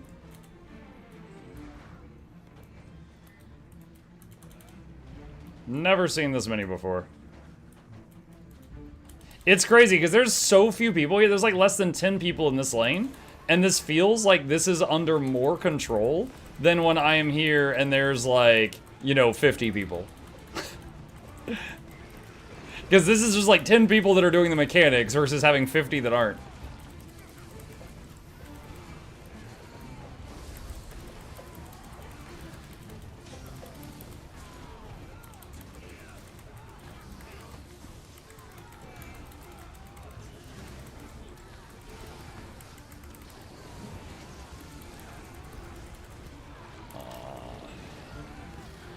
Check on west. Alright, so we just defeated the South Vine. And we need to go over here, because the west one is still full health. Jackals has banned Add1J for 10 minutes. Jackals, what are you doing?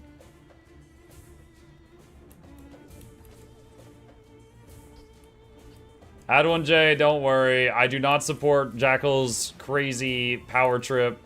I will ban them later. Oh, whoop. We can get rid of this.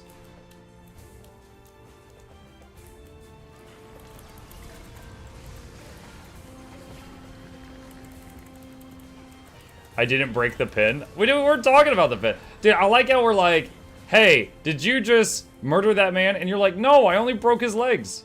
I did no murder today. Uh-huh.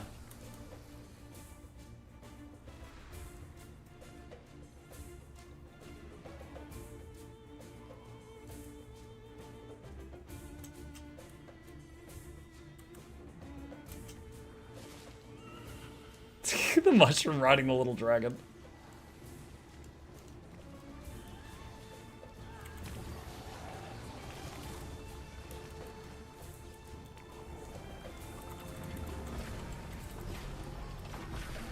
Alright, we got 33 seconds to kill this thing, and then we don't have to do it over.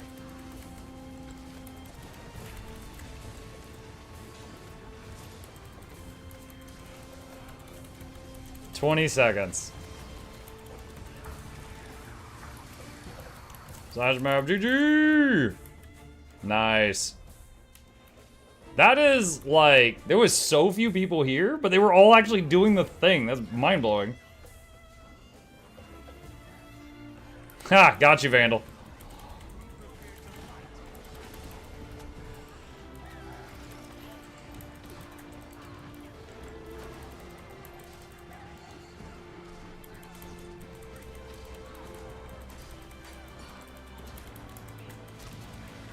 Have you ever played Rome 1, Medieval 2, Company of Heroes, Stronghold Crusader? I haven't. Typically, I love fantasy games, you know, like magic and swords and stuff like that. And then the second thing I like most after fantasy is like sci-fi. It's like, I love the Warcraft franchise, and then after that, you know, Command and Conquer, StarCraft, stuff like that. But usually, games that are like, oh yeah, this could happen in the real world, you know, like Civ and stuff like that, usually I get bored playing with those, just because there's like no fantastical element to it. So I'm usually more hesitant to start those because so many times I've gotten bored in them. Not always. Sci-fi, then Stellar Blade. Jiggle Souls. Maybe someday. I'm okay with playing it, I just know I'm gonna be given a hard time if I do.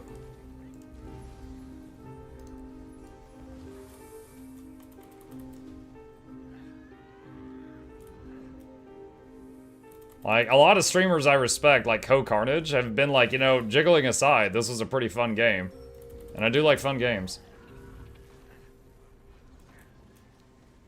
But, that said, I do have a million games on my recommended list to chew on, so I'm in no hurry. It's not like I don't have something to do right now. Watch Mutt get another infusion for the giveaway. Need to play Nier Replicant? I've played Nier Automata. I'm guessing it's related to that. You like fun games? Gasp. We don't need Jiggle Souls. Charmon, I think you need Jiggle Souls.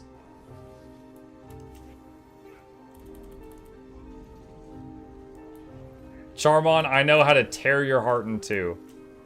I would play Jiggle Souls, and every like 30 minutes, I'd say like, Charmon, you still here? And if you say yes, I'd send you like 10 ectos. So it'd force you to stay and watch every jiggle of every soul.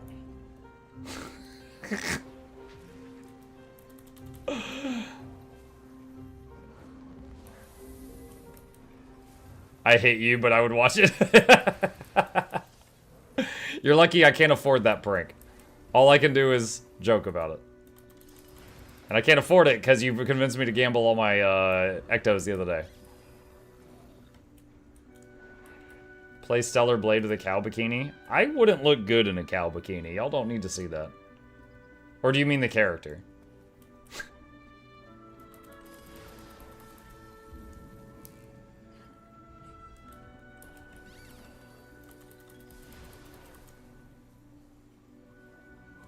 Why is the first option to report a guy on Twitch terrorism? What? Hold on a sec. Let's see. What if I click report on Garson? Wow, you're right. So I just hit report on that guy, chat, and these are the options. Terrorism, nudity? Yes. Twitch, this man in my chat, I believe he's naked at his computer right now. Get him out of here. Hateful conduct, okay. Bullying or harassment, okay. Violence or gore? Yeah, he's bleeding in my chat. Self-harm, spam, scams, bots, or tampering. Search. Oh my god, I can report you for searching. I feel like that, yeah, I feel like I agree with you. They should be ordered like, okay, what do I think is the most common thing to report someone for? Probably hateful conduct or maybe harassment. Like maybe put those at the top. Maybe scams after that. If it's a whisper, I think scams are the most common. But if it's like in a chat channel, I think scams would be like number 3. And then like everything else after that. But yeah, terrorism at the top is kind of funny.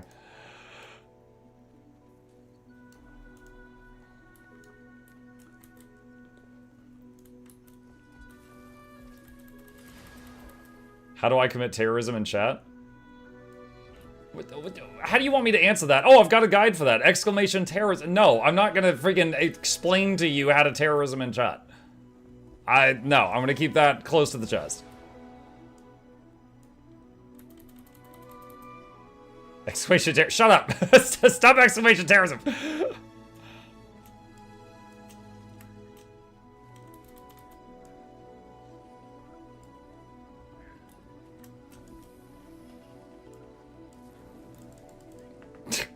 Neov, that's kind of funny, but I'm not saying it. We need to say Muk play first Berserker Kazan. I did! Dude, I have a full playthrough of first Berserker Kazan on the Mukluk Plays YouTube channel. It has a whole playlist, and I did a positive review video for it and advertised it and tried to sell more copies of the game. It was fantastic. I love first Berserker Kazan. Go watch my playthrough of it. You can watch me fight the big dragon at the end, grossly underleveled, in a fight that took me over 30 minutes with my hand shaking.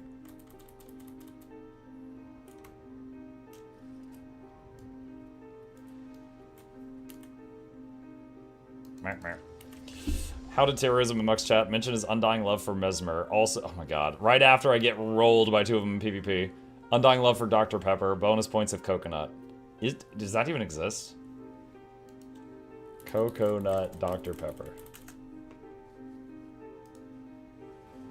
Ugh, it's a real thing. Oh my god. 2 wrongs do not make a right.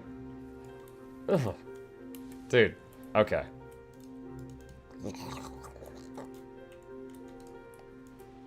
Ah, 2 weeks till Silk Song. Yay! You don't want coconut Dr. Pepper? No, look, I hate coconut and I hate Dr. Pepper. And mixing them together just sounds like I'm gonna vomit if I take a sip of that. Mike is doing terrorism? Yo, coconut Dr. Pepper is terrorism.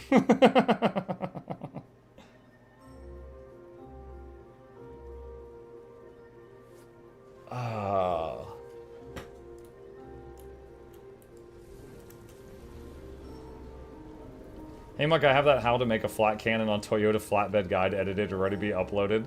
Do not joke about that. Do not joke about that. Here, the thing that you need to understand is the moderators for like YouTube and Twitch are really, really stupid. And they're gonna see that joke and they're gonna watch the next 1 minute and hear me call them stupid, and then that's it. They kill my whole channel. Mike, remember the good old days at our base and Hero Point was at the end of the treasure room?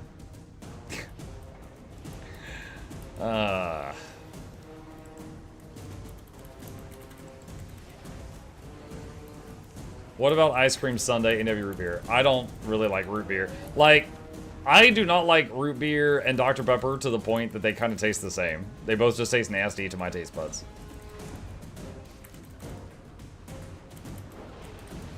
Kick streamer arc for Muck. Oh my god, dude, we've been joking about that lately, and then Kick ended up in the news again yesterday. Oh my god. What they did, a guy died on camera and was still on camera for like 50 minutes. The TLDR, I don't remember his name.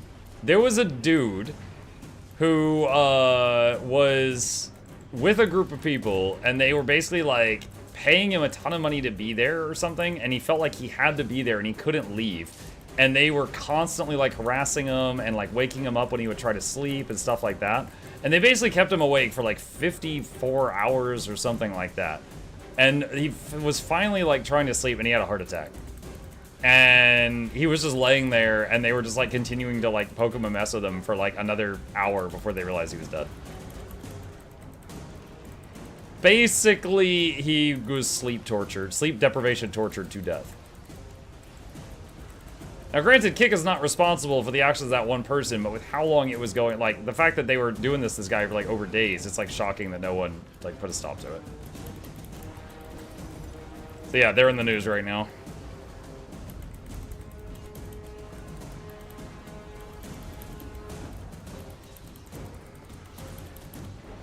There's more, yeah, I know there's more to the story. I'm trying to just give a condensed TLDR to explain, like, the gist of it. That's it.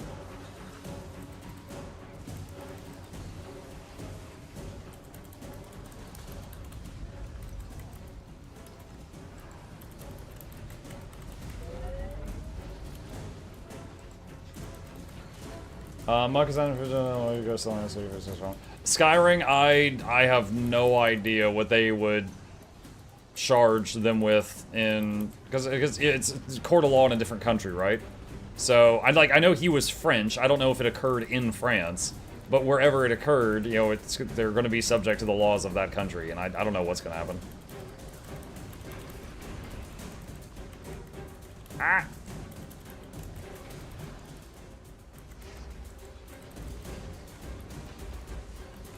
I'm gonna res this guy.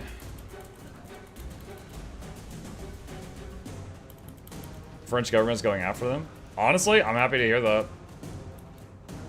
Like, I think the best thing that could come out of this at this point is they're made an example of, and both that government and also the Kick platform no longer tolerates crap like that. Now, I don't really have any hopes that that's going to happen, but I think that would be, like, the best ending.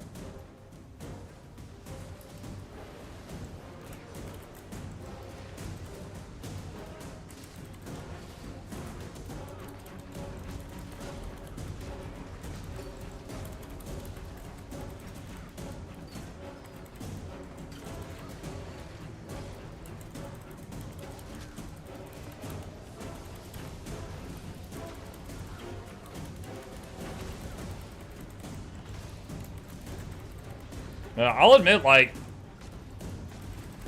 Kick pays really well, so there's been just, like, an inkling of a temptation to multi-stream over there.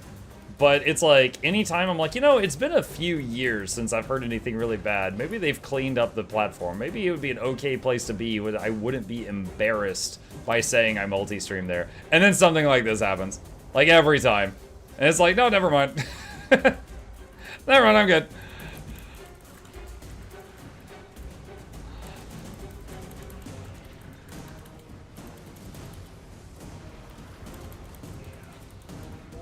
Mr. Beast is on Kick. Mr. Beast doesn't get the same treatment as everybody else, so he could be anywhere and it would be okay.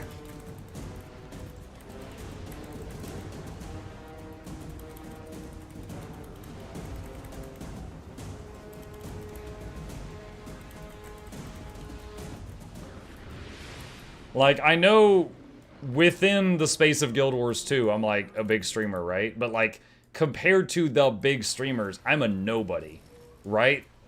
Like, if I had a, like, if Mr. Beast had a problem, he could have, like, the Kick executives apologizing to him, right? If I have a problem, I can't even get anyone on the phone. Right? We are not the same. We do not get the same treatment. Hi, no body on body, yeah. Ian, I believe, made a Kick account not too long ago. She's going to be the top of the Kick Guild Wars 2 section. You're our nobody. I'm just saying, like, I think mathematically, because, like, 50% of the Twitch platform basically streams to, like, 0 viewers, I think mathematically I'm in the top 1% on Twitch. But there's a gross difference between the top 1% and the top 0.1%, you know? The Ludwigs, the Asmongolds, the Ninjas, you know, the Kai Sanats, you know, the Iron Mouses, you know, stuff like that. Like, those folks, whether you like them or hate them, like, their audience size is just, you know, it dwarfs the entire Guild Wars 2 section of Twitch. It's a whole different thing.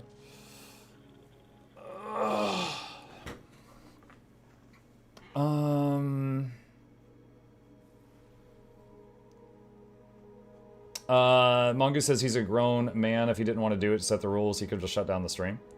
Mongoose, if you're talking about the French guy, I think, one, I think he was mentally handicapped.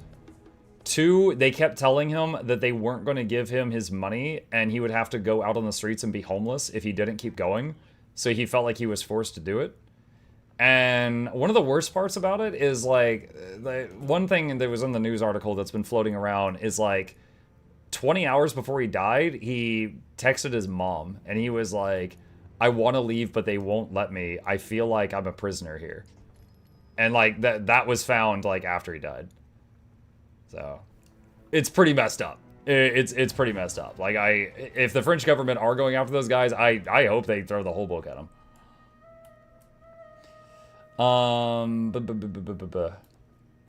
You have more than Amaranth, lol. I mean, in some places. I don't know. I mean, I think my butt's smaller. No, dude, I am very happy with what I have. I never thought I would get to the point that I'm at now.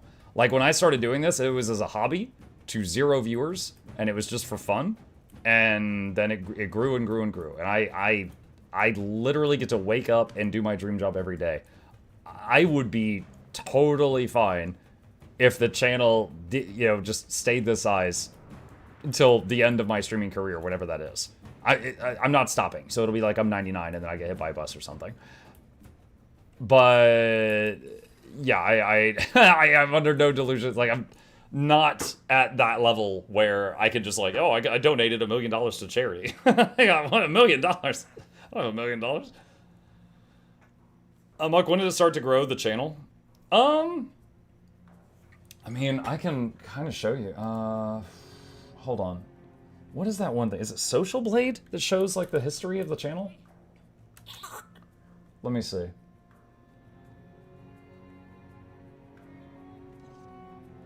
No, it's not Social Blade. This isn't what I'm looking for. Is it Twitch Tracker? Give me a minute. There's a thing I'm looking for. I'm trying to find it. When you were streaming Divinity Original Sin 2? Yeah. Okay, I'm not going to be able to find it quickly, so I'll just try to tell you the story. When I started streaming, my first stream was Divinity Original Sin 2. And I got raided during my first stream, and I had no idea what that meant. I just knew that suddenly there was a bunch of people talking in my chat. And I had a blast, and I was like, I got bit, right? It was like, oh my god, this is so much fun. Because for me, it was like, I'm in my free time in the evening after work. I'm hanging out with people that share the same interests as me. We're talking about a game I love. And also, I'm the star of the show. This is awesome. If someone's being a D-bag, I can just kick them. What amazing. This is so great. I want to do this every day. Now, that gave me a huge false first impression of streaming. Because I was so new. Because again, that was my first stream. I didn't know I should say like, oh, hit the follow button. I'll be back tomorrow. I didn't promote myself. I didn't ask for follows, anything. So I was streaming to 0 people for the next few weeks. But still, I had so much fun in that first stream, I didn't want to stop. And so I kept streaming and in the evenings, and then like trying to cut out funny moments and make YouTube videos and stuff like that. And then I got a viewer or two here and a viewer or two there, and it kept going. And I ended up streaming a lot of RPGs early on. Divinity Original Sin 2, Divinity Original Sin 1, Grim Dawn, Pillars of Eternity. I went through all of those. It was a bunch of games before I ended up on Guild Wars 2. So I think by the time I got to Guild Wars 2, I was maybe averaging 10 to 20 viewers. Maybe. So it was around that. But I had already put in, like, months of streaming to build up that 10 to 20. Like, I learned a lot, which I made a lot of guides on content creation. Like, if you do exclamation content, there's a webpage that comes up, and the top video at the top is what I learned, streaming 1,000 days in a row. And God, if I went back in time and knew what I knew now, starting out, I could shave off like the first 2 or 3 months. I wasted so much time there as far as like getting people to see my channel. I had no idea what I was doing. Just like most people starting as a new thing. I didn't, they often don't know what they're doing either. But yeah. Someone says, are you at the height of your, are you at your peak popularity? I think I'm a little lower than my peak because my largest audience is Guild Wars 2. And when I had streamed Guild Wars 2 every single day for like 3 or 4 years, there was a day I hit burnout. And I'm sure that you guys have experienced it with various video games. Like, I was just done. I love Guild Wars 2, but I had played it every day for like 9 hours a day for 3 years. And I needed a break. So even knowing my viewership would tank, I told people I was going to back off the gas pedal, and I was going to do Guild Wars 2 on Tuesdays, and then other games the other days of the week. And my viewership immediately dropped by like half or more than half. And so Tuesdays, still crazy viewership. Like right now, there's drops. People know me. A lot of them come in here. Like right now, if you look at my numbers on Twitch, my average viewership is 200 to 300. But that's because on the non-Guild Wars 2 days, I might have 150 to 200. And on the Guild Wars 2 days, I might have 300 to 500. So that's kind of where I'm at. So I would say my peak popularity was in that last year before the burnout hit, before I took a break. But so now I play Guild Wars 2 on Tuesdays, and when there's drops, and when there's new content. Like this week was supposed to be about the beta event. Hopefully, as soon as possible, they get that back online because I'm really eager to tear into more of those new classes and try them out. Right now, kind of just engaging with the drops, hanging out with you guys, you know, just kind of ad-libbing it right now because this is not what we had scheduled, you know, earlier on. So yeah, I think I'm just after my peak, but part of that is self-inflicted because I changed my schedule. Your current viewership is the MuklukYoutube waiting room? The MuklukYoutube, oh my god. Dude, if I have time during the week to try all the elite specs, I think Antiquary is going to be the last one. Right now you're welcoming refugees from FF14. Yeah, dude, you guys taught me a lot about what's going on with FF14. We talked about FF14 and what's going on over there for like 40 minutes at the beginning of the stream, and I don't play that game, so I didn't know what was going on over there, and people were telling me stuff about it. Real words. One of my biggest reasons I enjoy being here is because the way you talk with chat as much as you can. That's a very key part of that sentence because I miss things. IMO, the best part games you play are the ones that you enjoy and can still keep conversing with chat. That's a great skill of yours. Well, thank you. You're one of the only streamers that's not crazy and attention seeking. Yet. FF14 is a money grab game. I mean, is it? I have heard people say many things about FF14. I haven't really heard the accusations of the money grab thing. Like, Raid Shadow Legends is a money grab game. What happened in FF14? They pursued legal action against people that made some mods for the game, and a chunk of their community is upset about it, and they're being really loud on like Twitter and stuff right now. So that's the current hubbub about it. The beta was ended early and we started late. Oh, someone asked about the beta. Yeah, so the beta was crashing the servers. People were getting kicked offline and could not play, even if they were not participating with the beta.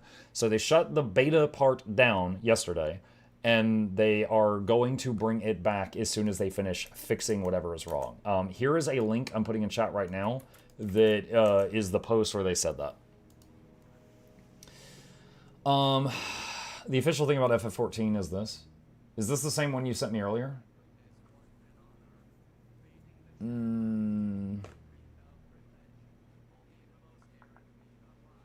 Okay, so this is a screenshot of the cease and desist letter from Square Enix to the people that were making the mods.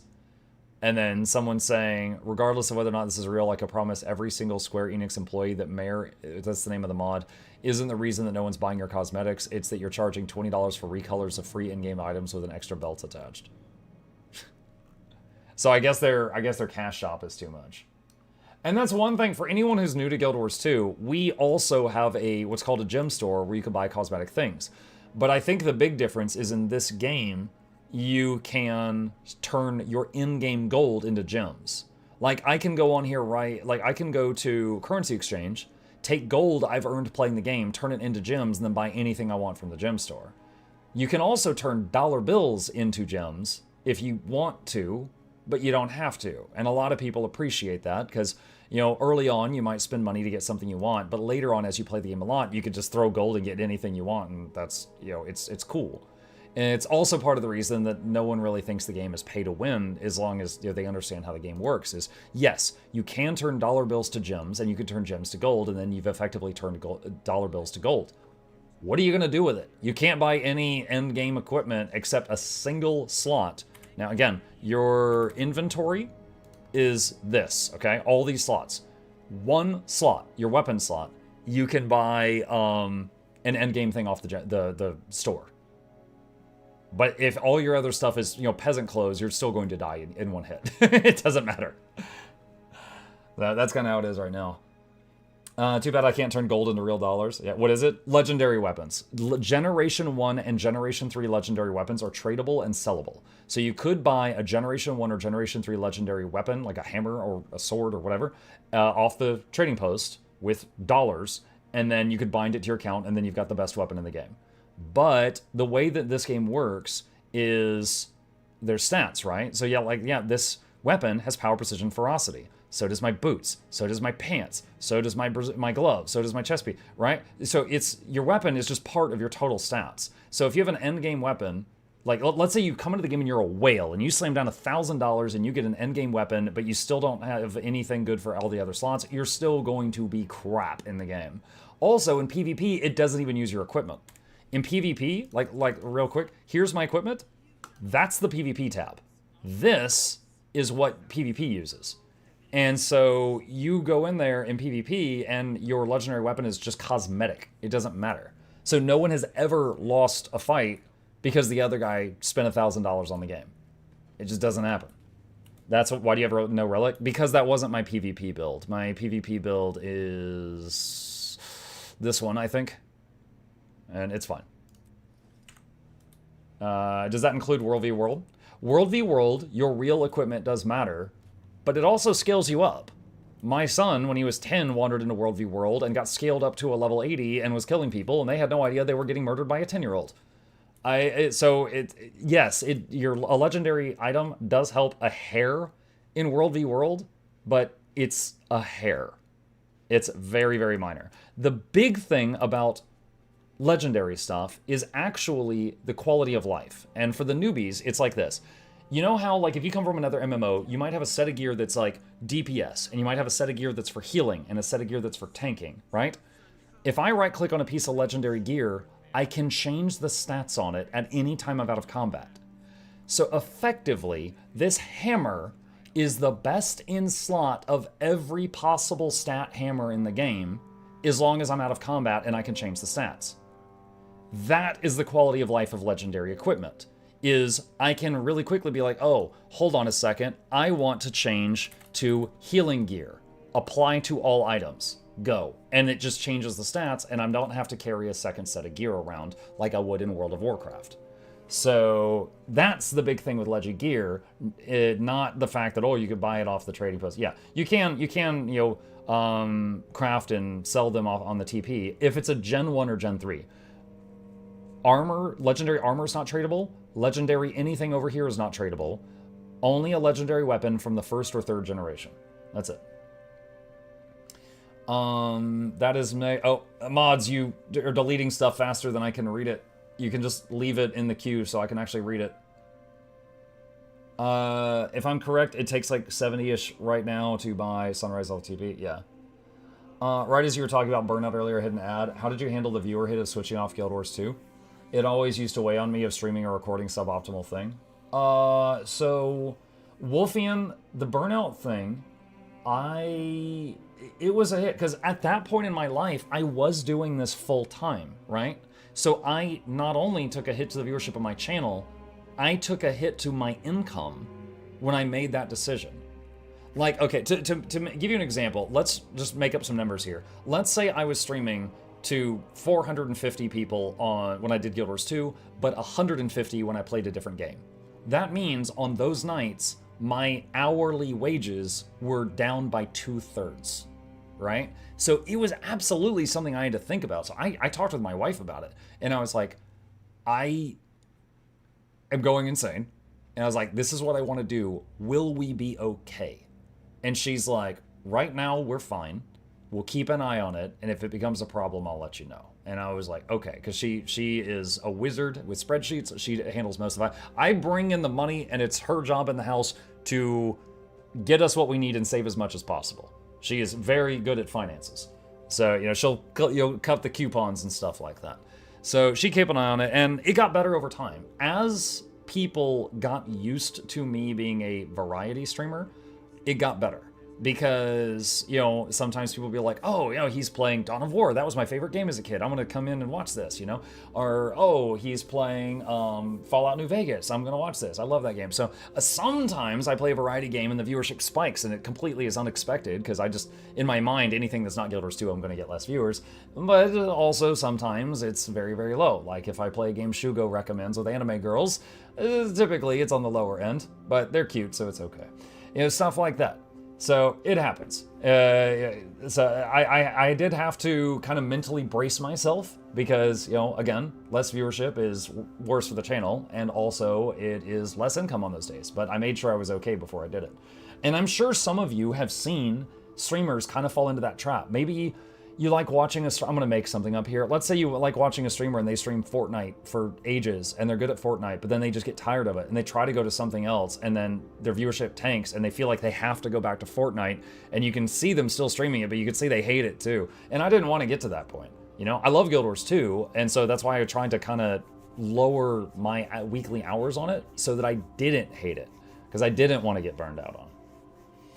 I kind of wish your wife would talk with us sometime. I know she doesn't want to be on cam, but she is a smart cookie. She is. Honestly, the fact that she is going with me to the Seattle thing, and she might show up in pictures and stuff, that's going to be like a first for her.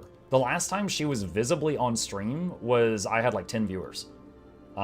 She hasn't really wanted to be in front of the camera. So. There was a Team Fortress 2 streamer like that for me. They streamed TF2 forever, then Overwatch, and then went to Fortnite, and I stopped watching. I love her commentary and anecdotes on Muck's playtime. I think it'd be hilarious.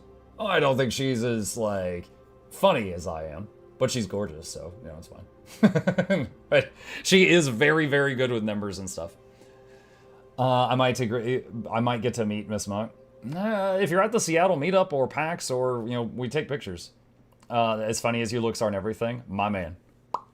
Yeah, she'll be there, and Boy will be there. Don't teach him any new words. Face mask or thing. Honestly, I will offer to them, because you guys have told me about the con crud, right?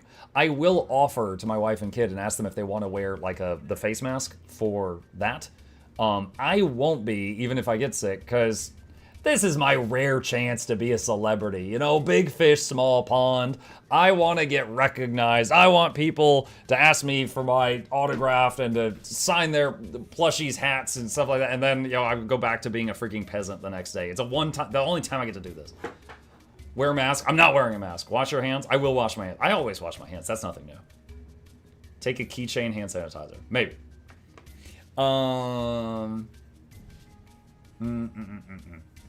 Cloth masks are overrated. Well, it depends. Like, if you're the sick person, I think you should wear a mask. Keep that contained so you're not and you're spraying all over the place. For everyone else, I think it helps a teeny bit. East Coast next year. East Coast what next year? That's in a week. I know it's in a week. It's a week from tomorrow. I love that you're talking about this. Most people don't. I'm better at talking than I am gaming. If we can pause the game and just talk, and I can keep you occupied with that, that's an improvement. When is MuckCon? MuckCon. Yeah, okay, if we had a MuckCon, it'd be somewhere around Atlanta, Georgia, because that's an hour from me. And we would get catering from Wendy's. Get a big old thing of nuggets. MuckCon sounds dirty. Let's see, you deserve more viewers and recognition. I'm flattered you feel that way. I honestly, I'm glad all of you are here right now.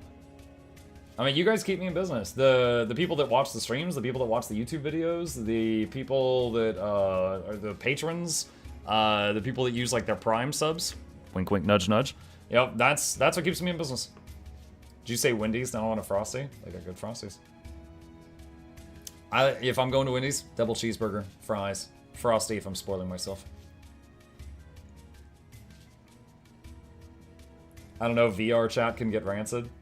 You know, most of what I know about VR chat is from tuning into Noxxi's stream from time to time. And I agree.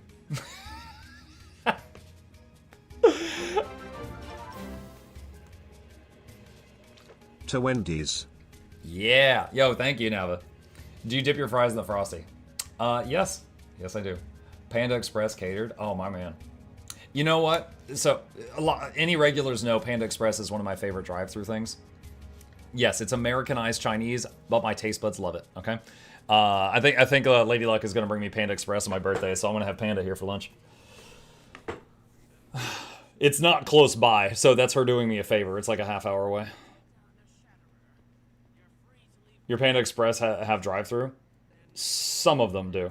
Some of them do. The one that's closest to us does not. She has to go in to get it. But some of the ones in Georgia do. MuckCon Germany win? Dude, I don't even have a passport right now. I can't go outside of the country. How's Germany right now? Are y'all safe? Is it a safe place to be right now? The world is crazy right now, so... Mug, is Rogue Trader done? Yes, we finished the second playthrough of Rogue Trader. It is complete. If you want to see it, it's on Mukluk Plays, and if you hated watching it, it is done. So you can rejoice, I guess. I saw you're a writer for Guild Gen. Not a writer. I'm someone who has submitted stuff. And by stuff, I mean videos. Hang on a sec. I can show you an example. You're a contributor? Yeah, that's the word. See, give me a second. I'm trying to find it. Perfect. There we go. Okay. So, flashbang you guys here for a second. So this is Guild Gen's website for legendary open world obsidian armor. Okay? There's a spot on the page where it says recommendation. If you need more details on how to get this stuff, check out this video guide. And there's my video guide. On my video guide, if you go there, it says if you prefer a written guide, here's Guild Gen's written guide. It's just cross promotion. She likes doing written stuff. I like doing video format because of ad revenue. And we cross promote each other. That's it. So yeah, I am a contributor to her website. Basically, I gave her permission. It's like I have a playlist of guides that I've made. There's like 193 videos on it. And I gave her permission. I was like, if there's anything on this playlist you can use it. Let me know, and I'll cross-promote you on the associated video. So, and that's it. So, like, some of the raid bosses, some of the miscellaneous guides, like how to prepare for your first PvP match, stuff like that. I have a video for that. She's got a webpage. They promote each other. That's it. It's that simple. Cough, embed, cough. Yeah. Yeah, there was a while that she had me embedded on her site, but it started a bunch of drama, so I asked her to take it down, and it's down right now. You have no idea how much fun VR chat can be with the right disposition. I have seen some funny clips from VR chat, like some of the famous one, like here, have a gun, go do a crime. The Panda Express drive-thru doesn't let me filter locations by drive-thru, makes me sad. Even if it's true, mincemeat is still expensive AF. We have a local pizza place near us that used to be an old McDonald's, so we technically have drive-thru pizza place because they have drive-thru windows. Some of the Little Caesars near me have drive-thrus. Like, yeah, Little Caesars has this thing where it's like, if it's after 5 p.m. but before 8 p.m., they have a system they call Hot and Ready. Behave. Where basically, if you want a cheese and pepperoni pizza with nothing else, they will always have one ready to go. You walk in, you slam down $5, you take a pizza, you leave. That's it. So basically, they've pre-made them, and you don't have to order. You can just go in and get one, and they got some under, like, the heat lamps. Okay? So, between 5 and 8, if you go to Little Caesars and go through the drive-thru, you can say, give me one of the Hot and Readies, and you're in and out in, like, a minute, and you just take one and go. That's it. Little Caesars is a good trash pizza. Yeah, it's very good for the price. It's not top tier, but it's delicious cardboard. Plus, they got the crazy bread. Everybody loves the crazy bread. Let's see. Fun fact, I worked making pizza at Little Caesars. First day they did Hot and Ready. We had way too much extra pizza that night. Yeah. Yep. Little Caesars is worth what it costs. Yeah. I think it's worth more than what it costs. There were times where when I was working tech support and I went out for lunch and I went to Little Caesars and I just got like a pizza for $5 and then I got like 3. I put it in the fridge at the office and I got like 3 lunches out of that. It was very cost-effective cardboard. Little Caesars price has gone up a lot, though. Speaking of food price, did you guys see that, like, one of the owners of McDonald's admitted he's like, yeah, we let the price get too high. We need to get it back down. It's like, yeah, that's why nobody eats there anymore. Like, it was really good when it had a $1 menu. Now it's, like, stupid. Yo, weird question. Does Muck have a Discord community? I do. I will link it to you here. There is a Discord community. It's linked in the chat. You're all welcome to join. We have a Guild Wars 2 channel in there if you just want to talk Guild Wars 2. There's also a questions channel. You can ask anything that you think we can answer 24/7, and someone will answer the question at the next available opportunity. So hopefully the people that are even really shy about asking questions can just put whatever they want there, because that's literally what the channel is for. The value menu with $7 options. Yeah. Like, I used to, when I grew up, it was like there was McDonald's, which was like good for the price. Wendy's was more delicious, but it was more expensive. And then now it's like they're both expensive, so I might as well go to Wendy's. Where I live in the U.S., we out-pizzaed the Hut. They were drove out of the area for a few years because they couldn't compete with all of our local pizza shops. Within like 15-minute radius, they were like 10 plus spaces. Did you have a noticeable change in viewers after the embed ended? Please tell me it changed nothing so I can laugh on the people that gave you drama. It went down a little bit, but like there's no secret that the embed views, like I was completely open on this. If you have an embed, like if you have an embed for, I'm going to make up a number here. If you have an embed for 50 viewers, it will show you as having 50 more viewers. That's literally the point of it. It will make you appear higher in the search results on Twitch because Twitch sorts by default from highest to lowest. It's a kingmaker system. However, having, you know, it doesn't generate any ad revenue, and also it affected the number that showed up, but it didn't really affect me at all because I'm very blessed in this regard. I already had enough viewers that I'm frequently at the top of whatever category I'm playing. So I didn't go, like, you know, if I'm at the top of the Guild Wars 2 category and then I embed 50 viewers, I'm still in the same spot. And then I turn off the embed, I'm still in the same spot. So it helped me with visibility when my stream was just starting and I would get kind of to the top place faster, but it didn't really affect anything after that. Which is why it didn't really like hurt me to turn it off. So I was like, look, this is causing too much drama, and I'm tired of explaining it. Let's just turn it off. It doesn't hurt me to turn it off. Let's just get rid of it for now. And Jen apologized. I'm like, look, no, you were trying to help me out. It's fine, but for now, I think it's better to just turn the thing off. And that's it. So, and that's why I'm very open to talking about it, is because like I wasn't getting any kind of monetary benefit from it. It was just, in my mind, it was like advertising. Like, you know how you go to a website and there's an ad and you use an ad blocker to block the ad? In my mind, the embed was just an ad on her webpage for me. But not everyone saw it that way, so we turned it off. Muck, opinion, please. I need help deciding on Necro or Engineer to focus on the new expansion. Assuming you want to play the new thing, which is Amalgam or Ritualist, buddy, they both look good. They both look really, really good. Like, the Amalgam is pure damage, so if you only want to play DPS, that's great, and it's super flexible. The Ritualist is either damage or support. So if you want the option of playing support, Ritualist looks really freaking good as that.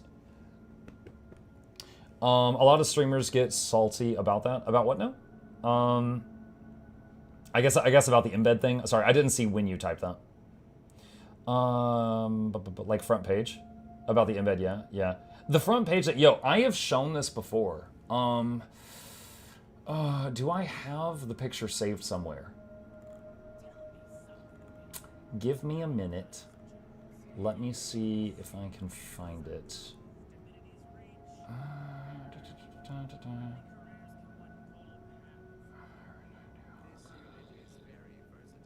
Is this it? Ah, this is it. Hang on. I found where it's at, because I showed this. Okay. All right, you guys. Okay, we were talking about embeds. I've shared this story before, but I'll share it again because it's extremely relevant, okay? The day that the biggest stream of my life so far was Guild Wars 2 was going live on Steam.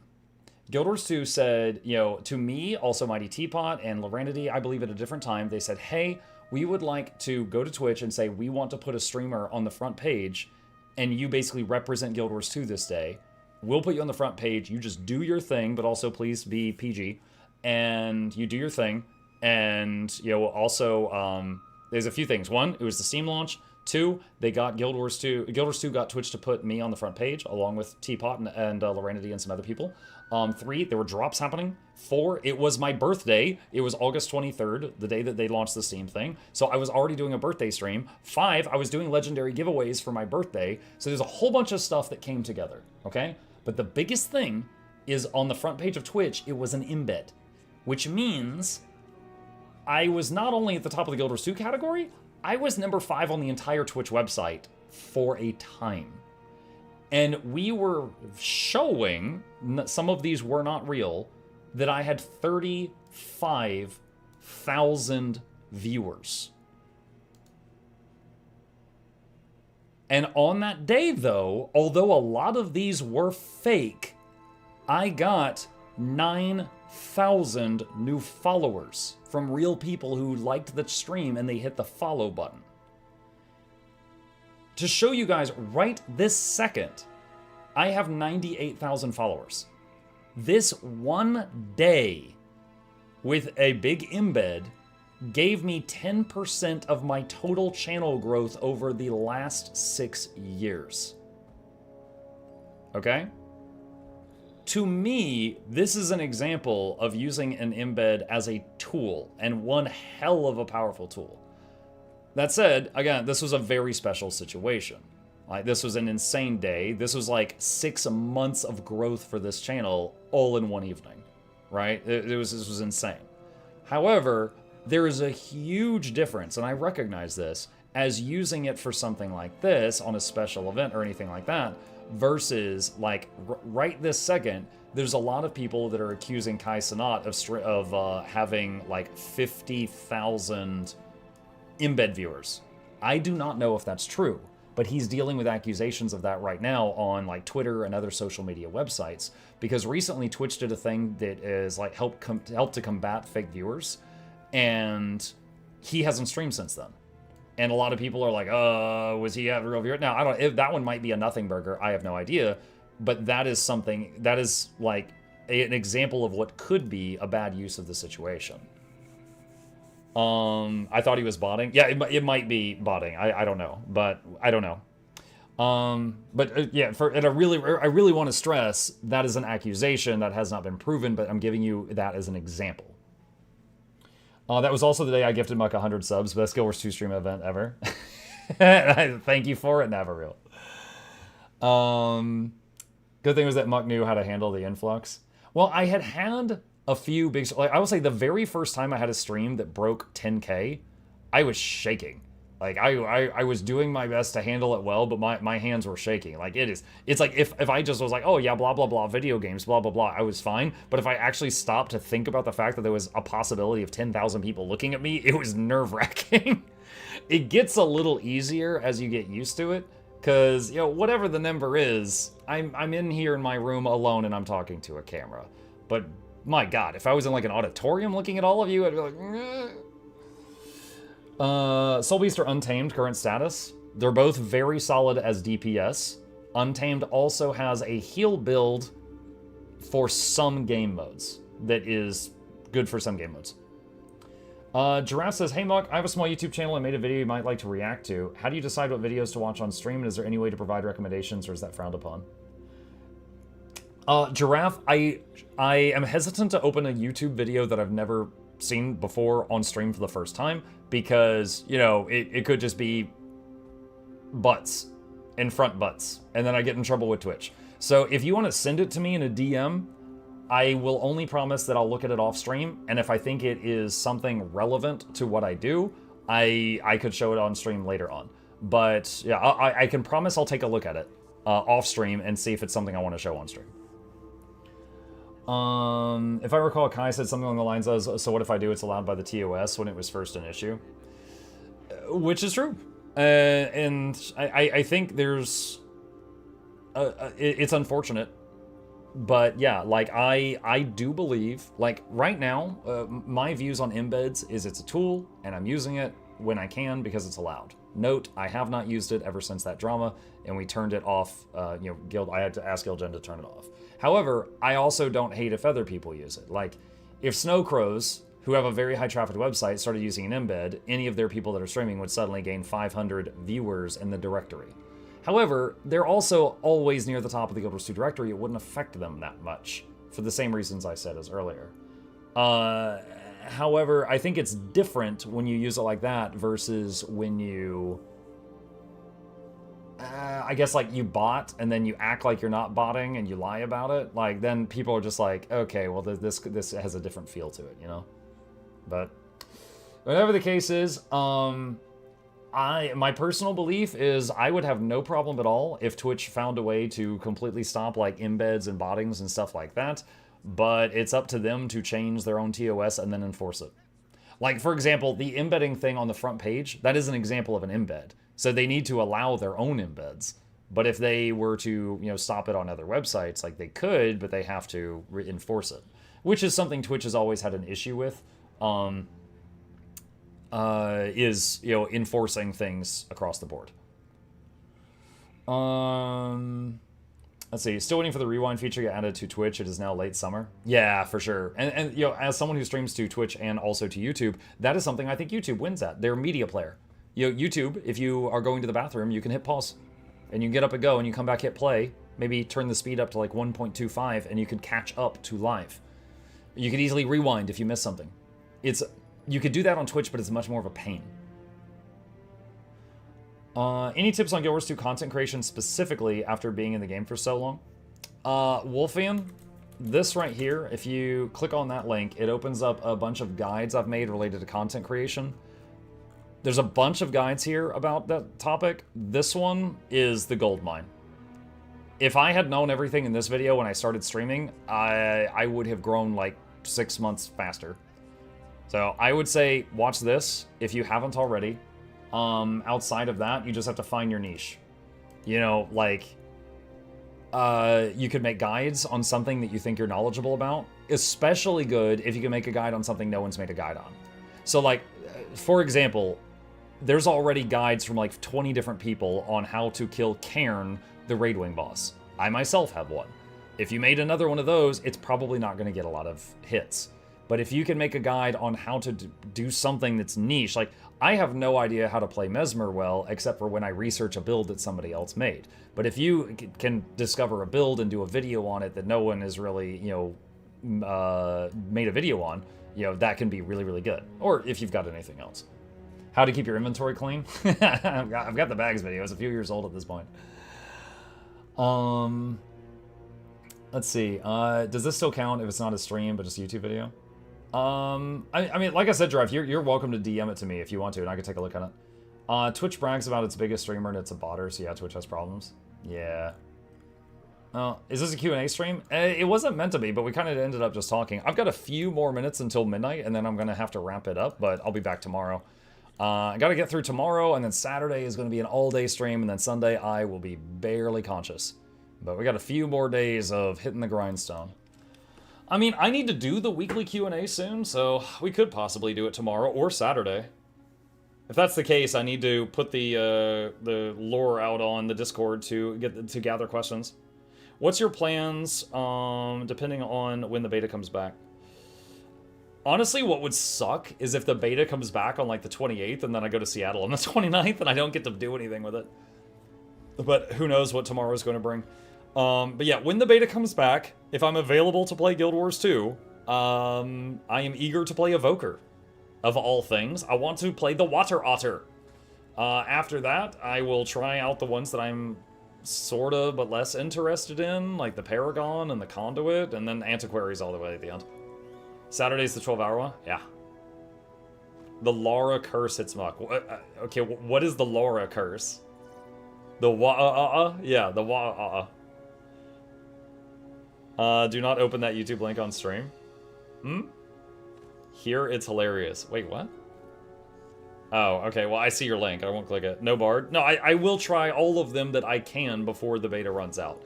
I have tried Gale Shot, and I've tried Gale Shot, Amalgam, and Ritualist, and I've got 6 more to go. So, it really just depends on when the beta comes back, and will I be busy that time. To give you an example, the drops end Sunday night. My plans for Monday do not include Guild Wars 2. There's a possibility I'm going to have a sponsor on Monday night, and I will be playing their game and showing off their game. If the drops come, or sorry, not the drops, if the beta comes back on Monday, I'm kind of SOL. I have plans that day, you know? And then Friday, I'm going to be on a plane going to Seattle. Not tomorrow, Friday, a week from tomorrow. So it depends on how will the beta coincide with the stuff I've already got locked in that I can't move. Gonna go watch more Giraffe Wars too. Alright, see you, Garson. Are you excited for Seattle? I'm extremely excited for Seattle, yes. Yeah, I am. I am surprised at how excited I am for this. When will the amalgam video be up? Tomorrow morning. You know what though, Necro, if you're interested, I'll give you a link to it right now if you want the link. It's just the video is done. It's simply that if I release 2 videos too close together, they do very poorly because, you know, people be like, oh, I only have time to watch one of these. They'll watch one and then the algorithm will hate the other one.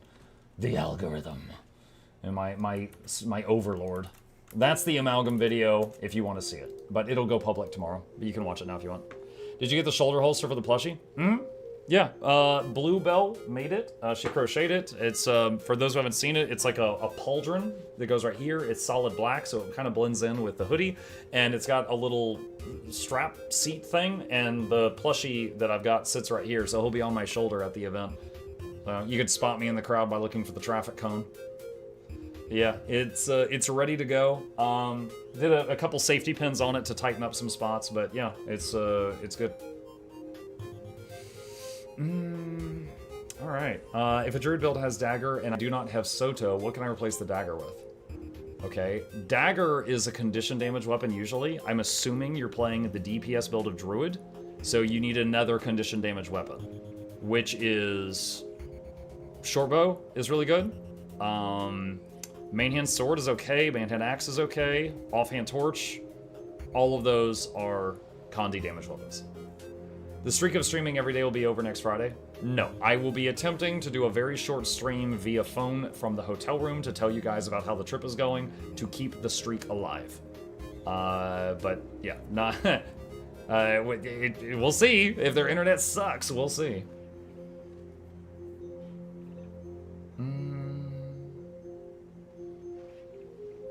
Let's see. It still counts. It still counts indeed. Is your family going? Yeah, it's me, my wife, and my son. So all 3 of us will be there. So me, Mini-Me, and Lady Luck will be there. Let's see, power bank strapped to the phone and stream the whole Guild Wars 2 event in person. I don't know if I would need permission to do that. I have never done an RL stream, so I don't know. I have no knowledge of how to set that up, so probably not going to do that. I think the plan is just like a short stream. I will try to get a lot of pictures. My wife used to be a photographer, so she's really good at that, and also her phone is a lot nicer than mine, because my phone is an old busted POS, so like I click a button on my phone, it takes 3 seconds before it responds. So I'm going to ask her to get lots of pics. I'll be at the ANET meetup. I'll be at the ANET meetup, and I give my permission. That's all you need. Yeah, not ArenaNet's permission. You're just yours. That's it. How long is the flight? I think it's gonna be like 4 hours or so, maybe 5. I think it's gonna be something like that. So because of jet lag, like when I get there, like I'm gonna be leaving to go to the flight, and then it's gonna be like a 4-hour flight, but I'm going through 3 time zones, so I'm gonna arrive there like 1 hour later or 2. And then the thing is that night I'm gonna be tired because of that. I'm gonna be tired. 4 hours in Texas? No, because, okay, so I've gone on skiing trips and snowboarding trips to Utah, and going from Atlanta to Utah is 4 hours. And this is a little bit past Utah. So I would say probably 4 to 5. But we'll see. I could be wrong. I could be wrong. It also depends on, like, you know, tailwind or face wind, stuff like that. If nothing else, there's coffee places, library, other things. Yeah. Yep. Please represent your color and do the best you can. I have no idea what that means, but I will do the best I can. It's around 6 hours. Utah is around 2-hour flight from Seattle. Okay. I have a request for you, Muck, which is to ask ANET to increase the cap for armor. Dude, I can't get ANET to reply to my... Dude, I sent an email like, hey, it's been 3 months since you said yes to the plushies. Can I get the contract? And it just says red for like another month. I cannot fix your armor caps. Come to Canada, you could... I don't have a freaking passport right now. You could travel 4 hours and still be in the same province. Muck Shadow, would you please show the party potato? Not right now. I'm refunding everything. I'm about to go to bed. Stop bugging me about it, Jackos. I have a thing up here that is in my face. Stop bugging me about it. Thank you. Much love. Let's see. I'm at US2. That's 11 hours to go 2 states. I saw you tried Ritualist. Did you get to Gale Shot? Yes. How was it? It's fine. It was a ranged DPS. It was fine. I am waiting on Noxxi to finish editing a video on it. Hopefully that will be ready soon. I need ANET support. Oh, is a lot more supportive and responsive for the Steam release. Just me. I often hear good things about ANET support. I have not had to contact them myself anytime recently, but I usually hear positive stuff about them, so I don't know. But I haven't had to open a ticket in years. So I just going by what other people say. No passport and you're flying to Seattle? You need a passport to leave the country. You don't need a passport to fly within the country. Like, I live in the United States, but I live at the other end of the United States. So, yeah.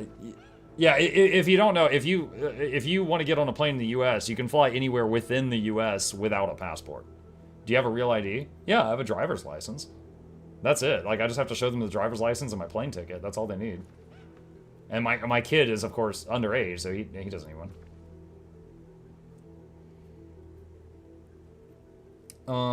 Let's see. Do you need one to fly to Hawaii? I'm going to be honest, I don't know. I've never needed to fly to Hawaii, so I've done no research on that.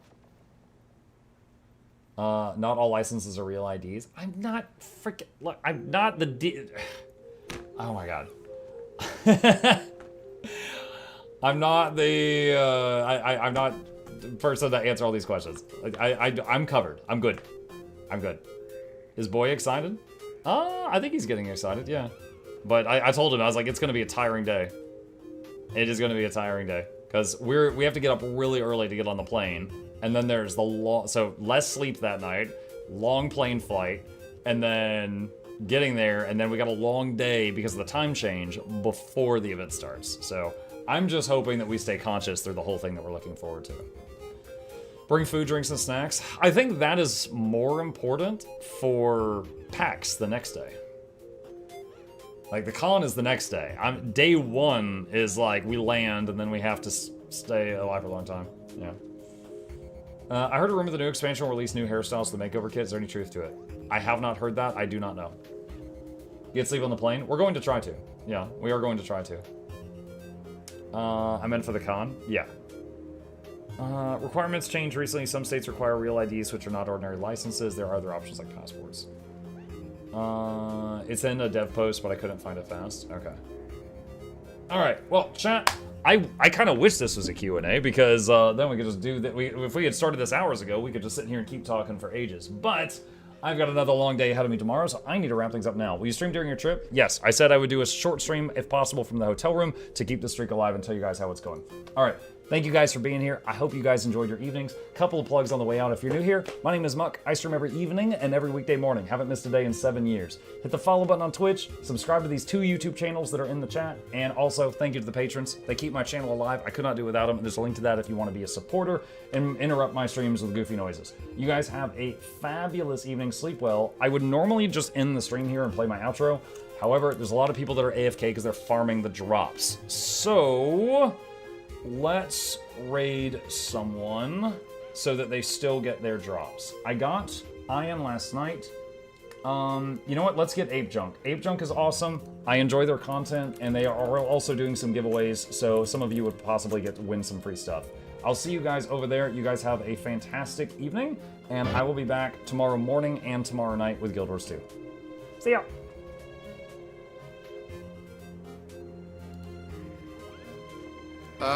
The We Didn't Start the Fire song wasn't great? Oh man, I have a